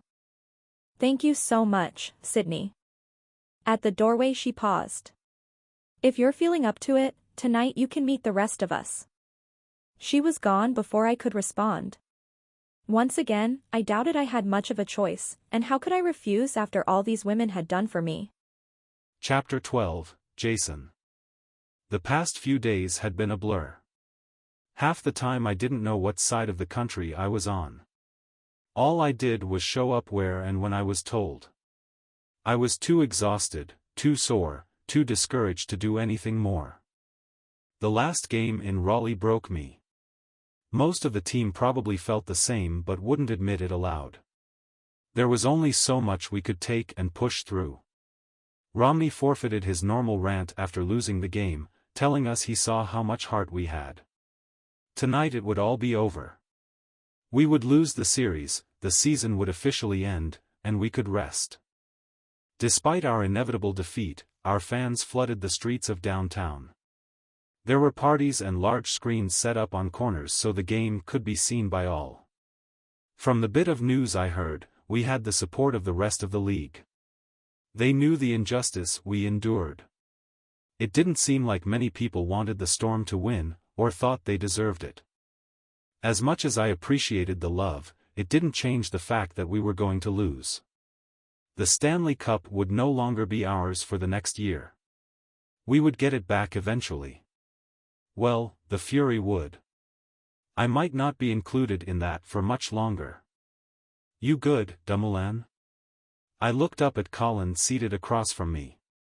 We were waiting for our turn with the press before the game, and he looked about as enthusiastic as I felt. I'm fine, I mumbled. He was sporting a black eye from the fight he got into during the last game. I might not have had injuries as visible, but if I took my shirt off, people would cringe. One more night, he whispered, and I nodded. He was willing to admit it too. Where were you last night? My family's in town, so I hung out with them. The rest of the team, those who were well enough to attend, had a dinner to commiserate. I couldn't bring myself to go. Well, you didn't miss much. Chloe and Maddie were trying to make it a celebration for making it this far, but it was pretty somber. I wouldn't have expected anything less from the Pride. They would cheer for us until the very last second. Coach gave a decent attempt at a pump-up speech, but it was hard to get in the right mindset when so many weren't dressed out. There were too many new faces, players we had to pull up from the farm team to replace the injured. The crowd was excited, and there was quite the pre-game display recapping this season. Then it was time to play. We pulled it together enough to give the fans a good show, but ultimately we lost. Standing on the ice, watching the Storm take the cup from us in our arena, was a knife to the heart and gut. It was over. The season was really over. I was one of the few left standing. That had to prove something to the coaches and management. I was worth keeping. I showered and changed into my suit, mentally preparing for the press waiting in the tunnel. None of us wanted to be interviewed right then, but it was our job to put on a smile and lose with grace. I got my answers ready in my head. They were tough opponents. We would come back healthy and stronger next season. We'd bring the cup back where it belonged. I clapped the shoulders of my teammates as I walked out to where the cameras were waiting.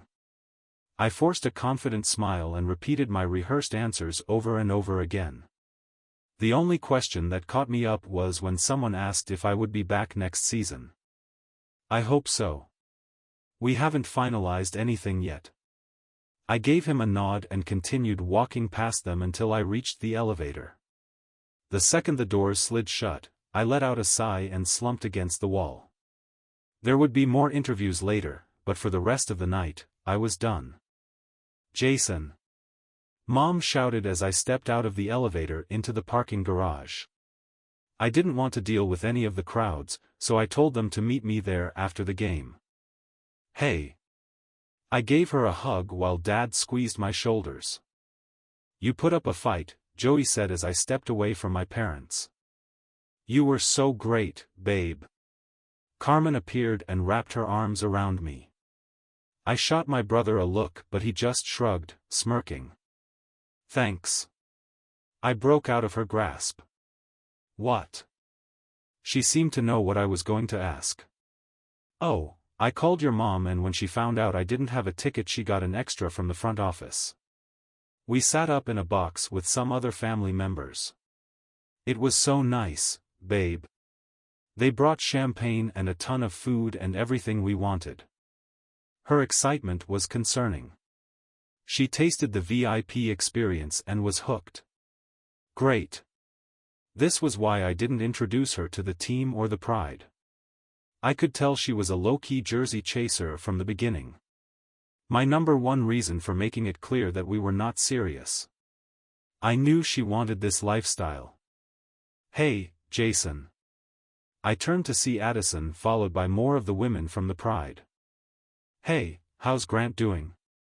It was hard not having him on my line. Everything felt wrong. He'll be okay. She smiled at the rest of my family. Are these your parents? I went through the introductions. Fortunately, only Lucy, Sydney, and Emma were with her. When I got to Carmen, she stepped forward. I'm his girlfriend. She wrapped her hands around my bicep as if these women were a threat. Oh really? Emma asked with a twinkle in her eyes. I didn't know you were dating anyone, Jason. Me neither. Lucy narrowed her eyes. You haven't mentioned me? Carmen sounded genuinely hurt. I closed my eyes. This was the worst kind of trap. I could feel Mom burning a hole in the side of my head. We're not actually a couple. I bit out the words. We've been hanging out for a few weeks. And I've already met your family, Carmen inserted. Yes, because you broke into my phone and stole my mom's number. I didn't argue because more of the guys were walking out of the elevator with even more of the pride. Perfect, a larger audience. How interesting. Sydney smiled widely at Carmen. It was nice meeting you. The guys were too polite, or involved, and took the time to introduce themselves to my family. Carmen remained latched to my side despite my attempts to shake her off. What was she planning? Get my family on her side, and I would suddenly change my mind? I asked her for space. I told her I would reach out. How on earth did that translate to stalking my parents? Taylor Klein? Mom shrieked, sounding confused yet excited. I turned around just in time to see Taylor's eyes widen as my sweet mother threw her arms around her. My sweet girl. I ignored Taylor's horrified expression and looked around. We now had the attention of every single person in the garage. So basically the entire team and pride were watching a reunion I never in a million years imagined possible. Wait. We were home. Not in Raleigh. What was she doing here? I looked to Lucy, and she winked at me before taking in the rest of the scene. Dad hugged Taylor next, and then Joey wrapped his arms around her, lifting her in the air and spinning her around. No way. Tay-Tay is here. He set her down, and they looked each other over. You're so tall. She looked up at him, beaming. And no more braces. My little Joey is all grown up. My parents barraged her with questions while the rest of the audience looked at me, then Taylor, then Carmen, and back to me. Yeah, enjoy figuring this one out, folks. I broke free from my self-proclaimed girlfriend and wove through the line to Sydney and Colby. They stood together looking much too proud. What have you done? Sydney cocked her head and smiled. We made a friend. Yeah, we didn't want to lose her, so we took her. Colby held up her hand like a pincher and attacked my chest. What is that supposed to mean? I growled. I glanced back to make sure Taylor was still talking to my parents and not close enough to hear. She wasn't having luck finding a job, so it was either come to Salt Lake with us to see if there's something here or heading back home. Of course, We convinced her to come with us, Sydney explained as if that was completely normal. You guys knew her for a week. Yes, it only took that long to know it was true love. We're never letting her go. Colby smiled. You're evil. Both of you. I glared at each of them. Oh, my sweet, little boy. My shoulders tightened at the new voice. Chloe walked around us until she stood in front of me, her newborn strapped to her front. You have so much to learn. I nearly threw up my arms. What do you have to do with it? You weren't even there. Her grin turned wicked. I'm everywhere. I'm all-knowing. Stop. I rolled my eyes. A kindred spirit needed help. Did you really think we would just walk away? Lucy asked because she was now joining the conversation, making me even more outnumbered. What did I ever do to you guys? I looked to Chloe. I've been good. No PR disasters. Just kept my head down and played well. Why are you doing this? You hurt her. We'll heal her. She sized me up. As long as you stay away, we won't have any problems. Motherhood has made you weird. She narrowed her eyes to slits. Mama bears should not be messed with. We're helping Taylor find a job. It has nothing to do with you. Of all the places you have connections, you had to bring her here? I stared each of them down. We like her, Sydney said with a shrug. Plus she's single. Colby wagged her brows. I happen to know a few single men that might like to meet her. This was too much. I walked away from them before they got completely under my skin. I shouldn't have been so surprised. They brought Taylor to every game, and they were masters at getting their way. A small part of me appreciated that they were helping her, but did they have to move her here? The thought of her dating one of my teammates was enough to make me want to punch the nearest wall. Carmen stood on the outskirts of the group, flirting with one of the young guys from the farm team. I felt nothing. No jealousy. If she left with him, I wouldn't care. That was all I needed to know. I had to end things with her, in a way she understood. Being vague about needing space obviously didn't work. What was I going to have to say? I never want to see you again. I feel nothing when I see you. I can hook you up with that guy if you're interested. Please delete my number, oh, and my mom's. The words didn't matter so much as long as I did it soon. I made my way to my parents who were still holding Taylor hostage. Her eyes met mine, and I tried to silently let her know I was sorry. Mom noticed me and spun around. Why didn't you tell us she was here? This is a surprise to me too, I grumbled. I don't think we've met. Carmen. Carmen appeared at my side and offered her hand to Taylor. I'm Jason's girlfriend. Taylor's eyebrow rose, but she recovered quickly. I'm Taylor. Okay, it was time to talk to Carmen. There were plenty of people here. She could find a ride home with someone else, anyone else. Chapter 13, Taylor. His girlfriend? A heads up from him that he had a girlfriend, or the girls, or literally anyone would have been great. I shouldn't have come up to the parking garage with the girls.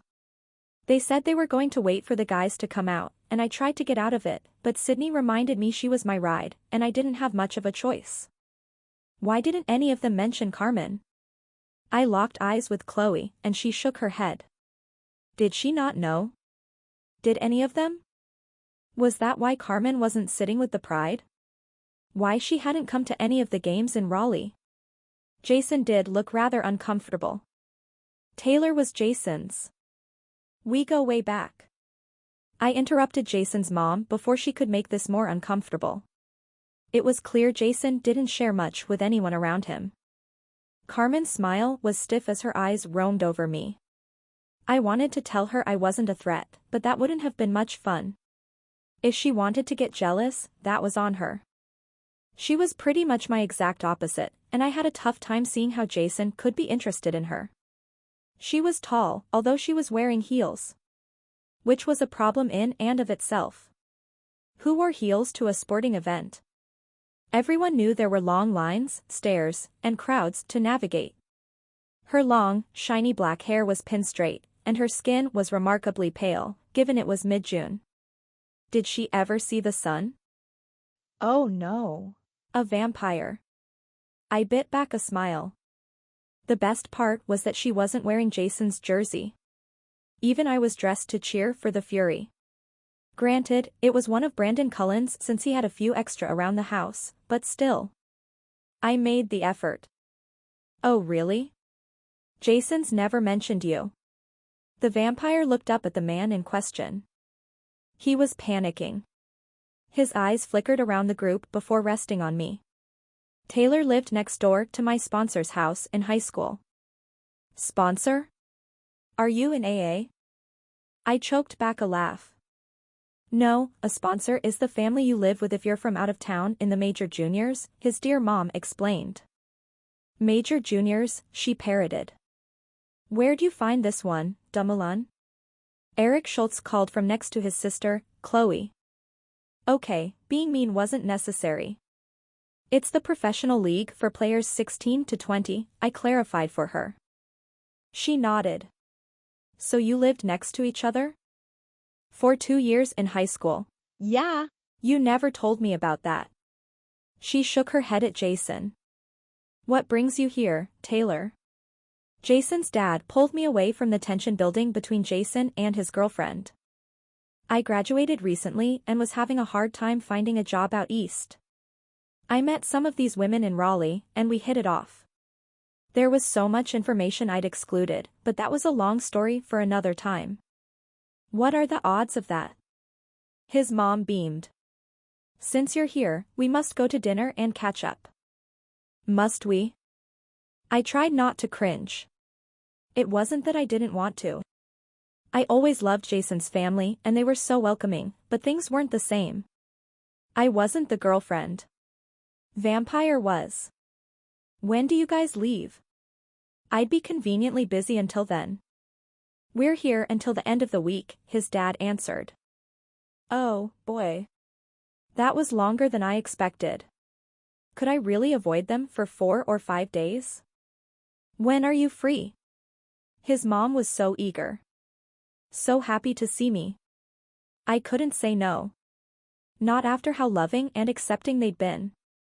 Plus, I did want to catch up, just without Jason there. I can make any night work. Just let me know. I gave her my number while avoiding Jason's glare. I caught it out of the corner of my eye, but what did he expect me to do? Sydney appeared with Brandon and their boys and rescued me from committing to anything else. As soon as we were in the safety of their SUV, I relaxed. That looked fun, Brandon teased. Could have used you guys a few minutes earlier, I grumbled.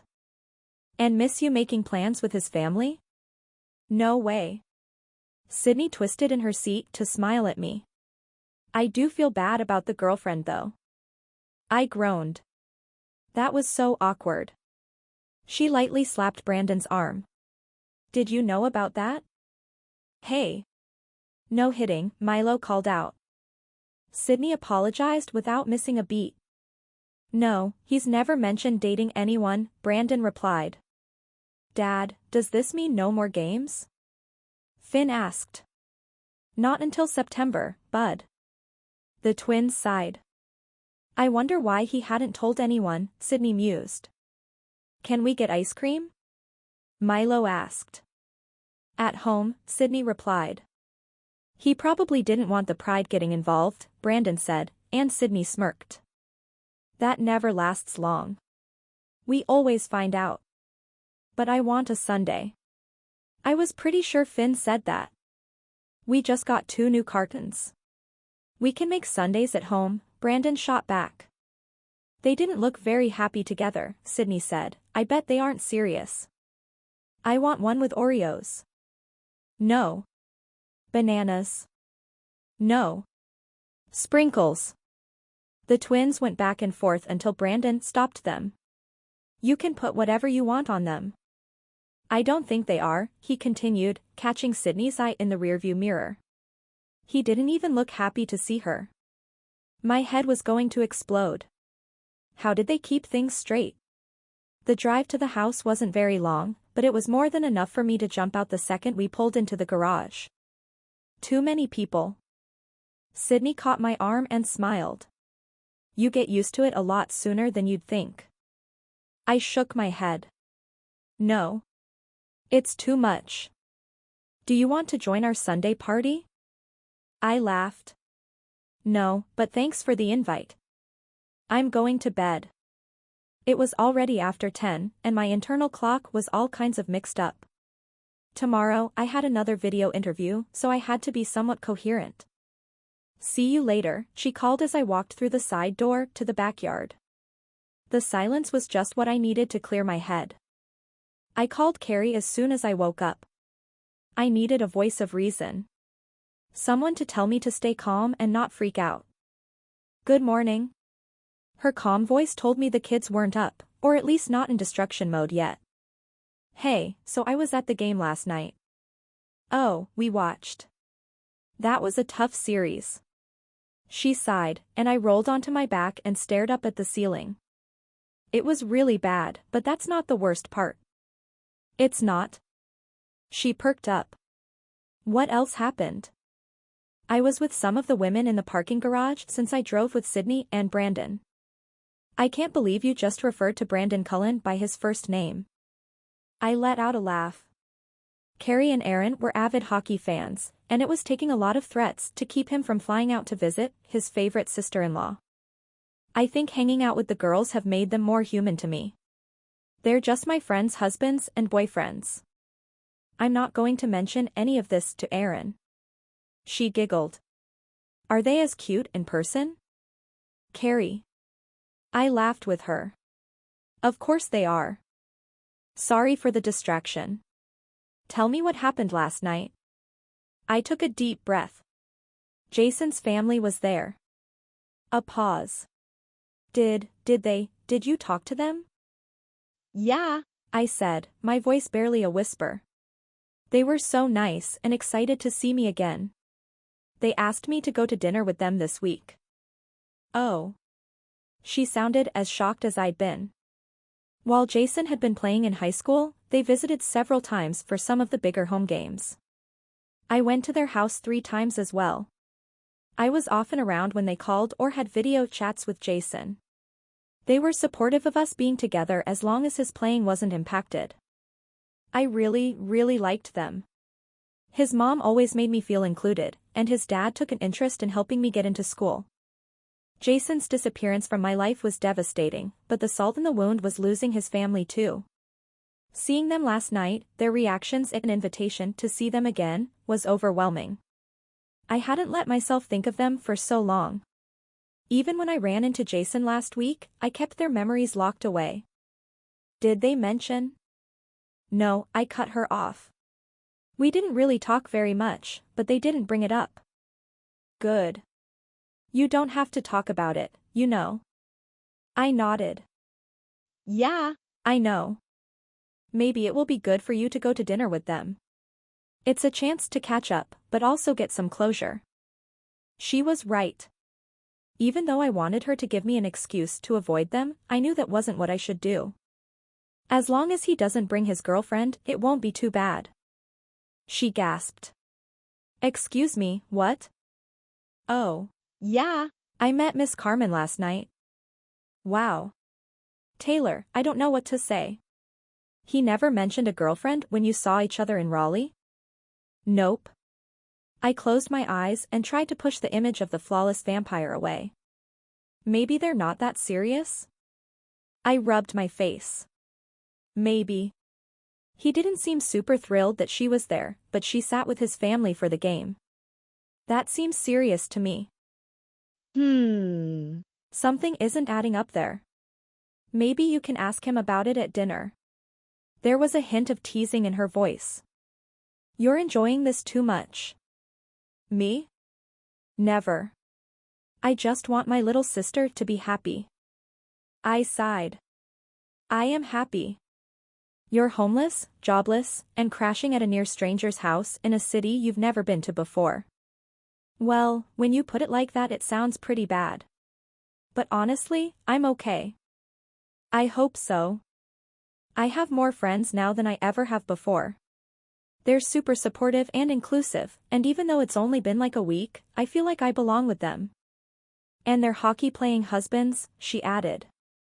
Their husbands do make things more interesting, but I am a little concerned about one thing. What? She asked.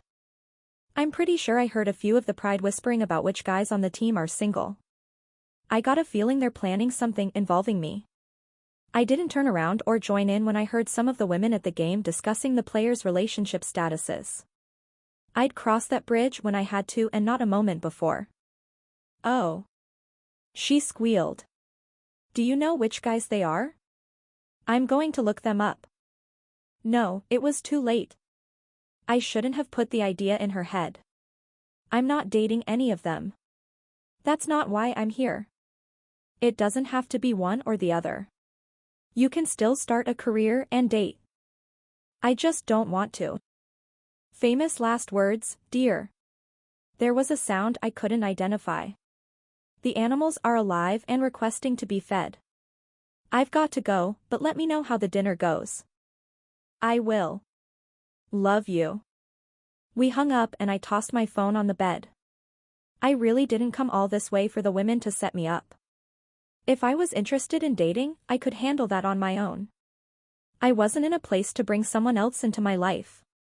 I needed to get myself figured out first. Chapter 14, Jason. I scanned the room for anything that could be used as a weapon. The cafe seemed like a safe choice when I asked Carmen to meet me there. A nice, neutral zone. I couldn't ask her to come over to my place because she might never leave. I didn't want to go to her place either. Not where she had the upper hand. I asked my family to give me an hour before we were meeting for lunch. I doubted I'd need that long. I was hoping this conversation would only last a few minutes at most. She was late, as usual, and her wide grin told me she had no idea what was coming. Hi, babe. She went in for a kiss, but I turned just in time for her to meet my cheek. Hey. I sat and slid a non-fat vanilla latte toward her. Oh, you remembered. How sweet. Yeah, that was me. So, I've been thinking. Me too. After meeting your parents and getting along with them so well. Oh, and your teammates. I really think they like me. I understand now why you didn't introduce me until last night. A couple of them kept flirting. You didn't want to create any jealousy on the team, right? My head was already spinning. 0% of what she said was true. But now that I've met all the important people in your life, I think you're right. I'm right? I asked. About what? You wanted to take things slow, you needed space through the finals, but now that's all over. Now we can take the next step. I raised a brow, curious as to what her next words would be. And that would be? Moving in together, silly. She laughed and tossed her hair back. I adjusted my hat and fought to keep from laughing. Never, in 100 million years, was that something I would even remotely consider with her. Actually, when I said I wanted to take things slow and needed space, I meant something else. She cocked her head. What is it, baby? Ugh.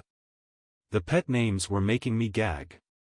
I told you from the beginning that I wasn't looking for a relationship. And look how we turned out. She winked at me over her cup. I ignored her. When I said I needed space, I meant like a break. I needed space from you to think. That seemed valid. I needed to reevaluate things and make sure I was doing what was right for both of us. Her eyes widened. Oh my gosh. Babe. Are you talking about? She looked around the table for something that clearly wasn't there. She lowered her voice. Are you talking about getting married? What? She was insane. Not at all. She grinned. Oh, good, 'cause I think it's really important for a couple to live together first. I want to make sure I really know you before we get married. I'd be sure to let the next guy know. Carmen, I paused.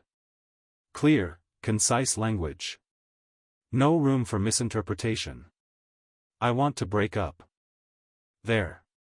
She couldn't twist that. Her brows bunched together. What? I don't think we're right for each other. But. You're very nice. I slowly picked each word. And beautiful. And you'll make a man very happy someday. I'm just not that man. Her mouth gaped open. But we're perfect together. Not true. I'm not in a place to be in a relationship. I'm sorry. I've given you everything, Jason. For the past 2 months. So, she was aware we'd only been together for 7 or 8 weeks? Huh. She always talked like we'd been together for years. I wish you all the best. I quickly stood and walked to the door before she could say anything else. The knot in my stomach released as soon as I hit the sidewalk. I pulled out my phone and blocked her number so any attempt she made to contact me wouldn't even enter my mind. I was free. I should have done it sooner, but I really didn't think about her that often. It wasn't until the last couple of weeks that she turned things up to the crazy level. She went from someone I enjoyed hanging out with to someone who'd break into my apartment. I warned Frank to not even let her in the building from now on. When I arrived at the restaurant for lunch, my family was already seated and waiting for me. I checked my watch, but I was 30 minutes early. Hey, I thought we said noon.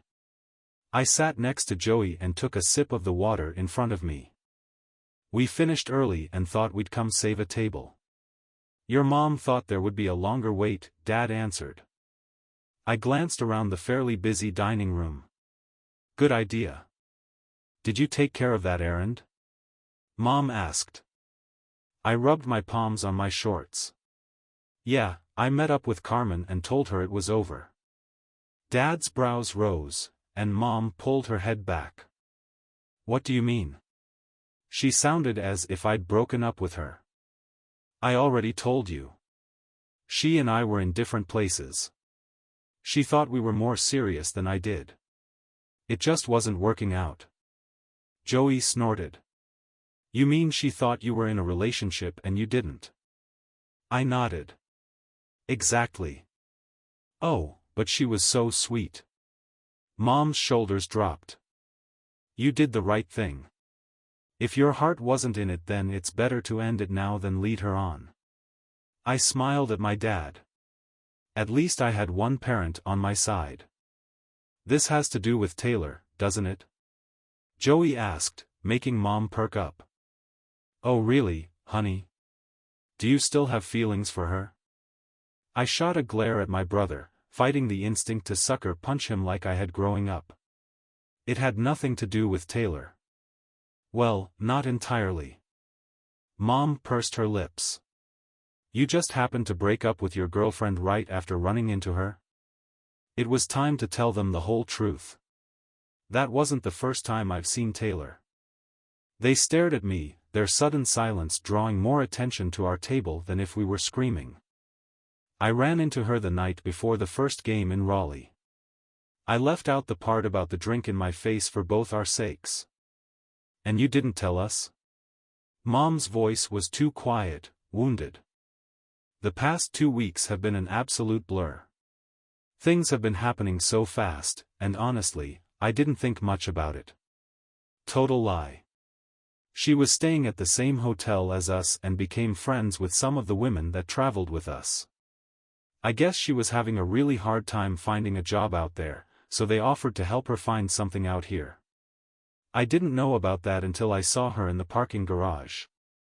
I was as surprised as you guys. There, that was true. What are the odds? Dad shook his head. It's fate, Joey said and waggled his brows. Unfortunately, that set Mom off. You're right. She's here and now you have the chance to catch up and see if that spark is still there. I'm not sure she's interested in me like that anymore. Where was the waiter? I could use an interruption right about now. You two were each other's first loves. You don't ever forget that. I bet if you two gave it a shot, things would fall right back into place. Mom's pleading eyes nearly broke me. Until I remembered the look of hurt and betrayal on Taylor's face when she saw me the first time in that sports bar. That wasn't love or attraction. Mom might think we were some storybook love story, but she never knew the whole truth. I never told her the real reason why I didn't call Taylor that summer, or why I didn't have her meet me in Ottawa like we planned. I kept that buried deep in my heart. If she, or anyone, knew about that, they would understand why there was no future for me in Taylor. I don't think so, Mom. We were together a long time ago. 4 years isn't that long. Joey was really pushing me. If we weren't in public, I'd shove him off his seat. It is when you consider we were 18 the last time we saw each other. We've both changed and moved on. We'll see about that when we have dinner with her. Mom set her jaw. Oh boy. She was already planning our wedding. I could see it in her eyes. Please respect her privacy, Mom. If she says she's not interested or that she's moved on, you have to let it be. We all just want you to be happy. We remember how in love you two were and want that for you guys again. Dad leaned back as the waiter appeared and placed 2 pizzas in front of us. They must have placed the order before I got there. I appreciate that, but this is all still very new. She's here to find a job, not reconnect with me. Who says she can't do both? Mom challenged. Joey placed a few slices onto his plate and the food seemed to break my parents' concentration on my love life, or lack thereof. We ate and the topic changed to summer plans. Since the season was finally over, I had a few weeks before I needed to start training and practicing with the team again. Do you want to come home? Dad offered. We can do some fishing or go camping. That was a tempting offer. I didn't have a reason to say no, except the small part of me that was stupid and insane and sadistic enough to wonder what might happen if I stayed here and continued to run into Taylor. I would never admit that aloud, especially to my family, but everything my mom said was true. We were each other's first loves. That feeling never completely went away from me. I didn't deserve her love, or her forgiveness, but I was also incredibly selfish. Not only did we run into each other in a random city hundreds of miles from where either of us lived, but now she was here. She integrated herself into a major piece of my world. She lived with Brandon and Sydney. She was quickly becoming friends with the women of the Pride. It wasn't that far-fetched to think we would continue to see each other. Sure, she would likely still be here when I got back from my parents' house, but did I really want to wait that long? What if I was too late at that point? Or she met someone else? I couldn't watch that happen. Oh no. What if I left, and the Pride set her up with one of the other guys? And they fell in love. And got married. I couldn't live with that. I'd be begging for a trade. Jason? I glanced up to see my dad waiting. I'll think about it. He smiled and continued eating. Now I was going to have to visit, at least for a long weekend or something. My phone buzzed and I pulled it out to see my agent calling. I let it go to voicemail while we finished eating. It was too soon for him to have news about my contract, so there was probably some press he wanted me to do. That could wait. Maybe I could talk the guys into taking a trip this summer like they did last year to Mexico. And somehow convince Taylor to come along. A neutral, romantic setting would help me out. Chapter 15, Taylor. This whole situation wasn't bad at all. I spent half of each day sending out my resume, following up on previous calls, and if I was lucky, having a phone or video interview. Once I was caught up on all the new job listings and emails, I joined Sydney and the boys in the pool. They loved having someone new to play with, and she said she was grateful for another adult to talk to. Brandon was able to join us twice, but he had photo shoots and press things to attend to. Plus, he worked out for a minimum of 2 hours a day, so depending on when his teammates wanted to meet up at the gym, he couldn't make it to the daily pool party. Anything new today? Sydney asked while she kicked her feet in the water. She was holding a water bottle in each hand, trying to get the boys to drink between each of their turns on the slide. Only 2. I slipped into the water next to her and cheered as Milo came down on his stomach. Chloe said she'll be over with some ideas today. That was good news. As much as I loved this leisure lifestyle, it couldn't last long. Unfortunately, one needed money to survive, not just popsicles and sunlight. Do you guys have any summer plans? I probably should have asked before accepting her invitation to stay there. What if they were traveling and I had to leave? The boys' mom gets them for 3 weeks, but we'll see if it happens. Sydney shook her head. We haven't mentioned it to them because we don't want them to be disappointed if she cancels. Other than that, we're planning on sticking around. I'm going to take the boys on some hikes, but Brandon hasn't mentioned any trips. You sound disappointed. I smiled at her slight frown. I've been hearing the stories of their great Mexico adventure since I started working for Brandon. I hoped it was an annual thing, but no one's mentioned anything yet. Maybe you can spark the idea? I tried not to be jealous. A vacation sounded amazing. The past 2 weeks were the closest thing I'd had to one since graduating high school. I worked every summer through college and went home on the breaks. I'd been so focused on making my resume as competitive as possible that I never allowed myself to slow down and relax. Even for a week. Finn and Milo ran past and she made them stop to each take a few sips of water. That's not a bad idea. A bad idea. What did I miss? I spun in time to see Chloe setting down her bag on a lounge chair with her baby, Klein, in her other arm. I pulled myself out of the water and went to see him.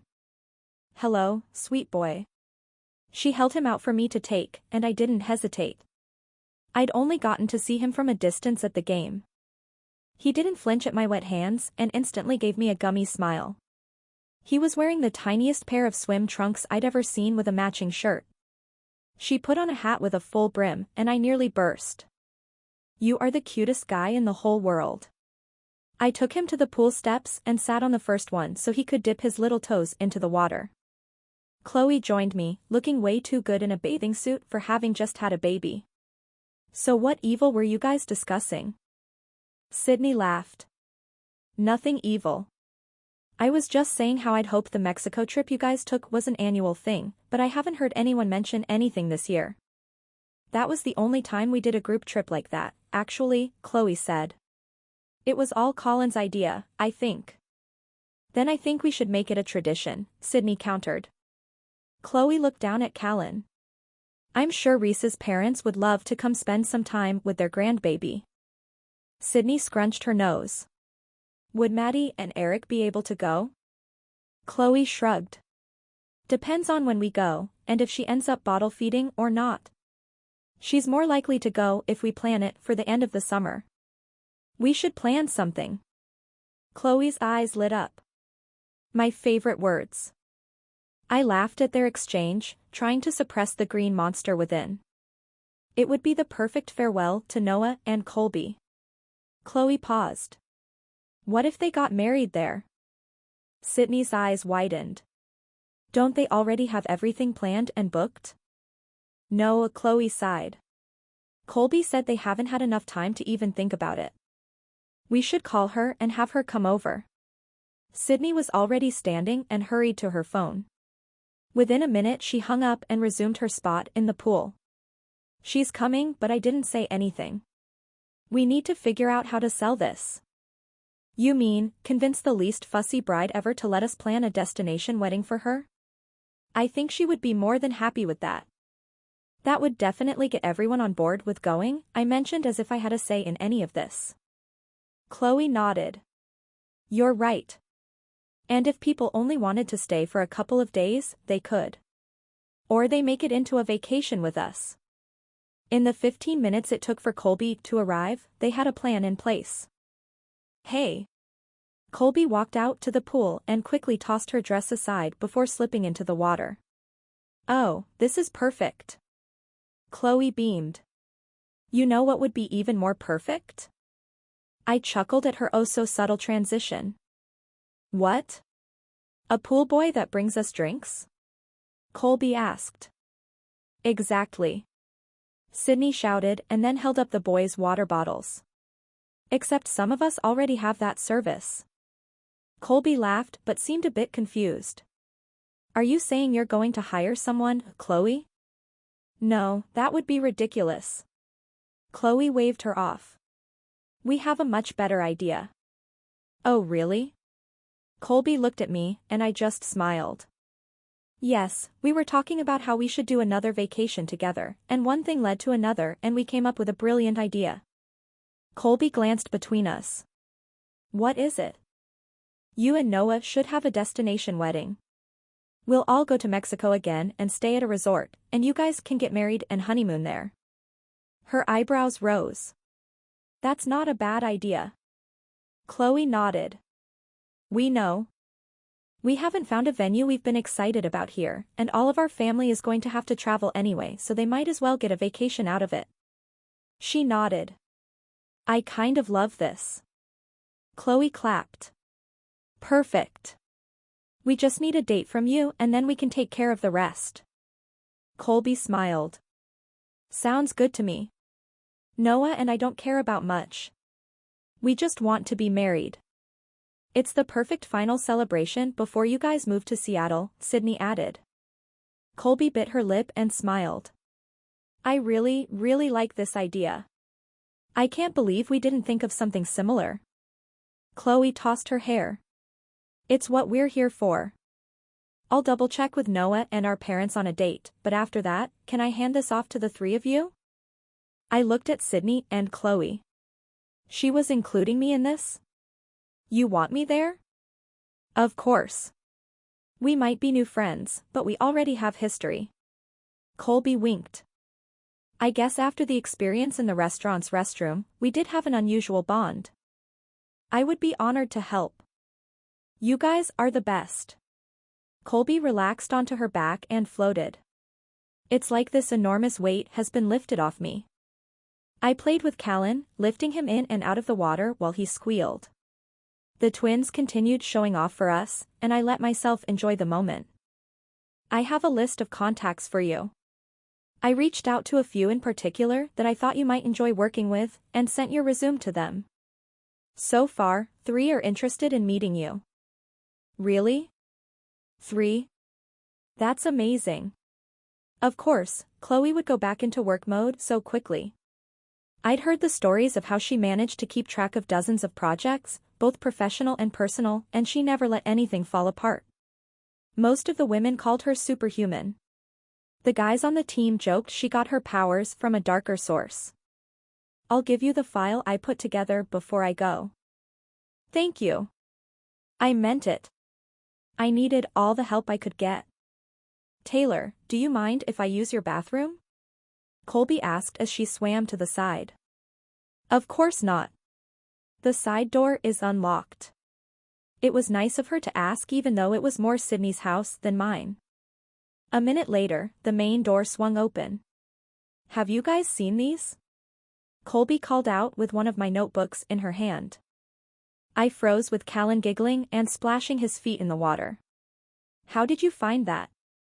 Colby walked toward us. I went to look for a drink. Sorry, Sydney always keeps sodas in there. I should have asked. I shook my head. I didn't care about that. This was just lying open on the kitchen counter like it doesn't belong on the TV or in a movie or something. Chloe got out of the water and went to look. Ugh. That wasn't even my good notebook. That was the one I doodled in while I was cooking or watching TV. They were mostly sketches of whatever was around me. Some in pencil and some with pastels if they were handy. Sorry, Sydney muttered as she stood and passed me. I should have hidden it, or at least not left it out in the open. I wasn't embarrassed, I'd been drawing forever. It was my passion, well, hobby.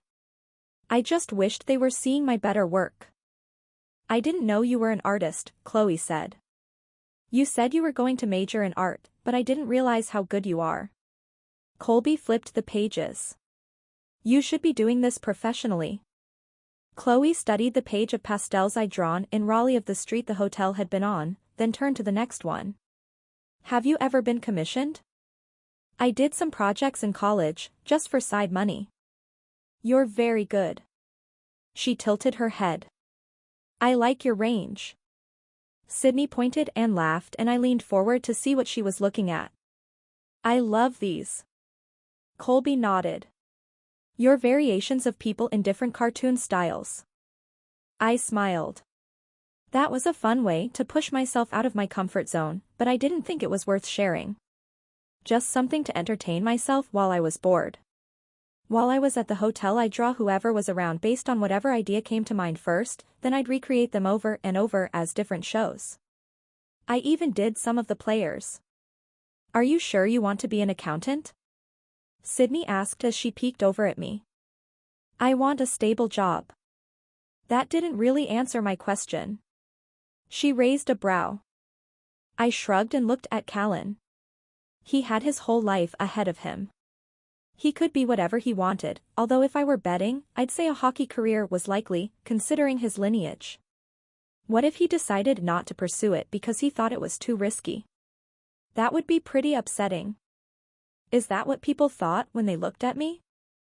My parents were supportive of me changing my plans and going into accounting. They understood my reasoning, but Carrie was the one who constantly questioned me. I stood and faced them, securing Callan on my hip. I've never let myself believe I could have a career as an artist. I have to support myself, so I chose accounting because I'm good at it. But? Sydney pushed. But if we lived in an ideal world, I would prefer to do what I loved and get paid for it, I admitted. That's what everyone dreams of, isn't it? Most of us don't get to live that life, though. Who says you can't? Chloe asked. I shrugged. I've never been very lucky. I have an idea. She had a wicked look in her eyes. Do you trust me? Chapter 16, Jason. My agent, Keith, called me 3 more times before I finally had a moment to answer. I had to head straight to the arena's front office for an important meeting. That was all he told me before hanging up, so I left my family at the upscale shopping center and went to the arena. I should have pressed for more details. Was I about to be let go? Were there any other teams interested in me? Was my last game of professional hockey the hardest loss of my career? What a way to go out. Of course, there was a chance it could be good news, but that wasn't the direction my mind went. Prepare for the worst and things could only go up from there. I took the elevator up from the parking garage and stepped out into the pristine office with the Furies logo greeting me. It was surprising how busy it was. For some reason, I expected it to be empty, or at least fewer staff there. Didn't they get the summer off, too? I tried to think about Chloe and whether I had ever heard her talk about working during our break. I never paid attention. Dumoulin, thanks for coming in. I shook hands with Coach Romney and then our general manager and the team owner and followed them into a meeting room. It wasn't often I saw these men, at least not from a talking distance. Sometimes they watched practice, but they never came down to address us. I sat next to Keith and waited for the bomb to drop. We normally don't make these decisions until we have a better idea of what's going to happen at the draft, Romney started. But it was unanimous. I looked around at the men who held my future in their hands and waited. We'd like to extend your contract for 4 more years, the owner announced, and all the air in my body left in a swift motion. Really? I gasped. 4 years? Keith squeezed my shoulder and held a paper for me to see. A 4-year contract with nearly double my previous salary. I fought to keep my composure, be professional. Thank you very much. I appreciate the vote of confidence. I want nothing more than to continue to be a member of the Fury franchise. We're glad to hear that. Coach smiled at me and stood. Enjoy your break. We'll be back before you know it. Thank you. It seemed to be the only words I knew how to say as I stood and shook hands with everyone in the room. Keith patted my back. We'll go over the rest of the details later and get it signed. I nodded. Sounds good. I'm proud of you. He walked me to the door, and I floated through the office in a daze. A few faces watched me, some smiled while others looked curious. Should I shout the news? Jump on the nearest desk and start a victory dance? What was the proper reaction to your dreams coming true?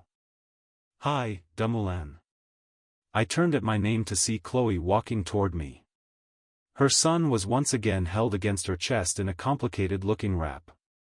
It seemed comfortable for the tiny baby, snoozing away while Chloe worked and made demands. Hey. I paused, and she reached me. I saw you had a meeting with the big guys. All good? She was being vague for a reason. I couldn't discuss things until they were finalized, but I nodded once. She winked. Good. We need you around here. Chloe, is this what you're thinking? Taylor walked out of Chloe's office holding a tablet in her hands. She looked up and started.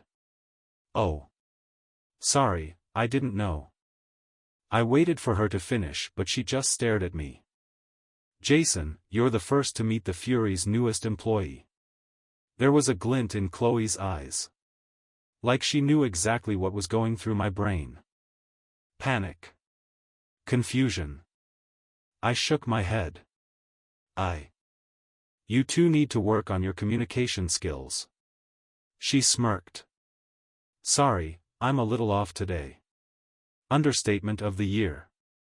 It was only 2 in the afternoon, and I'd been through every emotion.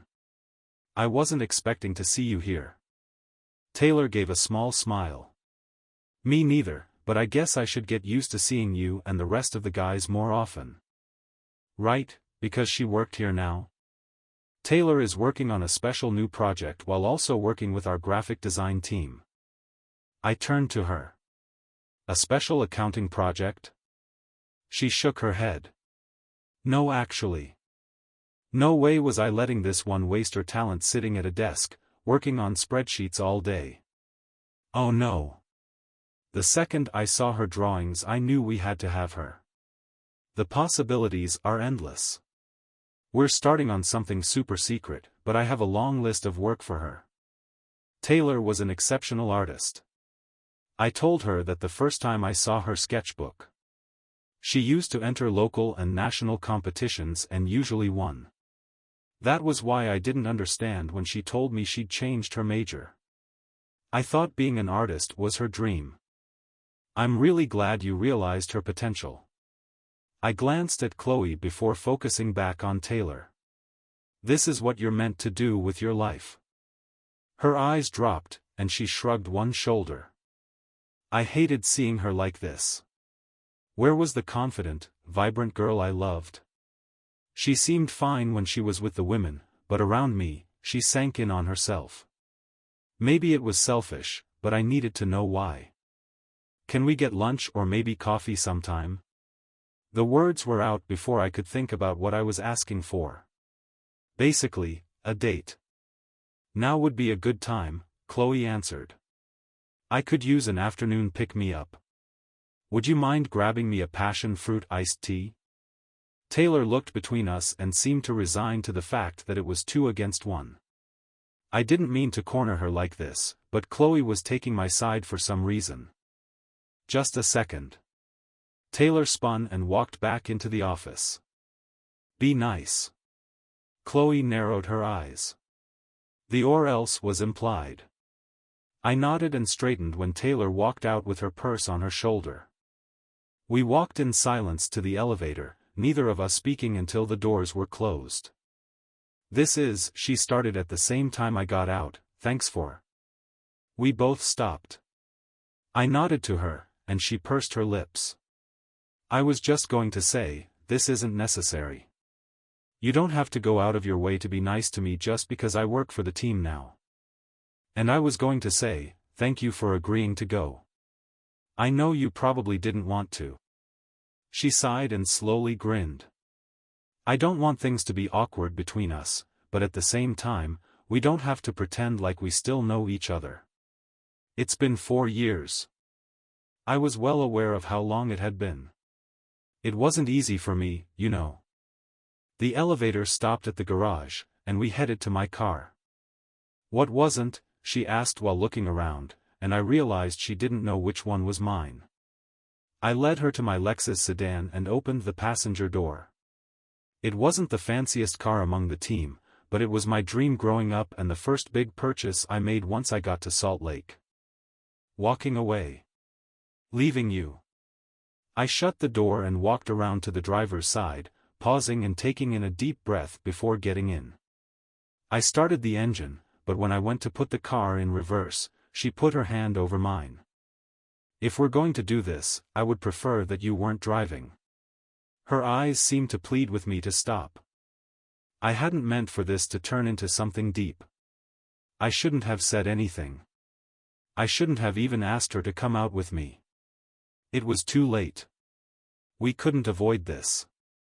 We talked in Raleigh. Taylor said, things are fine between us, but we need to decide if we're going to go on like everything is normal and we're just two people that knew each other, or if we're going to hash things out. Neither option felt right. I couldn't keep up the vague pleasantries, but I didn't necessarily want to dig up everything either. What do you want? She let out a humorless chuckle. Oh no, Jason. You don't get to worry about that now. What do you mean? I asked. It's always been your world. Whatever you wanted, when you wanted it. I just held on and hoped you would include me in that, and for a while you did. Until I left. So, I guess we're doing this. I shook my head. I was 18, Taylor. Me too. Her eyes glistened.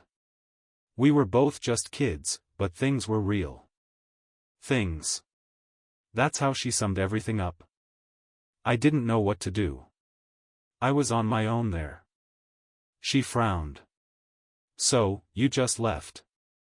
I was scared, hurt, broken. I rubbed my hand over my face. You were shattered, and I didn't know how to put you back together. I thought I already lost you. So, you just left, she repeated with a tiny nod. I didn't know how to grieve. I didn't know how to handle the pain when you were. I didn't know how to process and be there for you. I didn't know how to help you. She leaned against the door, facing me. I just needed you there. All I ever wanted or needed was for you to be there. I closed my eyes. I'd run away back then. I claimed I wanted to go home to graduate in Canada, but I couldn't care less about that. I just needed to get away. I needed my parents. I needed to be a child for a few months. I couldn't be the one in charge. I was too young. Too immature to be the one she needed. It was the most selfish thing I'd ever done. It was my biggest regret. The unspeakable boulder that crushed me silently every single day for 4 years. I never healed from it, and seeing the pain in her face, she didn't either. We lost so much and then I lost you. Her voice cracked. I needed you, Jason. I opened my eyes and nearly shattered at the tears streaking her cheeks. I'm so sorry, Taylor. I will be sorry for the rest of my life. Her hand clutched her shirt over her heart. How could you leave me? I didn't know what else to do. I whispered the truth. I never wanted to see you again. There was no anger or malice left in her words. She sounded exhausted. I never wanted to have to think about it, but now I'm here. In your car. She looked around like she was realizing it for the first time. I shouldn't be here. I stopped her before she could pull on the handle. Please, don't. She glared at me. Why not? Because I can't live like this anymore. I looked past the pain and saw her resistance crumbling. Maybe she couldn't either. Alexander, I said his name aloud for the first time since we said goodbye. Her face twisted in grief, and she wrapped her arms around her stomach as sobs broke free. He was real and perfect, and his death destroyed me. I didn't know how to breathe after he was gone. I didn't know how to be there for you, so I left. She shook her head. I don't expect you to ever forgive me, I'll never forgive myself. But you have to know that I never stopped thinking about you or him. It wasn't an easy decision to leave, but like you said, we were kids. I wasn't prepared to handle something like that. No one at that age is. She sniffed, her sobbing slowing. I thought you forgot about us. I let myself think that you didn't care. That you didn't really love me. It was easier to think that than accept that you could just leave. I never forgot.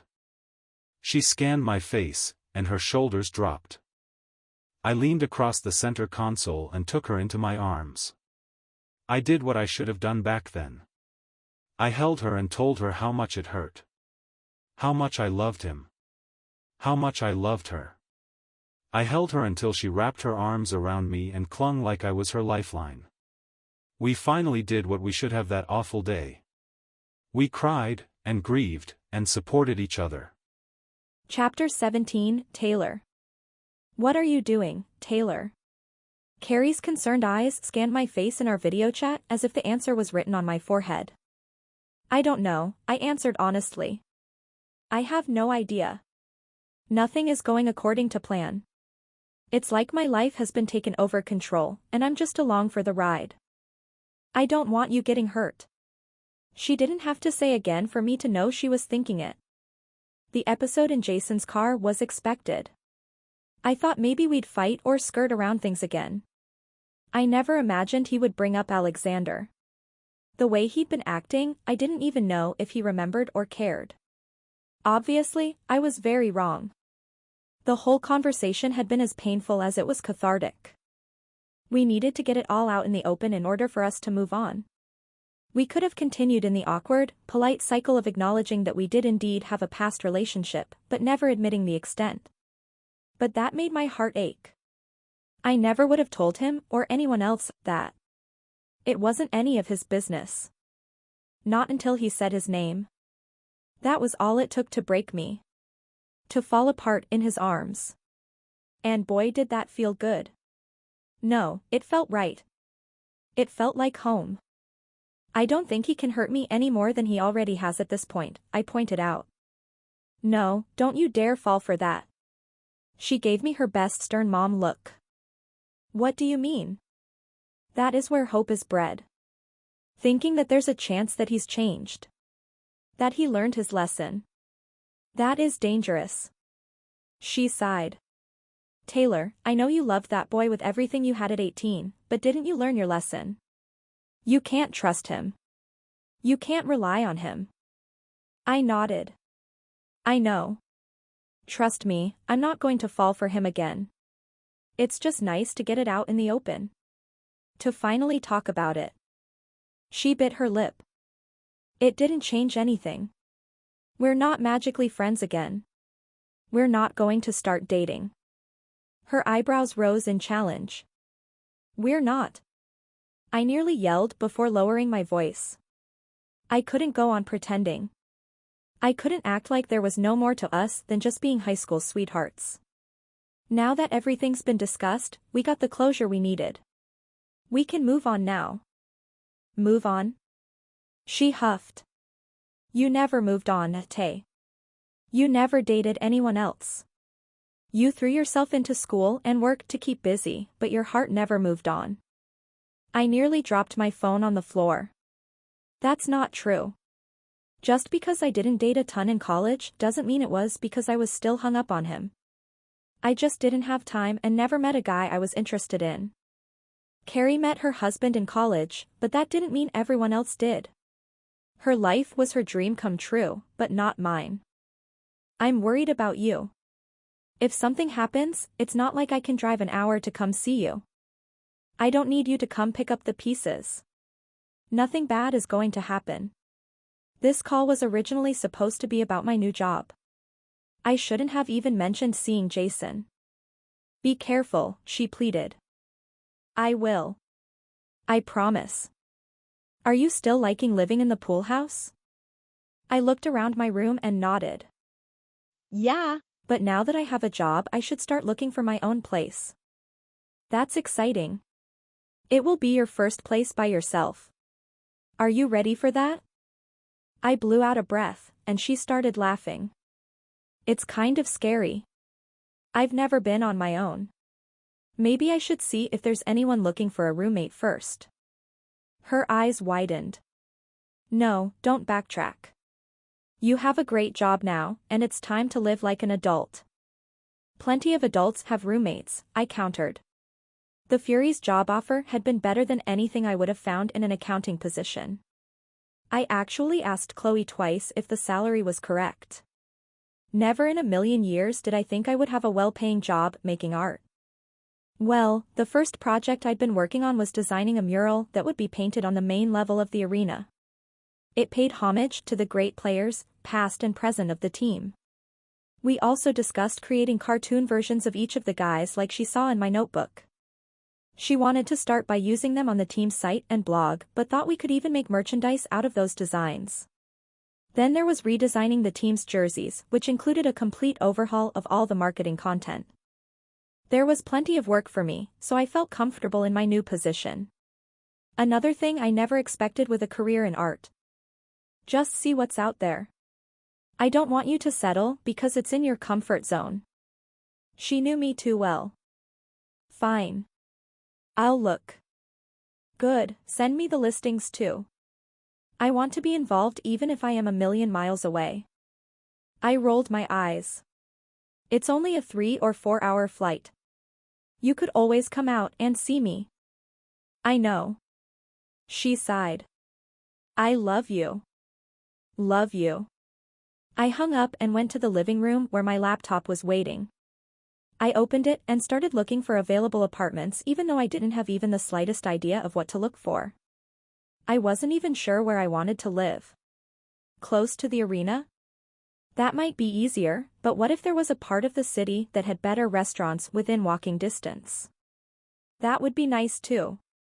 Chloe and Sydney probably had a better idea, so I picked up my computer and headed toward the main house. The back doors leading into the dining room and kitchen were open, letting the warm summer breeze in.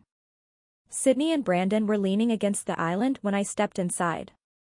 Do you guys have a second? Brandon nodded as he popped a grape into his mouth. What's up? I'm looking at apartments, but I don't know what area I should be focusing on. Do you have any recommendations? They shared a look. You're moving out? Sydney asked with a frown. I hadn't expected both of them to look so disappointed. I thought they would be glad to have me out of their pool house. Well, Yeah. now that I have a job. You don't have to, Brandon started. I mean, there's no rush. I appreciate that. Really, I do. You guys have been so amazing, but I think it's time I become a full-on adult and find my own place. I tilted my head. I understand, Sydney said. You hate us and want to leave. She gave me sad puppy dog eyes, and I chuckled. You're so dramatic. She definitely is, Brandon agreed. I can tell you where some of the guys on the team live. Their buildings might have openings. I cringed. I'm not sure I can afford to live where professional athletes do. He slowly nodded. Right, didn't think of that. Sydney laughed. Forgive him, he's been rich for far too long to remember how us simple folk live. I raised a brow at her. As if she was one to talk. She lived in a mansion with him. Hey. I'm still the nanny. The hired help. Brandon rolled his eyes. Both of you. He mumbled something else which made me laugh. See, I need to move. You can't handle being outnumbered. I'm the one that's always on the losing side. You should see how the boys gang up on me. I need you here, Sydney cried. Oh, boo-hoo. Brandon mocked before turning back to me. Chloe has connections with some building managers. Not all of the guys on the team live in luxury apartments. I'm sure she can help you find something in your budget. She's already done so much for me. She got me the job. I can't ask her to help with this too. They shared a look. She's new, Sydney said. She'll learn, Brandon agreed. Excuse me? They laughed and then Sydney picked up a grape. Chloe is the fixer. The planner. The boss. Whatever you need, you go to her. You're making this sound a little mobster. Brandon shrugged. She'd be the godfather. The point is, Chloe thrives on being the one we all need. Even with a new baby, she's still in the center of the action. If anyone can help, it's her. I promise you, she won't be bothered. She would be more upset if she knew you had a problem and didn't come to her. Would she cut off a finger? I guessed. Brandon nodded while Sydney slapped his bicep. No, but she would find out. Okay, fine. I'll ask her. I'm pretty sure she likes being the one to decide everything in our lives. She likes the control. She's been the mastermind behind a lot, on and off the ice. We're all just pieces in her game of chess. Well, that's ominous. I scoffed. Maybe I shouldn't get her involved. She already is, he replied. Don't fight it, Taylor. I've heard the stories. Heck, I lived one of them. Once Chloe gets something in her mind, she makes it happen. Her methods might be questionable at times, but I think we're all pretty happy with her results. You're one of her stories? I asked. Yeah. I met Chloe, Emma, and Kendall in a cafe. They were talking about how badly Brandon needed a nanny, and I went over and introduced myself. Next thing I knew, Chloe called and set up a meeting for me and Brandon. Then we fell in love. I'm pretty sure that was her plan from the beginning. It totally was, Brandon agreed. Wait, how could she have known? I wasn't sure I believed all this.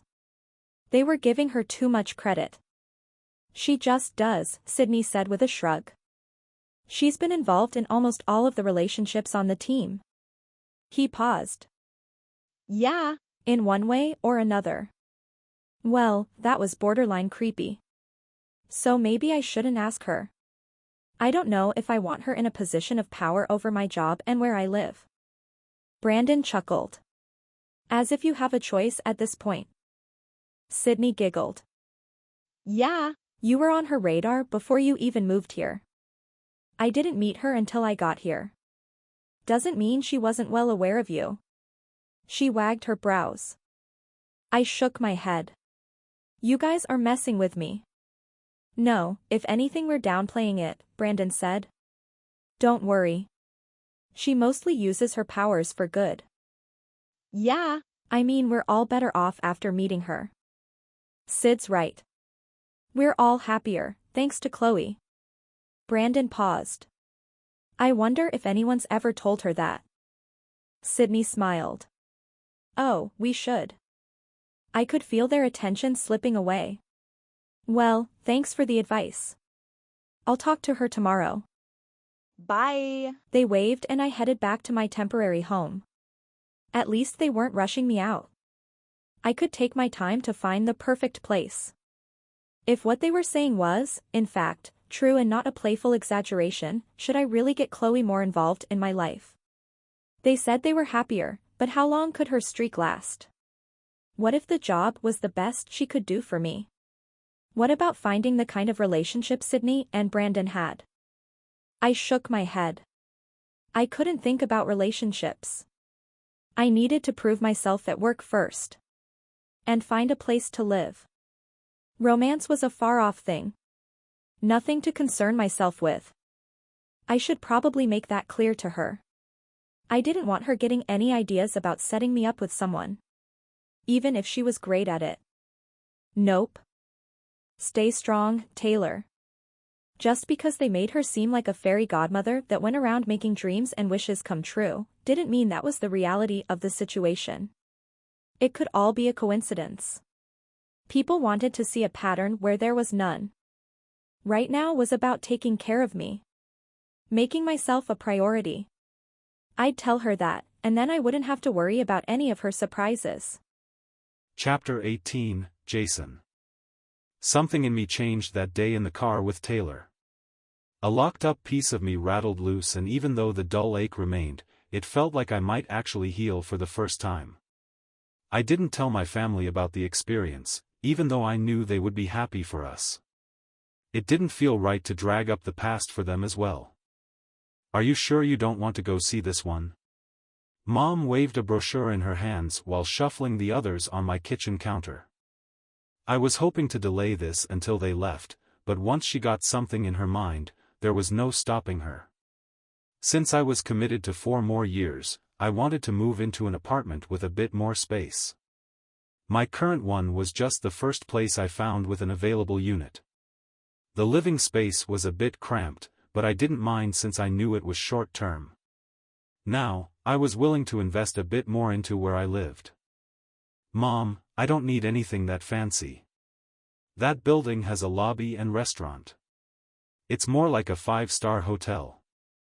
Why is that such a bad thing? I'd feel better about you living there. She eyed my kitchen like it was suddenly offensive. This place has been fine up until now. She shrugged. I just never said anything before. Dad chuckled behind her. That's true. She complained to me all the time. Why? I looked between my parents. It would be nice if you at least had a doorman or security, she admitted. I have Frank, I pointed out.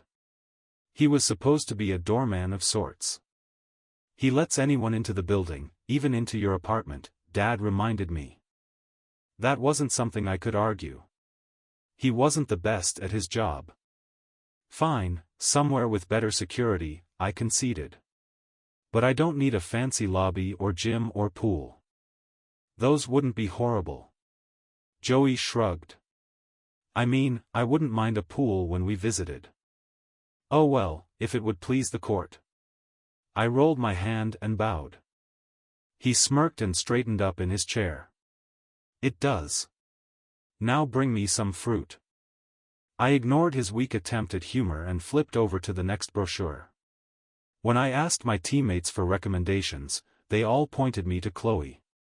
Apparently, she became the team's unofficial real estate broker at some point. She sent over a full envelope stuffed with options. A few of them had handwritten notes about who had lived there in the past or if she recommended the building for me. It was more than I was expecting, and I couldn't help but wonder if this put me in her debt. Sort them into a pile of the ones you're interested in, and we can go see them today, Mom said as she pulled the majority of the papers toward her. I shot a look at Dad, but he just smiled. It would probably be easier to let her take this over than trying to voice my opinion.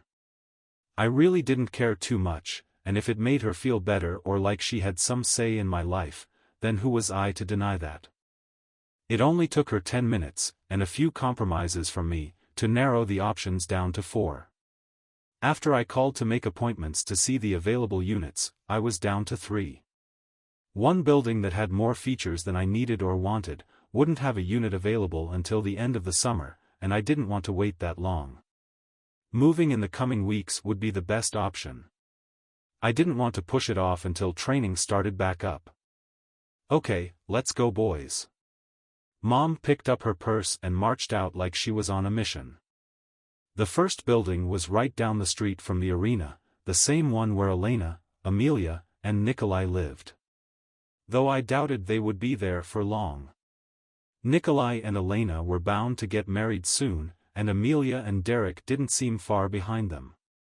The office manager walked us through the 2-bedroom unit that was exactly like Nikolai's. I liked this location, and it was built over the outdoor mall, so there were plenty of restaurants I could walk to. Once we got back in the car, Mom sighed. I'm not sure about that one. Why not? Joey asked. It was perfect. I thought so too. It checked all the boxes for me. It didn't feel right, she countered. What does that mean? I asked as I pulled onto the street and headed to the next address. It was just missing something, she said vaguely. That's the best you're going to get, boys. Don't argue with her. When she knows, she knows. Dad shook his head and looked out the window. The second option was where Eric and Chloe lived before they both got married. They lived in one of the 2 penthouses. I'd never been there, and I worried about the price tag that might be attached to this one. From the moment we stepped through the revolving door, I knew Mom was sold. We were greeted by a uniformed doorman, and the manager met us and led us to the elevator. She gushed over the chandelier and marble floors in the lobby and how quiet the ride up to the 10th floor was. At least we weren't headed to the top. I was feeling more confident about this place until the manager opened the front door. This was an open concept to an extreme. One entire wall from the living room to the very back door was glass overlooking downtown. From the entrance you could see the dining room, kitchen, and through to the bedroom that was only separated by glass doors that slid back to reveal everything. The cement floors and white fixtures added to the sterile vibe. Joey glanced at me, and I grimaced. Are all of the units this? It seemed like Mom was at a loss for words. A very rare occurrence. Modern? Dad filled in, ever the polite one. The manager turned with a wide grin. No, our building is a mixture of leases and owners. Some have the original design while some have been updated. This one has recently been remodeled in the most current style. Right. Well, at least I didn't have to call Eric and Reese and ask them what the heck they were thinking living in a place like this. Their units were probably a bit warmer. Well, thanks so much for showing us this one. I took a step back to the hall. Is this the only available unit? Dad asked. Right now, yes. It's very rare we have an opening. Many of our residents are high profile and enjoy the privacy our staff is known to accommodate. Sure. We have one more building to see, so we'll be in touch. Thank you. Mom smiled and we all turned and hurried to the elevator while the manager locked up. Once we were back in my car, Joey burst out laughing first, followed by me, my dad, and finally my mom. That was awful. It felt like somewhere you would slaughter animals. Joey shuddered. Either that or run a lab for an evil genius, Dad offered. It wasn't that bad, Mom said before laughing again. Oh man. The rest of it was so nice. Why did they allow them to destroy that one? Could you imagine living in a glass box? There was no privacy at all. I'm sure even the bathroom had glass doors. It would take a very special person to live there. Dad shook his head. Well, on to the next. Hopefully, this one would work. I didn't want to have to go through all those brochures again for something I'd already passed on. Settling on where I lived didn't feel right. I wasn't aware of anyone I knew living in this building, but it was close to where Wyatt and Noah lived. Just down the street from the cafe Kendall worked at, with several restaurants close by. I had to keep my hope in check. I didn't want to get too excited just in case it turned out to be a complete letdown. Ready? Dad asked before we entered. I nodded and the door swung open. A smiling man stepped out and held the door for us. Good afternoon. He smiled as we passed. Mom raised her brows and gave me a pointed look. Welcome, Mr. Dumoulin. A woman walked out and greeted us from a back door. I shook her hand before introducing her to my entourage. Lovely to meet you all. We only have 2 available units, and one is currently being looked at, so I'll show you the last one. I nodded and followed her while Mom tried to rush us along as if the apartment would suddenly vanish if we didn't hurry. I wasn't sure if this was a sales tactic, but I didn't like the added pressure. We got off on the 9th floor, and she led us to one of the 4 doors. Are there only 4 units on each floor? Yes. She nodded and unlocked the door before stepping back so we could enter. That was a plus. Not too many neighbors. Wow, Dad gushed as he stepped inside. If he was impressed, that must be a good sign. I followed him in and smiled. The walls were a light gray with dark hardwood floors. The kitchen was bright with white cabinets and overlooked the city with wide windows that ran into the living room as well.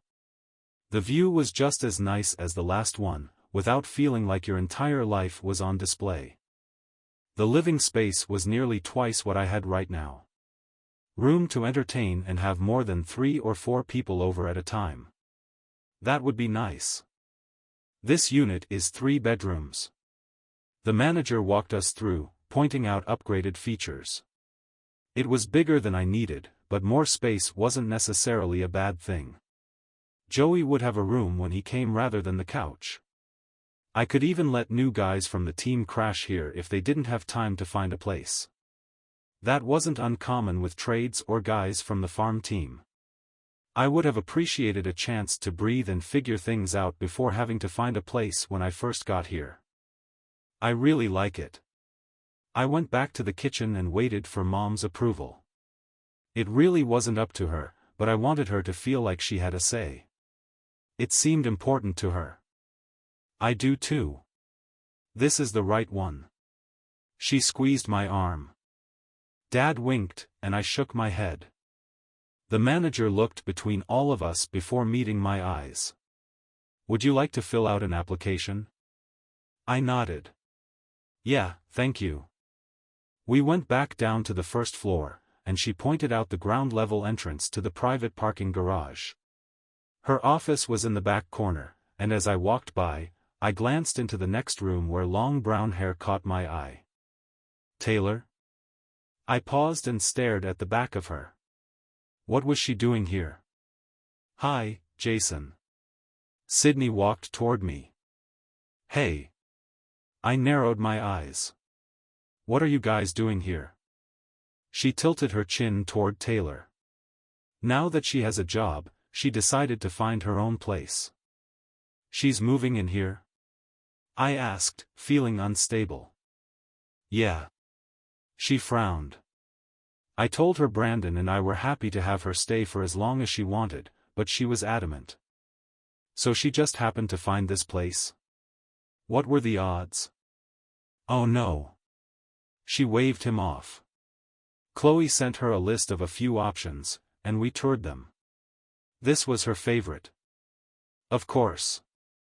Of course, she liked the same place as me. Of course, she was moving in.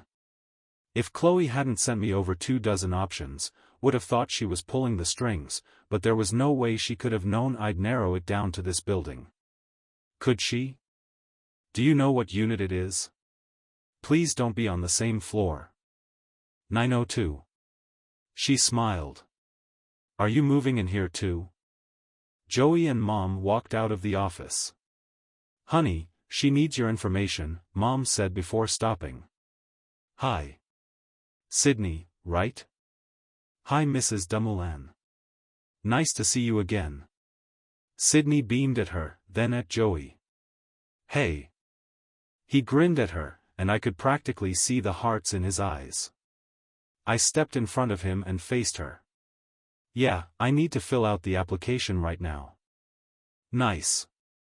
They approved her right away, so I'm sure you won't have any problems. She smiled at all of us. See you guys. Mom watched Sydney walk away and gasped when she saw who was next to her. Is that Taylor? I nodded. She's moving in here too? Looks like it, I replied. What are the odds? She sounded a little too pleased. Chapter 19, Taylor. I heard his voice. I knew he was outside the office, but I didn't move. Sydney told him I was moving in, and now so was he. Of all the places in the city? Here. I nearly growled while I read over the contract. Should I back out? There were other options. I didn't have to do this to myself. We would be living on the same floor. The woman that walked me and Sydney through the units showed us the 2- and 3-bedroom options. They were across the hall. I only needed the 2-bedroom, so he must be taking the 3. Right. Across the hall. We'd run into each other. We would work in the same building, then go home and live in the same one. Was this too much? No. I was here first. If he had a problem with it, he could find somewhere else. I wouldn't run away because of him. Just one more signature here, please. I followed the instructions and the woman smiled. We can set up your automatic payments and then you're all set. Thanks. I filled out my bank information, and she slid a pair of keys across the desk to me. Welcome to the building. If you ever have any questions, please feel free to let me know. I appreciate your help. I stood and walked into the hallway where Jason, his mom, and Sydney stood. Oh. Hi. I didn't realize they were still watching me. What are the chances? His mom beamed. It's fate, you two are going to be neighbors. I flinched at that word. I really didn't think so. It was a coincidence at best. He probably got the same recommendations from Chloe and liked this location and units for the same reasons I did. It's crazy, right? Sydney replied with a sweet smile. Taylor doesn't have any furniture, so we've got to run some errands. She stepped back, and I followed her lead. Good to see you guys. How about dinner tonight, sweetie? We can help you set up anything you need. Might as well put Joey and Dan to work while you can. I watched Jason gape at his mom, and it was enough to make me accept. Watching him squirm was worth it, plus a few extra hands wouldn't be the worst thing. That would be wonderful. Thank you. We'll be over around 6 with food. She hurried forward and gave me a brief hug before tugging Jason away to the far office. The second we were out of the building, Sydney burst out laughing. Did you see Jason's face? It looked like he was going to explode. I know. I chuckled. It was why I agreed. Oh, you're evil. I shrugged. We're going to be seeing each other either at the arena or here, so we need to get over any awkwardness sooner rather than later. Are you sure you're okay with this? Being around him so much, she asked as we got into my car. I started the engine and sighed. If you asked me back in Raleigh, I would have said never in a million years. It was hard enough being in the same city, but we've talked and cleared things up. That's good. It seemed like there was more she wanted to say. What is it? I asked as I pulled onto the street. It just feels like there's more than a bad breakup between you guys. It's none of my business, but I worry about you. She was right. There was a lot more between us. Maybe someday I would tell her everything, but not now. Not yet. Don't worry about me. I shot her a smile. But I do need to know where to go to find furniture. Well, there's Chloe's lady that decorated a ton of people's homes, but I've heard she can be pricey. Then let's not go with her. I was making a great salary, but that didn't mean I needed high-end coffee tables or couches. If you want functional and affordable, and we have Jason and his family helping, I know the perfect place. 3 hours later, we had everything I would need to furnish my new place. Some of the bigger items would be delivered in a few days, so I would be staying at the pool house until everything was ready. Brandon came over with the boys, him to help and them to provide us with entertainment. Hi, Milo. Hey, Finn. I bent down and hugged them. This is your new home? Milo asked as he looked around. Yeah. Do you like it? He shrugged a shoulder, and I glanced at Finn, who was frowning. What's wrong? He looked up at me. You won't live in the backyard anymore? I won't move in here for a few days, but after that, Yeah. I won't live there. He slumped. But I'll miss you. My eyes widened, and I looked to Brandon and Sydney for help. Brandon was amused, and Sydney had her hand over her heart. Well, I'll come and visit you, and you guys can come here too. Milo peered up at me. Promise? Of course. I was touched they cared at all. I'll miss you guys too much not to see you all the time. And you'll come swim? Finn asked. I won't be able to as much since I got a new job, but maybe on the weekends I can. They seemed to accept that and moved on to explore the empty rooms. So where should we get started? Brandon eyed the stacks of boxes with a frown. You really don't have to, I started, but he waved me off. It is a bit cruel to fill an entire apartment with Swedish furniture that takes an engineering degree to assemble. Sydney swatted at him. There's more help coming. And not everything is from there. I got my bedroom furniture and mattress from the place next door. And that would all come assembled, thankfully. We just opened the first box for the dining room table when there was a knock at the door. Jason had texted, asking what number my unit was, and I was a bit disappointed I wasn't there to see his reaction when he realized we were across the hall. I opened the door, and the entire Dumoulin family walked in. Dan set the stack of pizza boxes on the kitchen counter before slowly taking in the rooms. This is nice. It's almost the exact same as Jason's. It's lovely, sweetie. Janet gave me a brief hug before moving into the living area. Brandon. It's so good to see you. The twins appeared and she went into full-blown grandma mode, fussing over them, and they soaked in every second. She needs grandkids, ASAP. Joey smirked and nudged Jason. You should get on that. It was like all the oxygen was sucked out of the room. I leaned against the wall as Jason punched Joey in the arm, and Dan looked up at his sons. Joey's face paled and his eyes met mine. I'm so sorry. I didn't mean, his voice trailed off, and I swallowed before turning and walking down the hall while trying to hold myself together. I went into the bathroom and shut the door. I slid down the shower door, crumbling on the ground. He didn't mean to hurt me. I knew that, but the casual reference to Jason having a baby, acting as if Janet wasn't already a grandma. At least, she had been. For a brief moment in time. The door opened and Jason stepped in, closing it quietly behind him. Taylor? He studied me before taking a step forward and sitting in front of me. He took both of my hands in his. I'm so sorry. Joey wasn't thinking. I nodded. Numb. I should be feeling more, but my insides were too numb. He was 14, and I don't think he fully comprehended what happened. He doesn't get how painful it was. I knew that too. Joey wasn't being malicious, but it didn't change the fact that he was right. Alexander wasn't here. He wasn't getting spoiled and loved on by his grandparents. He never got the chance. I squeezed his hands and closed my eyes. They said the pain would fade, and I guess it did. I can get through a day without crying, but the second I think about him, it feels like I'm living it all over again.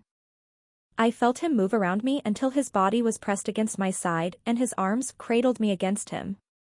It still rips me apart too, Tay. I'll think about him. What he would be doing now. What he would look like. If he would take more after you or me. I sucked in a breath. He would be the same age as the twins. That thought broke the dam. Tears poured down my cheeks. He would have been friends with Milo and Finn.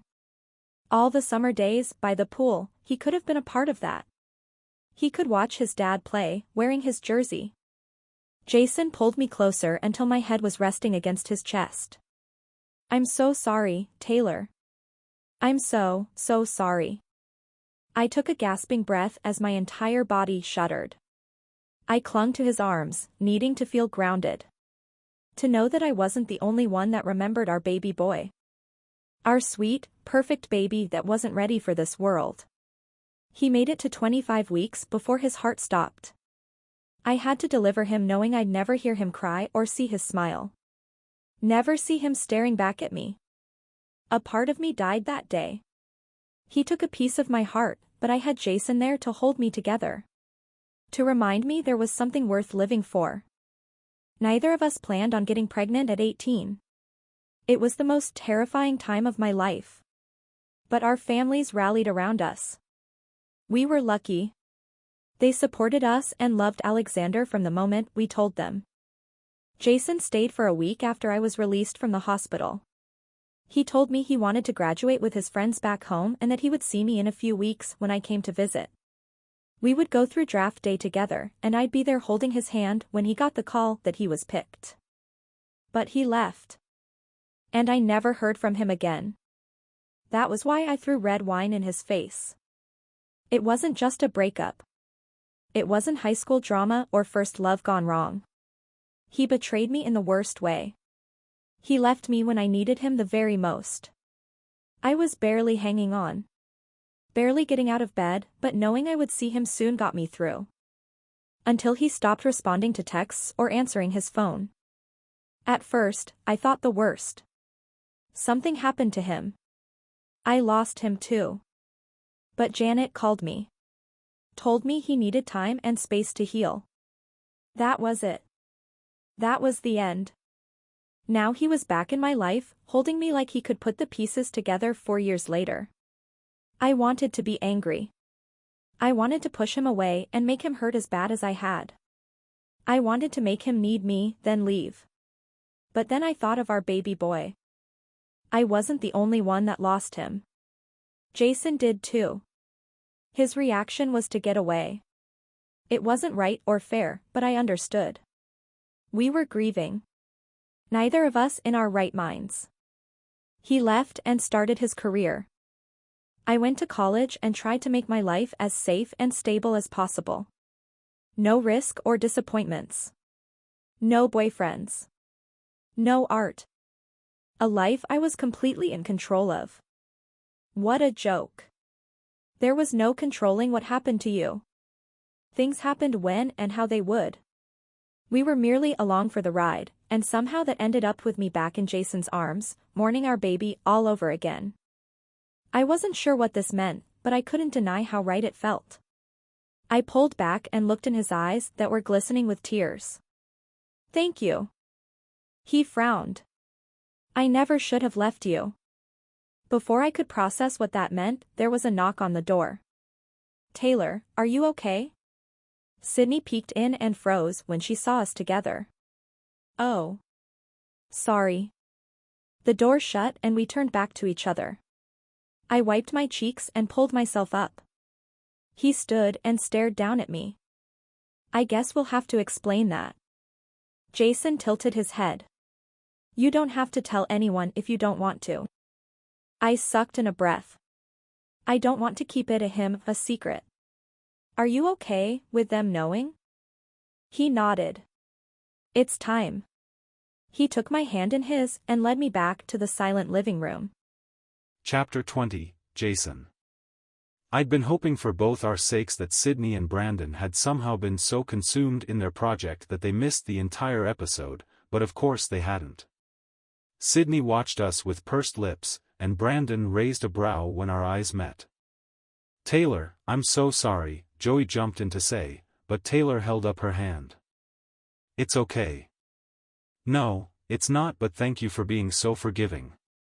He dropped his head and walked away, picking up a random box and taking it down the hall. Taylor twisted to face our friends. When we were 18, I got pregnant. At 25 weeks I had to deliver him stillborn. His name was Alexander, and I loved him with my whole heart. I still do.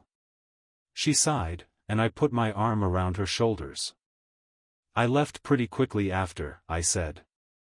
I didn't know how to cope with losing him, so I ran.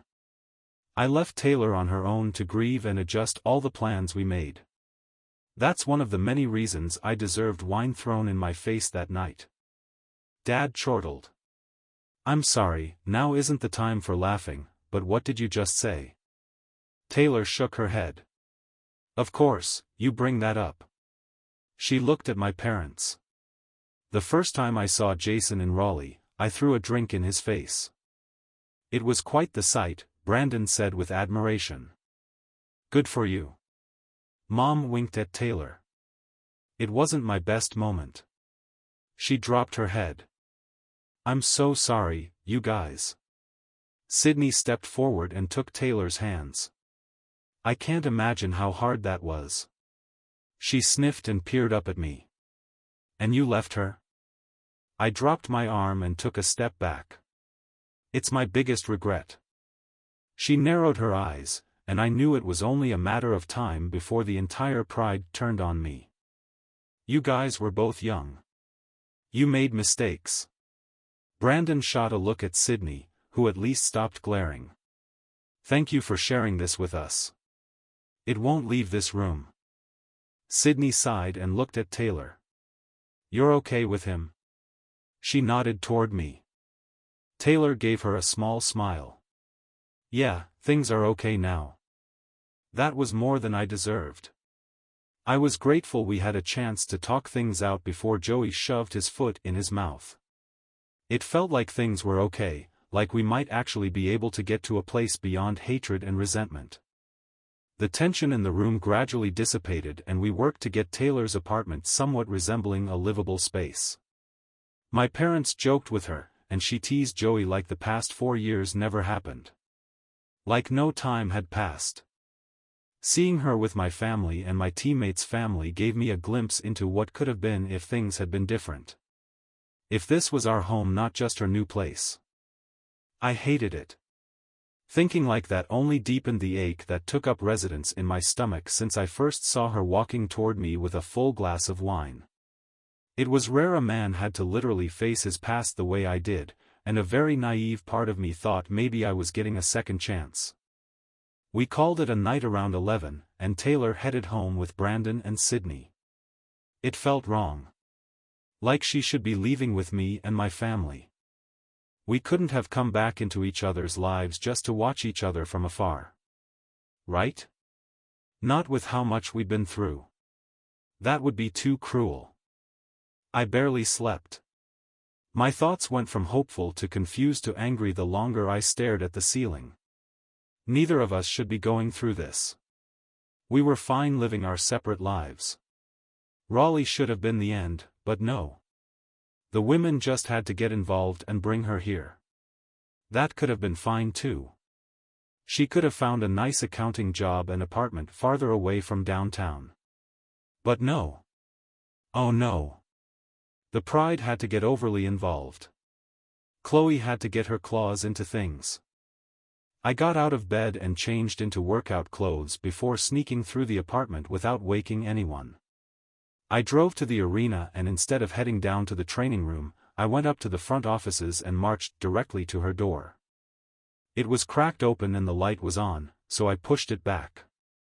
I wasn't really expecting her to be in yet, but it didn't surprise me what she was.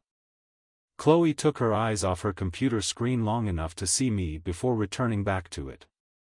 What? Why? I bit out. She began typing. Why what, Dumoulin? I moved to stand in front of her desk so she couldn't ignore me so easily. Why did you get involved? Her eyes flickered to mine, and she went back to typing. I'm running on 4 hours of sleep for the past 2 days. I don't have time or the mental capacity to decipher what you mean. I glanced down and realized her baby was in his wrap against her chest like he was every time I saw him. I almost asked if she'd tried taking him out of that thing. I had a feeling he would sleep better, but the deep purple bags under her eyes had me rethinking. You got Taylor a job, not just in the city but with the team. Then you gave her the same apartment recommendations you gave me. She sighed. Have you seen her art? Of course, I have. I shook my head. What was her point? Then you know why I had to hire her. She's too talented to be crunching numbers or taxes or whatever accountants do. She needs to be creating. She had a point. Taylor was an artist. I was actually grateful someone recognized that. And as for the apartments, I give everyone the same recommendations. If you remember, there were about 20 to choose from. Even I'm not good enough to plan or manipulate you two into choosing the same one. I fell into the seat behind me. That was another good point. Look, even when I'm on my A game, which I am not, I can't force people to bend to my will. I provide options and opportunities. Even though I take the credit, it's really just two people finding their way to one another. Callan shifted and gave a tiny chirp of a cry. We both froze, and Chloe looked down at him. A few seconds later she let out a sigh. So, if things are uncomfortable, she lowered her voice, that's not my doing. That's on you. I narrowed my eyes, but she was right. Chloe didn't even know the full extent of my history with Taylor. She couldn't have done any of this on purpose. Maybe I was just sleep-deprived, and not handling it nearly as well as she was. Do you want some help? I offered. She stopped typing and stared at me. With what? I nodded down. With Callan. Do you want me to take him on a walk or something? He's sleeping. I waited. You don't touch a sleeping baby, she said like I was beyond stupid. Right. That sounded vaguely familiar. If you want to come over from 1 to 4 in the morning and walk with him then, be my guest. I cringed. Is it really that bad? She closed her eyes and sighed. I sleep from 11 to 1, then 4 to 6. If I'm lucky. He wasn't in the mood this morning to stay in his crib, so I came here so I can at least be productive while being sleep-deprived. So yes. It is. She shook her head and went back to typing. You and Taylor have something most people wish for. What's that? I asked. A second chance. She paused and leaned back. You have an opportunity to try again. To do better. To make up for the things you did wrong in the past. How do you know either of us want that? You're in my office at 7 on a day off. That wouldn't happen if you were content or happy with life, and you're not mad about living close to each other. You wouldn't be here if that was the case either. You're here because you're scared. She was right, scarily so. And Taylor wouldn't have fought me on the job here if she wasn't scared, too. She would have jumped at the chance, but she didn't think she should be here, in the arena. She never mentioned you by name, but she said she didn't want to make anyone uncomfortable. I had to assure her several times that there wouldn't be a problem. And there won't be, right? I nodded. I don't have any problems with her working here. Of course, you don't. She'll be around more, and you'll find excuses to be in the office. I don't think. It will happen. It always does. She rested her head back against her chair and closed her eyes. Just because I don't force things to happen doesn't mean that they don't follow a predictable pattern. You'll be up here like Eric was, extra diligent with his physical therapy. Or Nikolai suddenly being willing to interview when Elena was around. She went quiet and I wondered if she had fallen asleep. I put my hands on the armrest, ready to quietly leave, when she spoke again.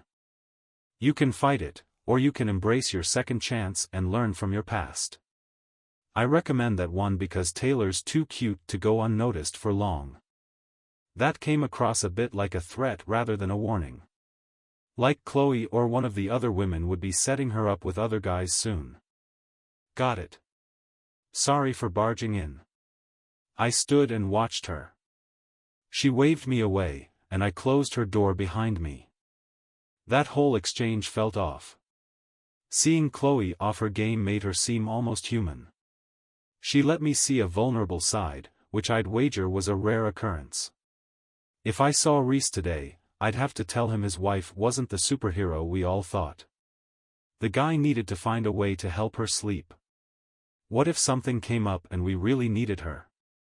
We needed take action Chloe, not fall asleep mid-conversation Chloe. By the time I made it to the training room, there were a handful of guys who had already started.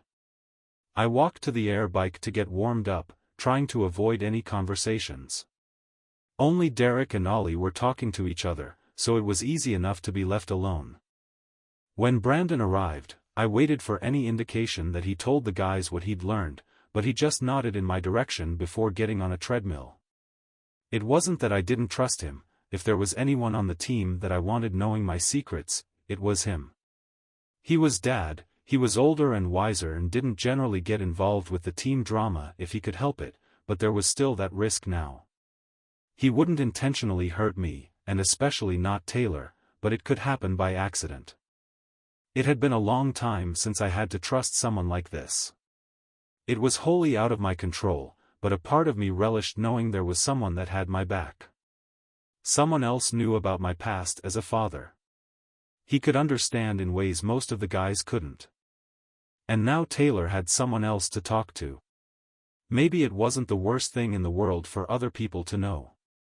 It was completely up to Taylor. I wouldn't take this decision from her, but maybe this could be the start of letting other people know. Talking about Alexander, outwardly acknowledging his existence, was so incredibly freeing. What if we could get to a point where it wasn't a secret that pained us? What if it was simply a part of our story?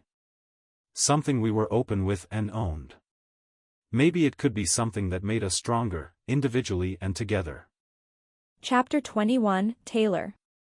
It took a few days for all the furniture to get delivered, plus I had to buy bedding, towels, and everything else needed to make a house livable. I didn't realize how quickly cups, plates, bowls, utensils, and cookware would add up. I'd have to wait until my next paycheck to get the most non-essential essentials. At least work was going well. The concept for the mural I was working on was coming to life, and even though I was nervous to present it to Chloe and the rest of the key decision-makers, I was excited to be back in my element. When I got home from work for the very first time, I set my purse down on the kitchen counter and looked around. This was it. My home. My very own space. The first time I was living alone.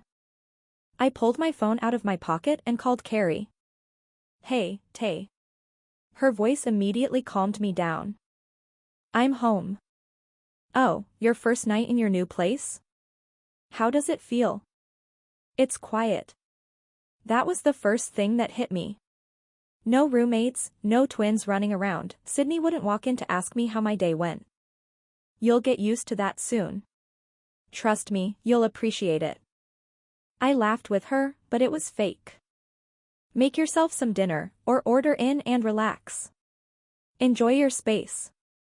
I'd probably agree with her if I had 2 kids and a husband taking up all my time and energy. This probably sounded like heaven to her, but I'd trade her in a second. It wasn't that I was scared. I felt safe in this building. I was lonely. Like I'd been when I was staying in the hotel in Raleigh. The days the girls were gone were long and boring. I was used to being around people. I liked that. Now I was alone. "You're right. Tell everyone hi for me." We hung up and I went to my couch and sat, looking out the window. I had a great view of the city from my spot, perfect for unwinding after a long day. It would get easier. It had to. I'd adjust to this as I had everything else. I hated sharing a dorm my freshman year after never sharing a bedroom growing up, but after a few weeks it wasn't so bad, and I ended up missing my roommate the next year. I could host a dinner party or something as soon as I got more settled. Maybe the pride would come, although I wasn't technically a qualifying member of their group. I could invite people from the office. Coworkers made great friends since you already spent so much time together. It was better to like them than treat them like people you were forced to see. Yeah. Once my place was put together, I'd organize something. Until then, I was on my own. Unless I stood and peeked through the peephole in my door to the hallway. Had Jason moved in yet? Was his family still here? There was only one way to find out, but I didn't want to walk over empty-handed and beg him to get dinner with me. I stepped back and leaned against the wall. I could order a little extra pizza. Offer to share with him. Before I could chicken out, I grabbed my phone and found the closest pizza place. 30 minutes later, I was armed with 2 boxes of ooey gooey goodness. I crossed the hall and knocked on his door. There were a few minutes of silence, and I'd almost given up when he swung it open wearing only a pair of workout shorts. The body I thought I knew, the one of a teenager, was long gone. This was all man. Broader. Thicker. Muscles that I once found impressive had swollen to 3 times their size. He was huge. Ripped. Taylor? I swallowed and met his eyes with zero dignity left. He was smirking, and I almost threw the pizzas in his face. I should run. He leaned against the door frame, folding his arms and making all those muscles twist and bulge in new ways. You have pizza? I nodded. Are you wanting to share it? My eyes trailed up his too large to be real-life biceps, and I nodded again. Come on in.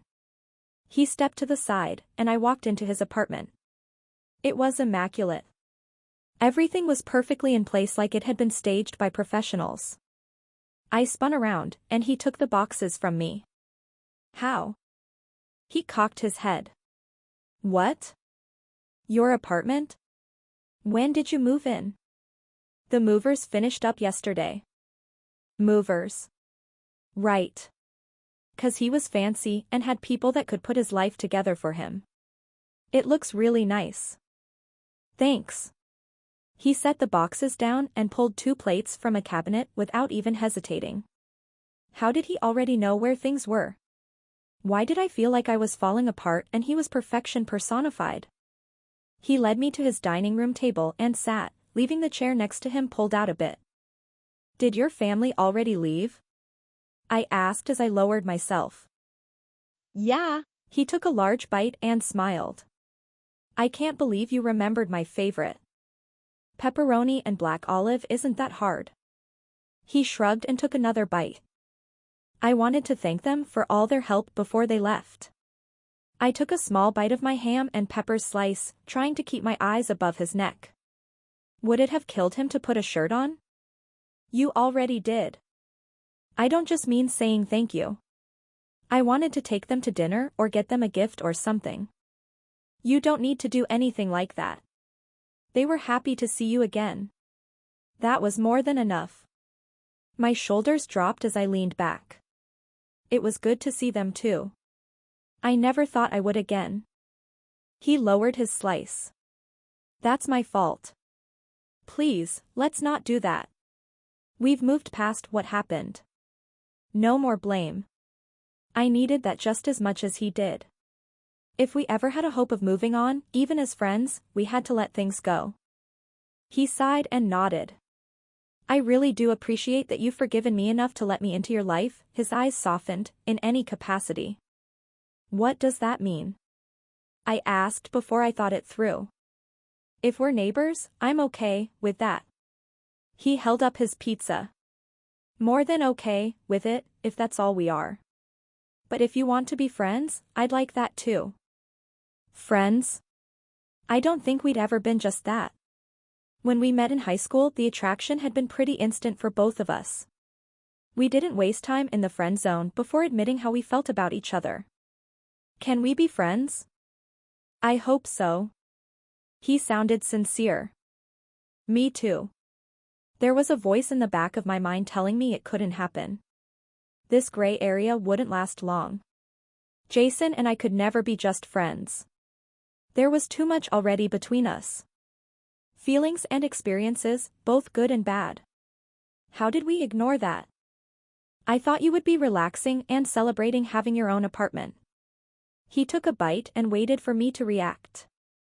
Would he tease me? Would he understand? I was lonely. He dropped his eyes. It's like that for the first few months. It probably took at least 4 months to get used to the quiet and not try to fill it. At first, I always had the TV on or music, anything to keep me from realizing I was alone. But you did get used to it? He nodded. Yeah. It's not so bad anymore. Some of the guys live together because they don't like being alone, but I've come to appreciate having a quiet place to come home to after traveling. Being with them all the time and then living with one of them would be too much. I get that. I focused on my plate. I just needed to adjust. Wasn't that what I told myself earlier? Why did it suddenly click when he told me? But if you ever feel lonely, you're always welcome here. I chuckled. I'm sure your girlfriend would appreciate that. His lip twitched.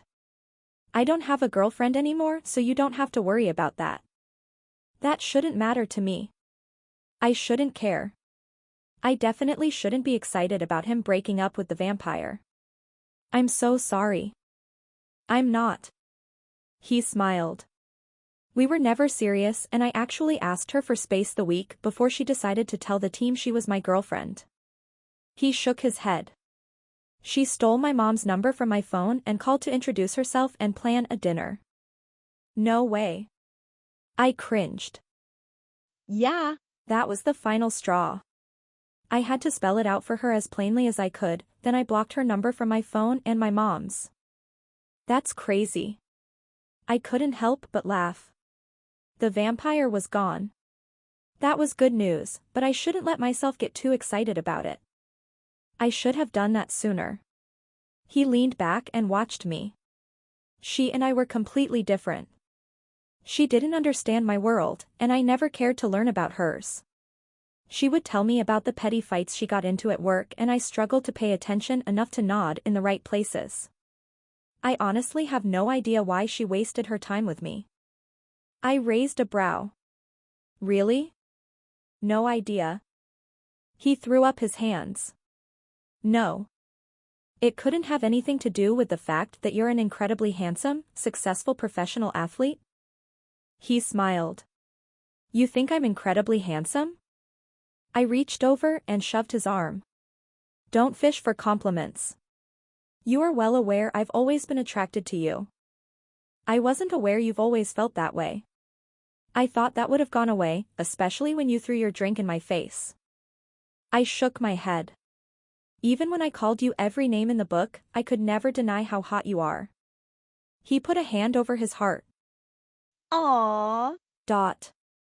Oh please. He leaned forward and rested his elbows on the table. I have to admit, you're even more beautiful than I remembered. I tried to picture you over the years, how you would look as we grew up, but you're more than I could have dreamed. This conversation had taken an unexpected turn. I wasn't sure what to say. How to react. The way his eyes seemed to soak me and felt almost intimate. Like he was seeing more than I wanted him to. It was filling my mind with thoughts I shouldn't have. What if none of this was by chance? What if fate was a real thing? What if I was supposed to miss my turn on the way to Raleigh? What if I was never meant to work there? What if we came back into each other's lives for a reason? My heart raced as I soaked this all in. A few weeks ago, I would have laughed if someone said I'd be sitting in Jason Dumoulin's apartment, casually having pizza. Life changes so fast. Neither of us were the 18-year-olds we once knew. We'd grown and learned and improved. He wasn't the boy who'd run away, not anymore. And I wasn't the broken girl he'd left behind. Jason, I didn't know how to put my racing thoughts into words. Do you believe in second chances? He surprised me again. I guess it depends. I whispered. Do you think we could have a second chance? Do you think you can forgive me enough to not just be my neighbor or friend, but to see if there could be something between you and me again? Chapter 22, Jason. I pushed. I knew I was testing her limits, but I went too far. Asking if she thought there could be something between us again? What a fool. Her eyes grew to the size of the plate. We were having a moment. I swear it felt like something was changing between us. I thought it was. She came over. She brought food. She opened up to me and admitted her feelings. She told me she was still attracted to me. The opportunity was right there in front of me, so I took it. She couldn't blame me for trying, right? Her silence was making me second-guess that. You know what? Never mind. I stood and gathered our plates while she sat frozen in place. I dropped them in the sink and watched her from across the kitchen. She blinked and seemed to curl in on herself as she slouched in the chair. She came to me looking scared and unsure. She chose to come to me in her time of need, which I knew couldn't have been easy. Instead of being the person she could lean on, the friend she so obviously needed, I had to go and be selfish. Again. I went back to my seat and leaned toward her. Forget I said that, please. We just got each other back, let's not ruin that. We can just be friends. She sucked in a breath and finally met my eyes. I don't know. What part? Her lips formed a sad smile. I don't know if I can just be friends, Jason. We've never done that, and I'm not sure I can. That was fair but terrifying. If there was one thing I learned from all of this, it was how much I still cared about her. Having her back, even for a few weeks, was like teasing a starving animal with meat. I could walk away, but only if she told me to. I'd never go willingly. Not again. I swallowed at that thought. Without even trying, she took up residence in my heart and mind like she never left. I'd kept that spot open for her all this time but never realized it. I never let any other woman get close enough to try. I told myself I kept them at a distance because of the nature of my job. Maintaining a healthy relationship was just too hard right now. I had too much going on to give any woman what they deserved. Not Taylor. I would do anything at all, to keep her in my life. As that realization washed over me, I reached for her. I took her hand in mine and squeezed. We aren't the teenagers either of us knew, but I want to know who you are now. I'm asking for that chance. Her eyes watched our hands. Did she feel how right it was? How familiar her skin was against mine. This night was spinning out of control, but I wasn't missing this opportunity that literally came knocking at my door. If it was too fast or too soon, I could deal with that.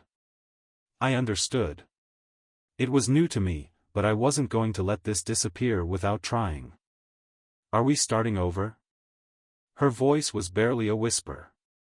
I searched her face for a hint of what she wanted my answer to be, but she revealed nothing. I don't think I can, Taylor.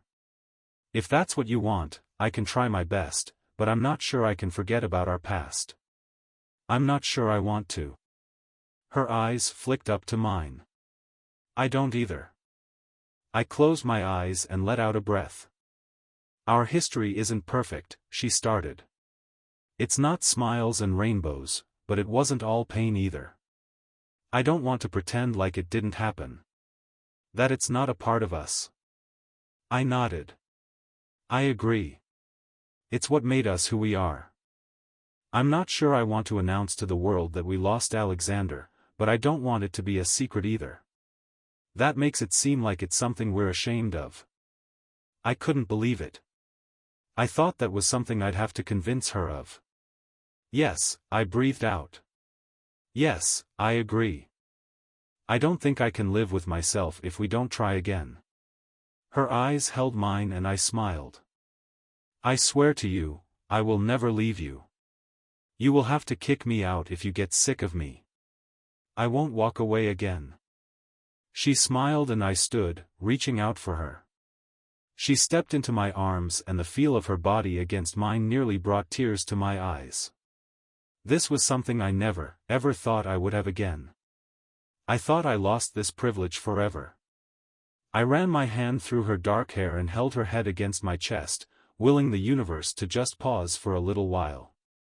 I needed to soak this in. Will you stay a little while? I wasn't ready for this night to be over. She pulled back enough to meet my eyes. Okay.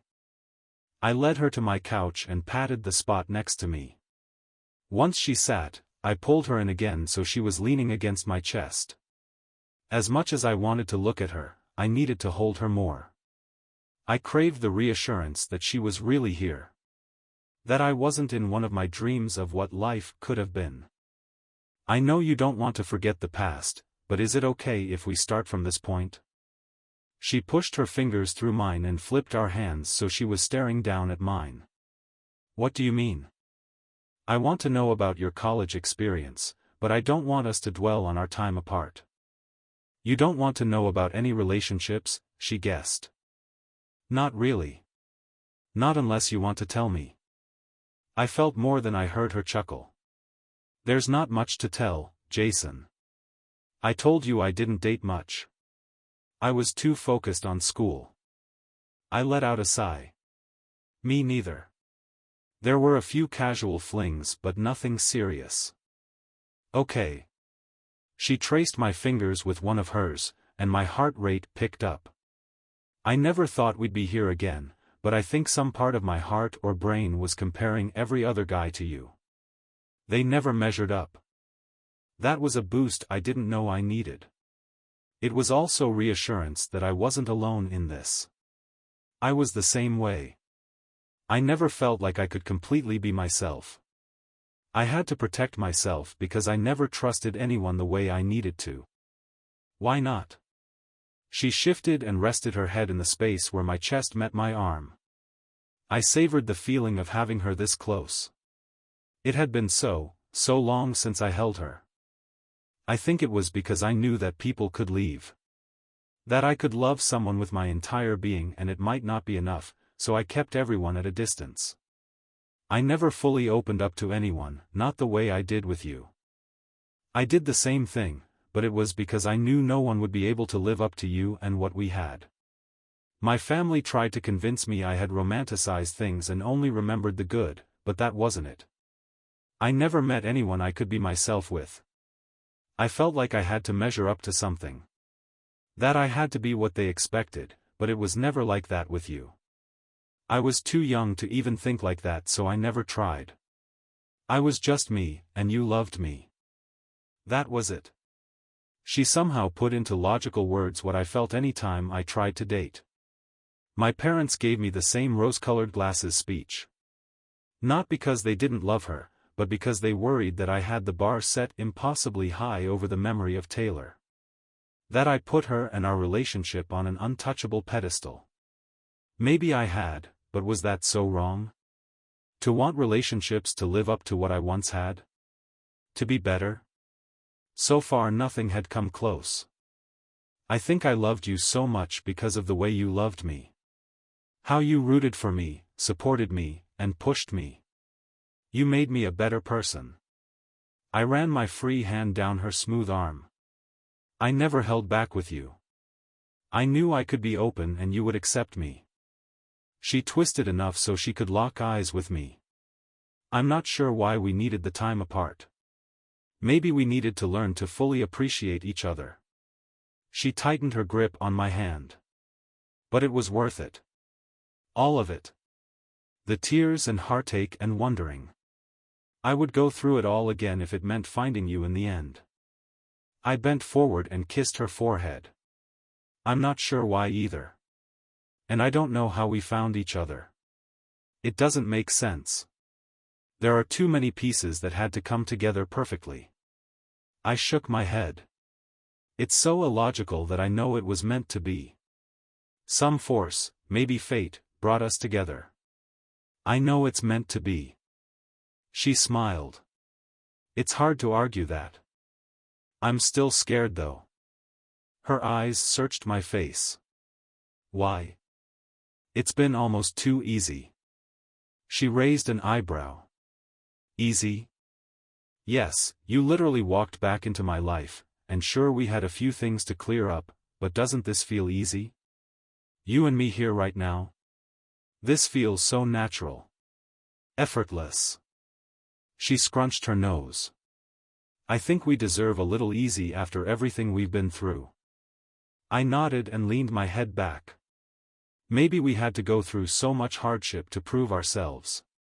To see the absolute best and worst in each other and still choose to be together.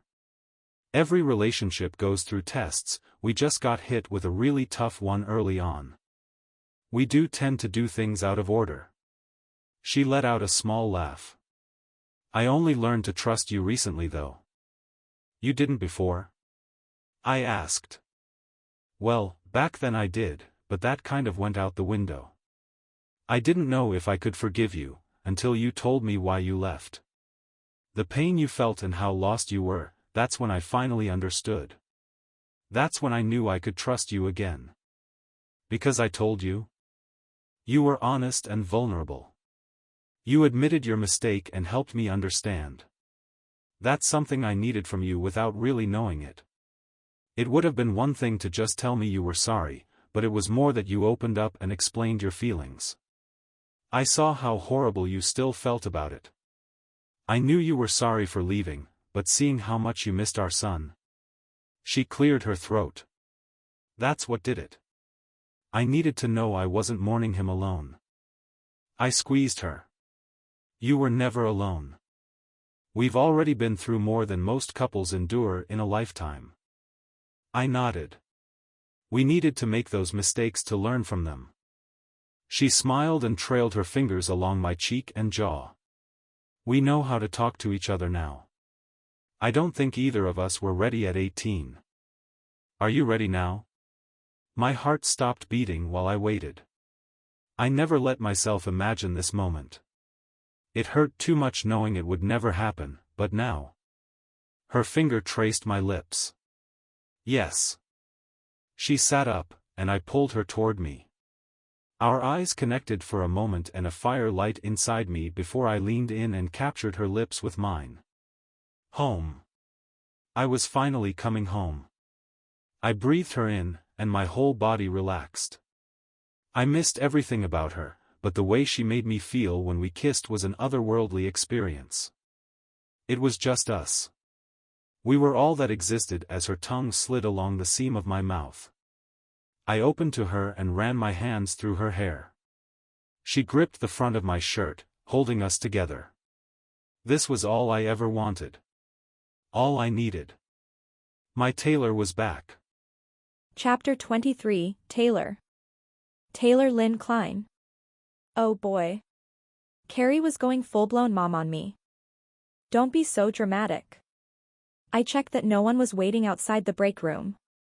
When I texted my sister about last night, I hadn't expected her to immediately call me, so I ran to the nearest room with a door I could close.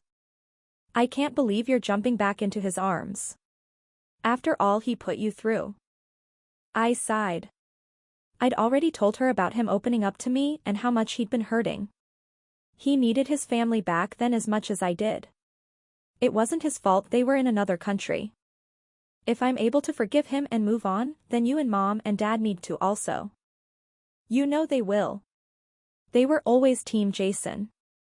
I was the one who had to remind everyone that he broke your heart. Maybe my parents saw what I wasn't able to back then.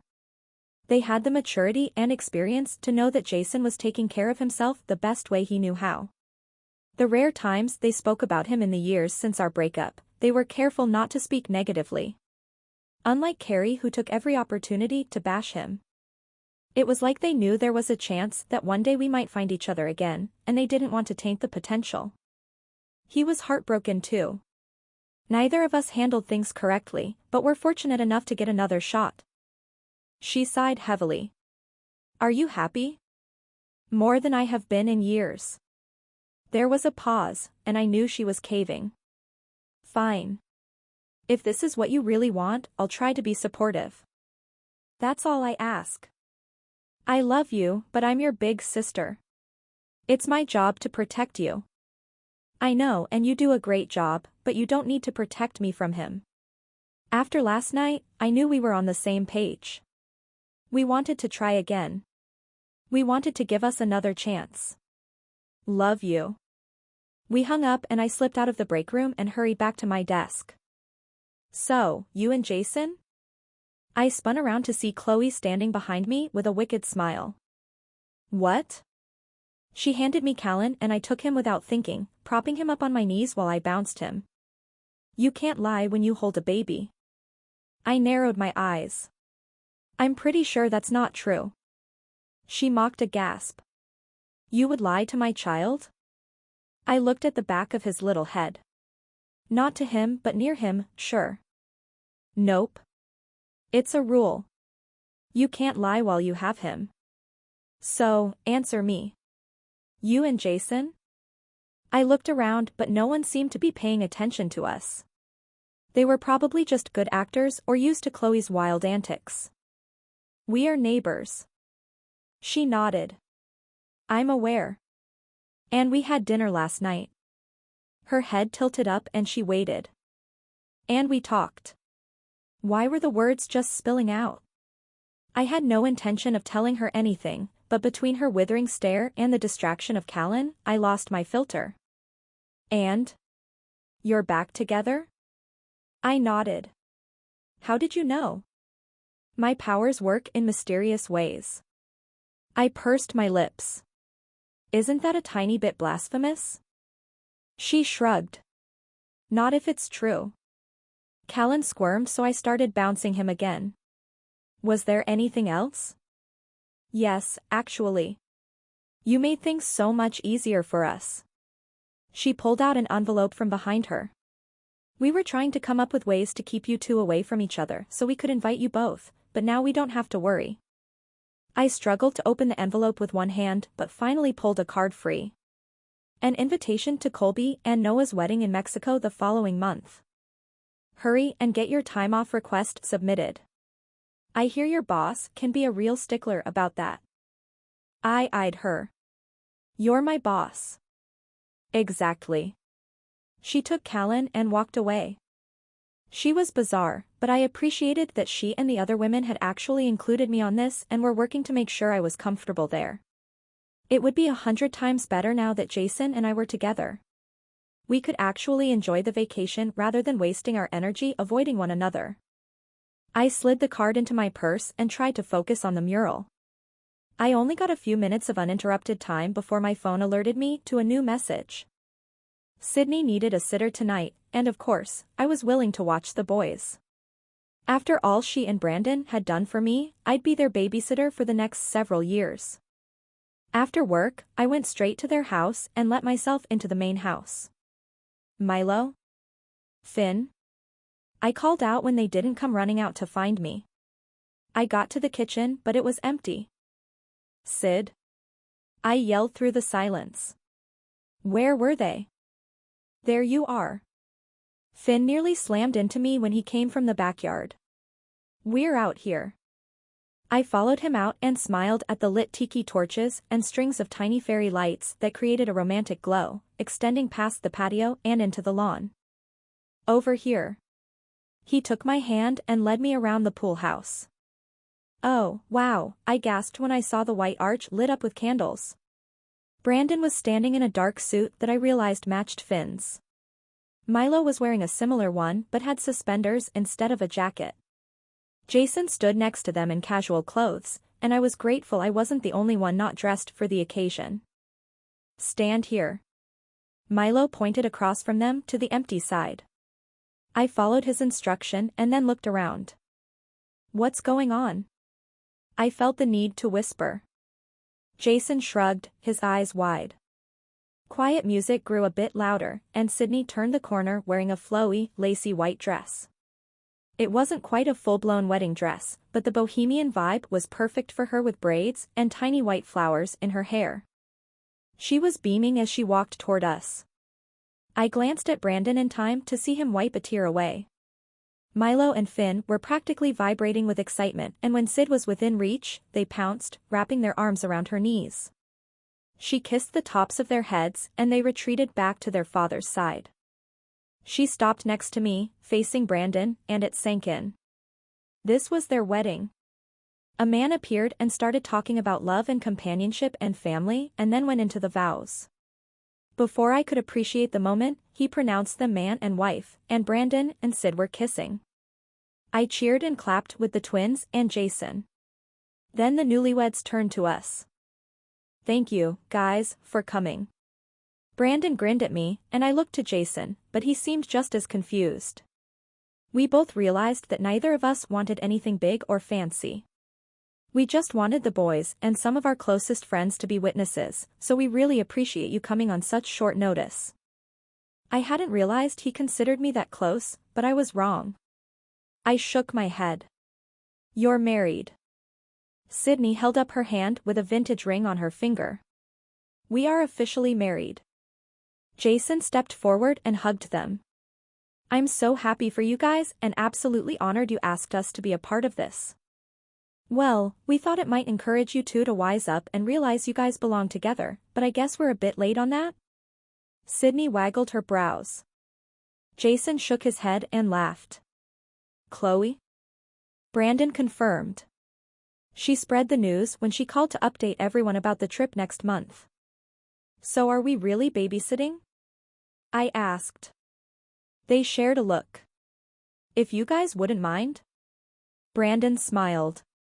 We weren't planning on going anywhere, but if you can watch the boys, maybe we'll go find a hotel. Her eyes lit up. We can go to bed early, and even sleep in. Her husband nodded. Until 9 if we want. Jason smirked. All right, you crazy kids, go get your things packed and we'll hang out with the boys tonight. Thank you, guys, so much. Sydney grabbed Brandon's hand and they hurried to the house. I'm going to call and see if I can get them a room, Jason announced before walking away while I corralled the twins back inside. You guys did so great. Did you practice standing quietly? I asked as I opened the fridge and pulled out some grapes for them. Milo nodded. Yeah. Dad made us do it until we got our wiggles out. Finn popped a grape in his mouth. Sydney's our mommy now. I wasn't sure what to say to that.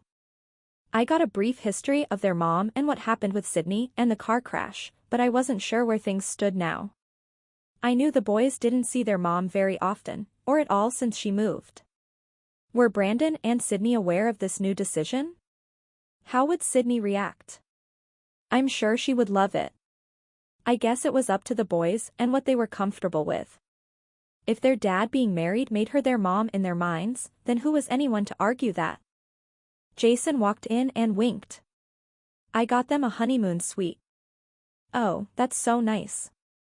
He shrugged. It's their wedding present. Did you have any idea this was what they were going to do? He shook his head. No, Brandon asked if I could come watch the boys for a little while. I never would have guessed. Me too. I still couldn't believe they asked us to be their witnesses, to be included in their private moment. It was so perfect. Just simple and romantic and about them. That's all anyone needs. His eyebrows shot up. I'm pretty sure I remember you had a 3-inch binder of all your wedding plans. I smiled. That was before. Before, he asked. When I thought life was a fairy tale. What is it now? He was frowning. It's messy and unpredictable and wonderful.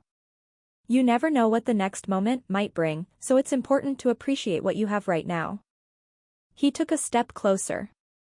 So, you want to get married in their backyard? I laughed. Not necessarily. I just understand why they chose to. They have the important part. They're married. They're bound together forever. The wedding is just fluff. Good to know. He put his arms around me and pulled me into him. That doesn't mean I want to get married right now, I warned him. His smile never wavered. Of course. I tilted my head back until he met my eyes. I'm serious. I know. He kissed the top of my head, and I had a feeling he wasn't really listening. Jason. You don't want to get married right now. I know, but that just means that it's a possibility for the future, and I'm happy about that. He waited for my reaction, and I finally nodded.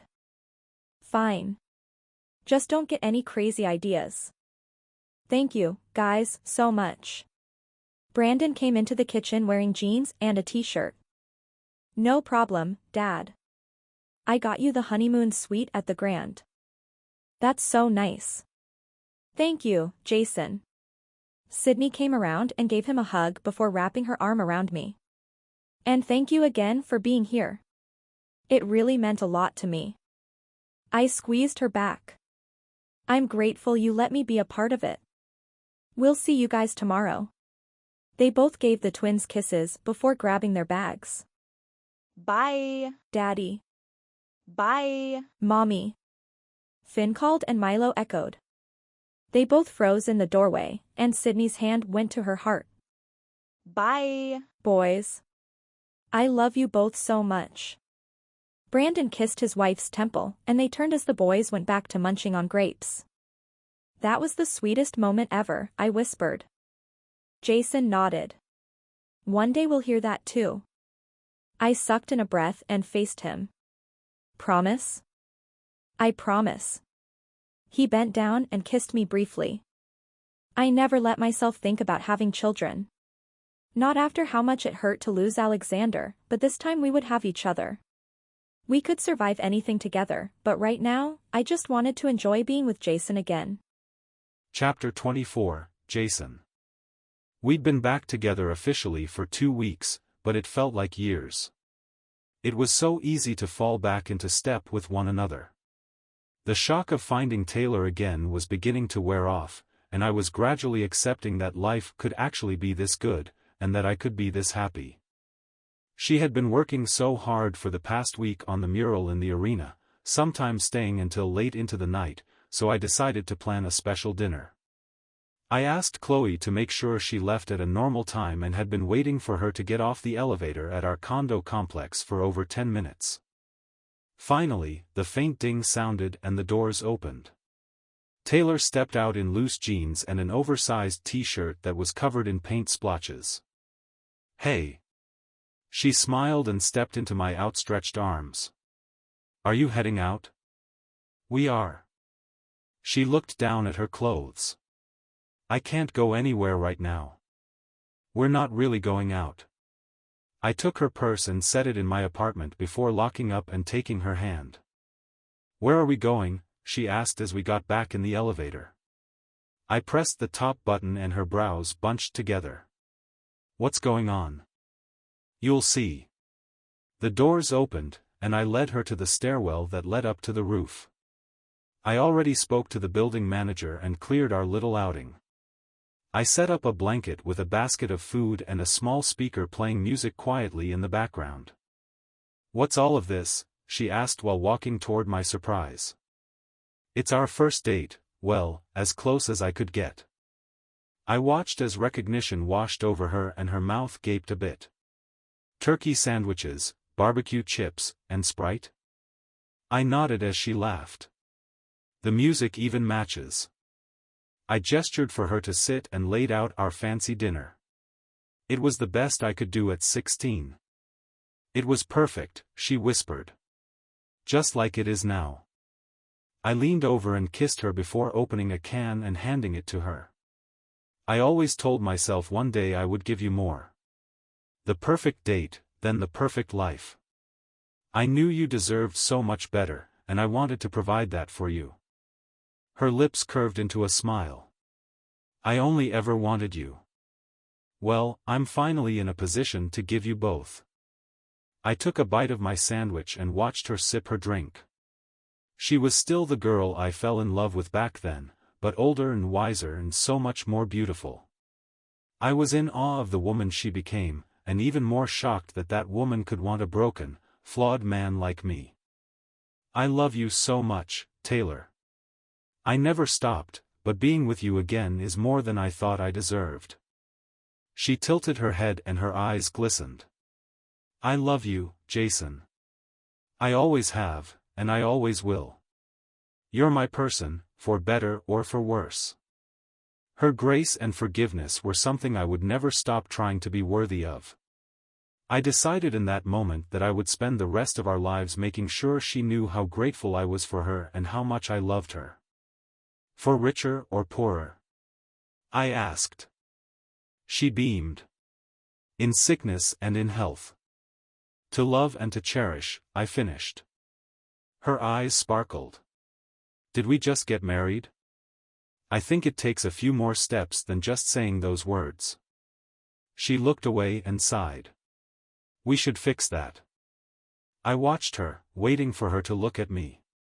Did you just propose? She shrugged. Maybe. Huh. I reached for her hand. I accept. Her eyes widened in a flash before she flung herself into my arms and kissed me. Looking for more sweet hockey romances with a friends to lovers theme? In Center Ice, Jake saves the day for Danny, proving not all men are jerks.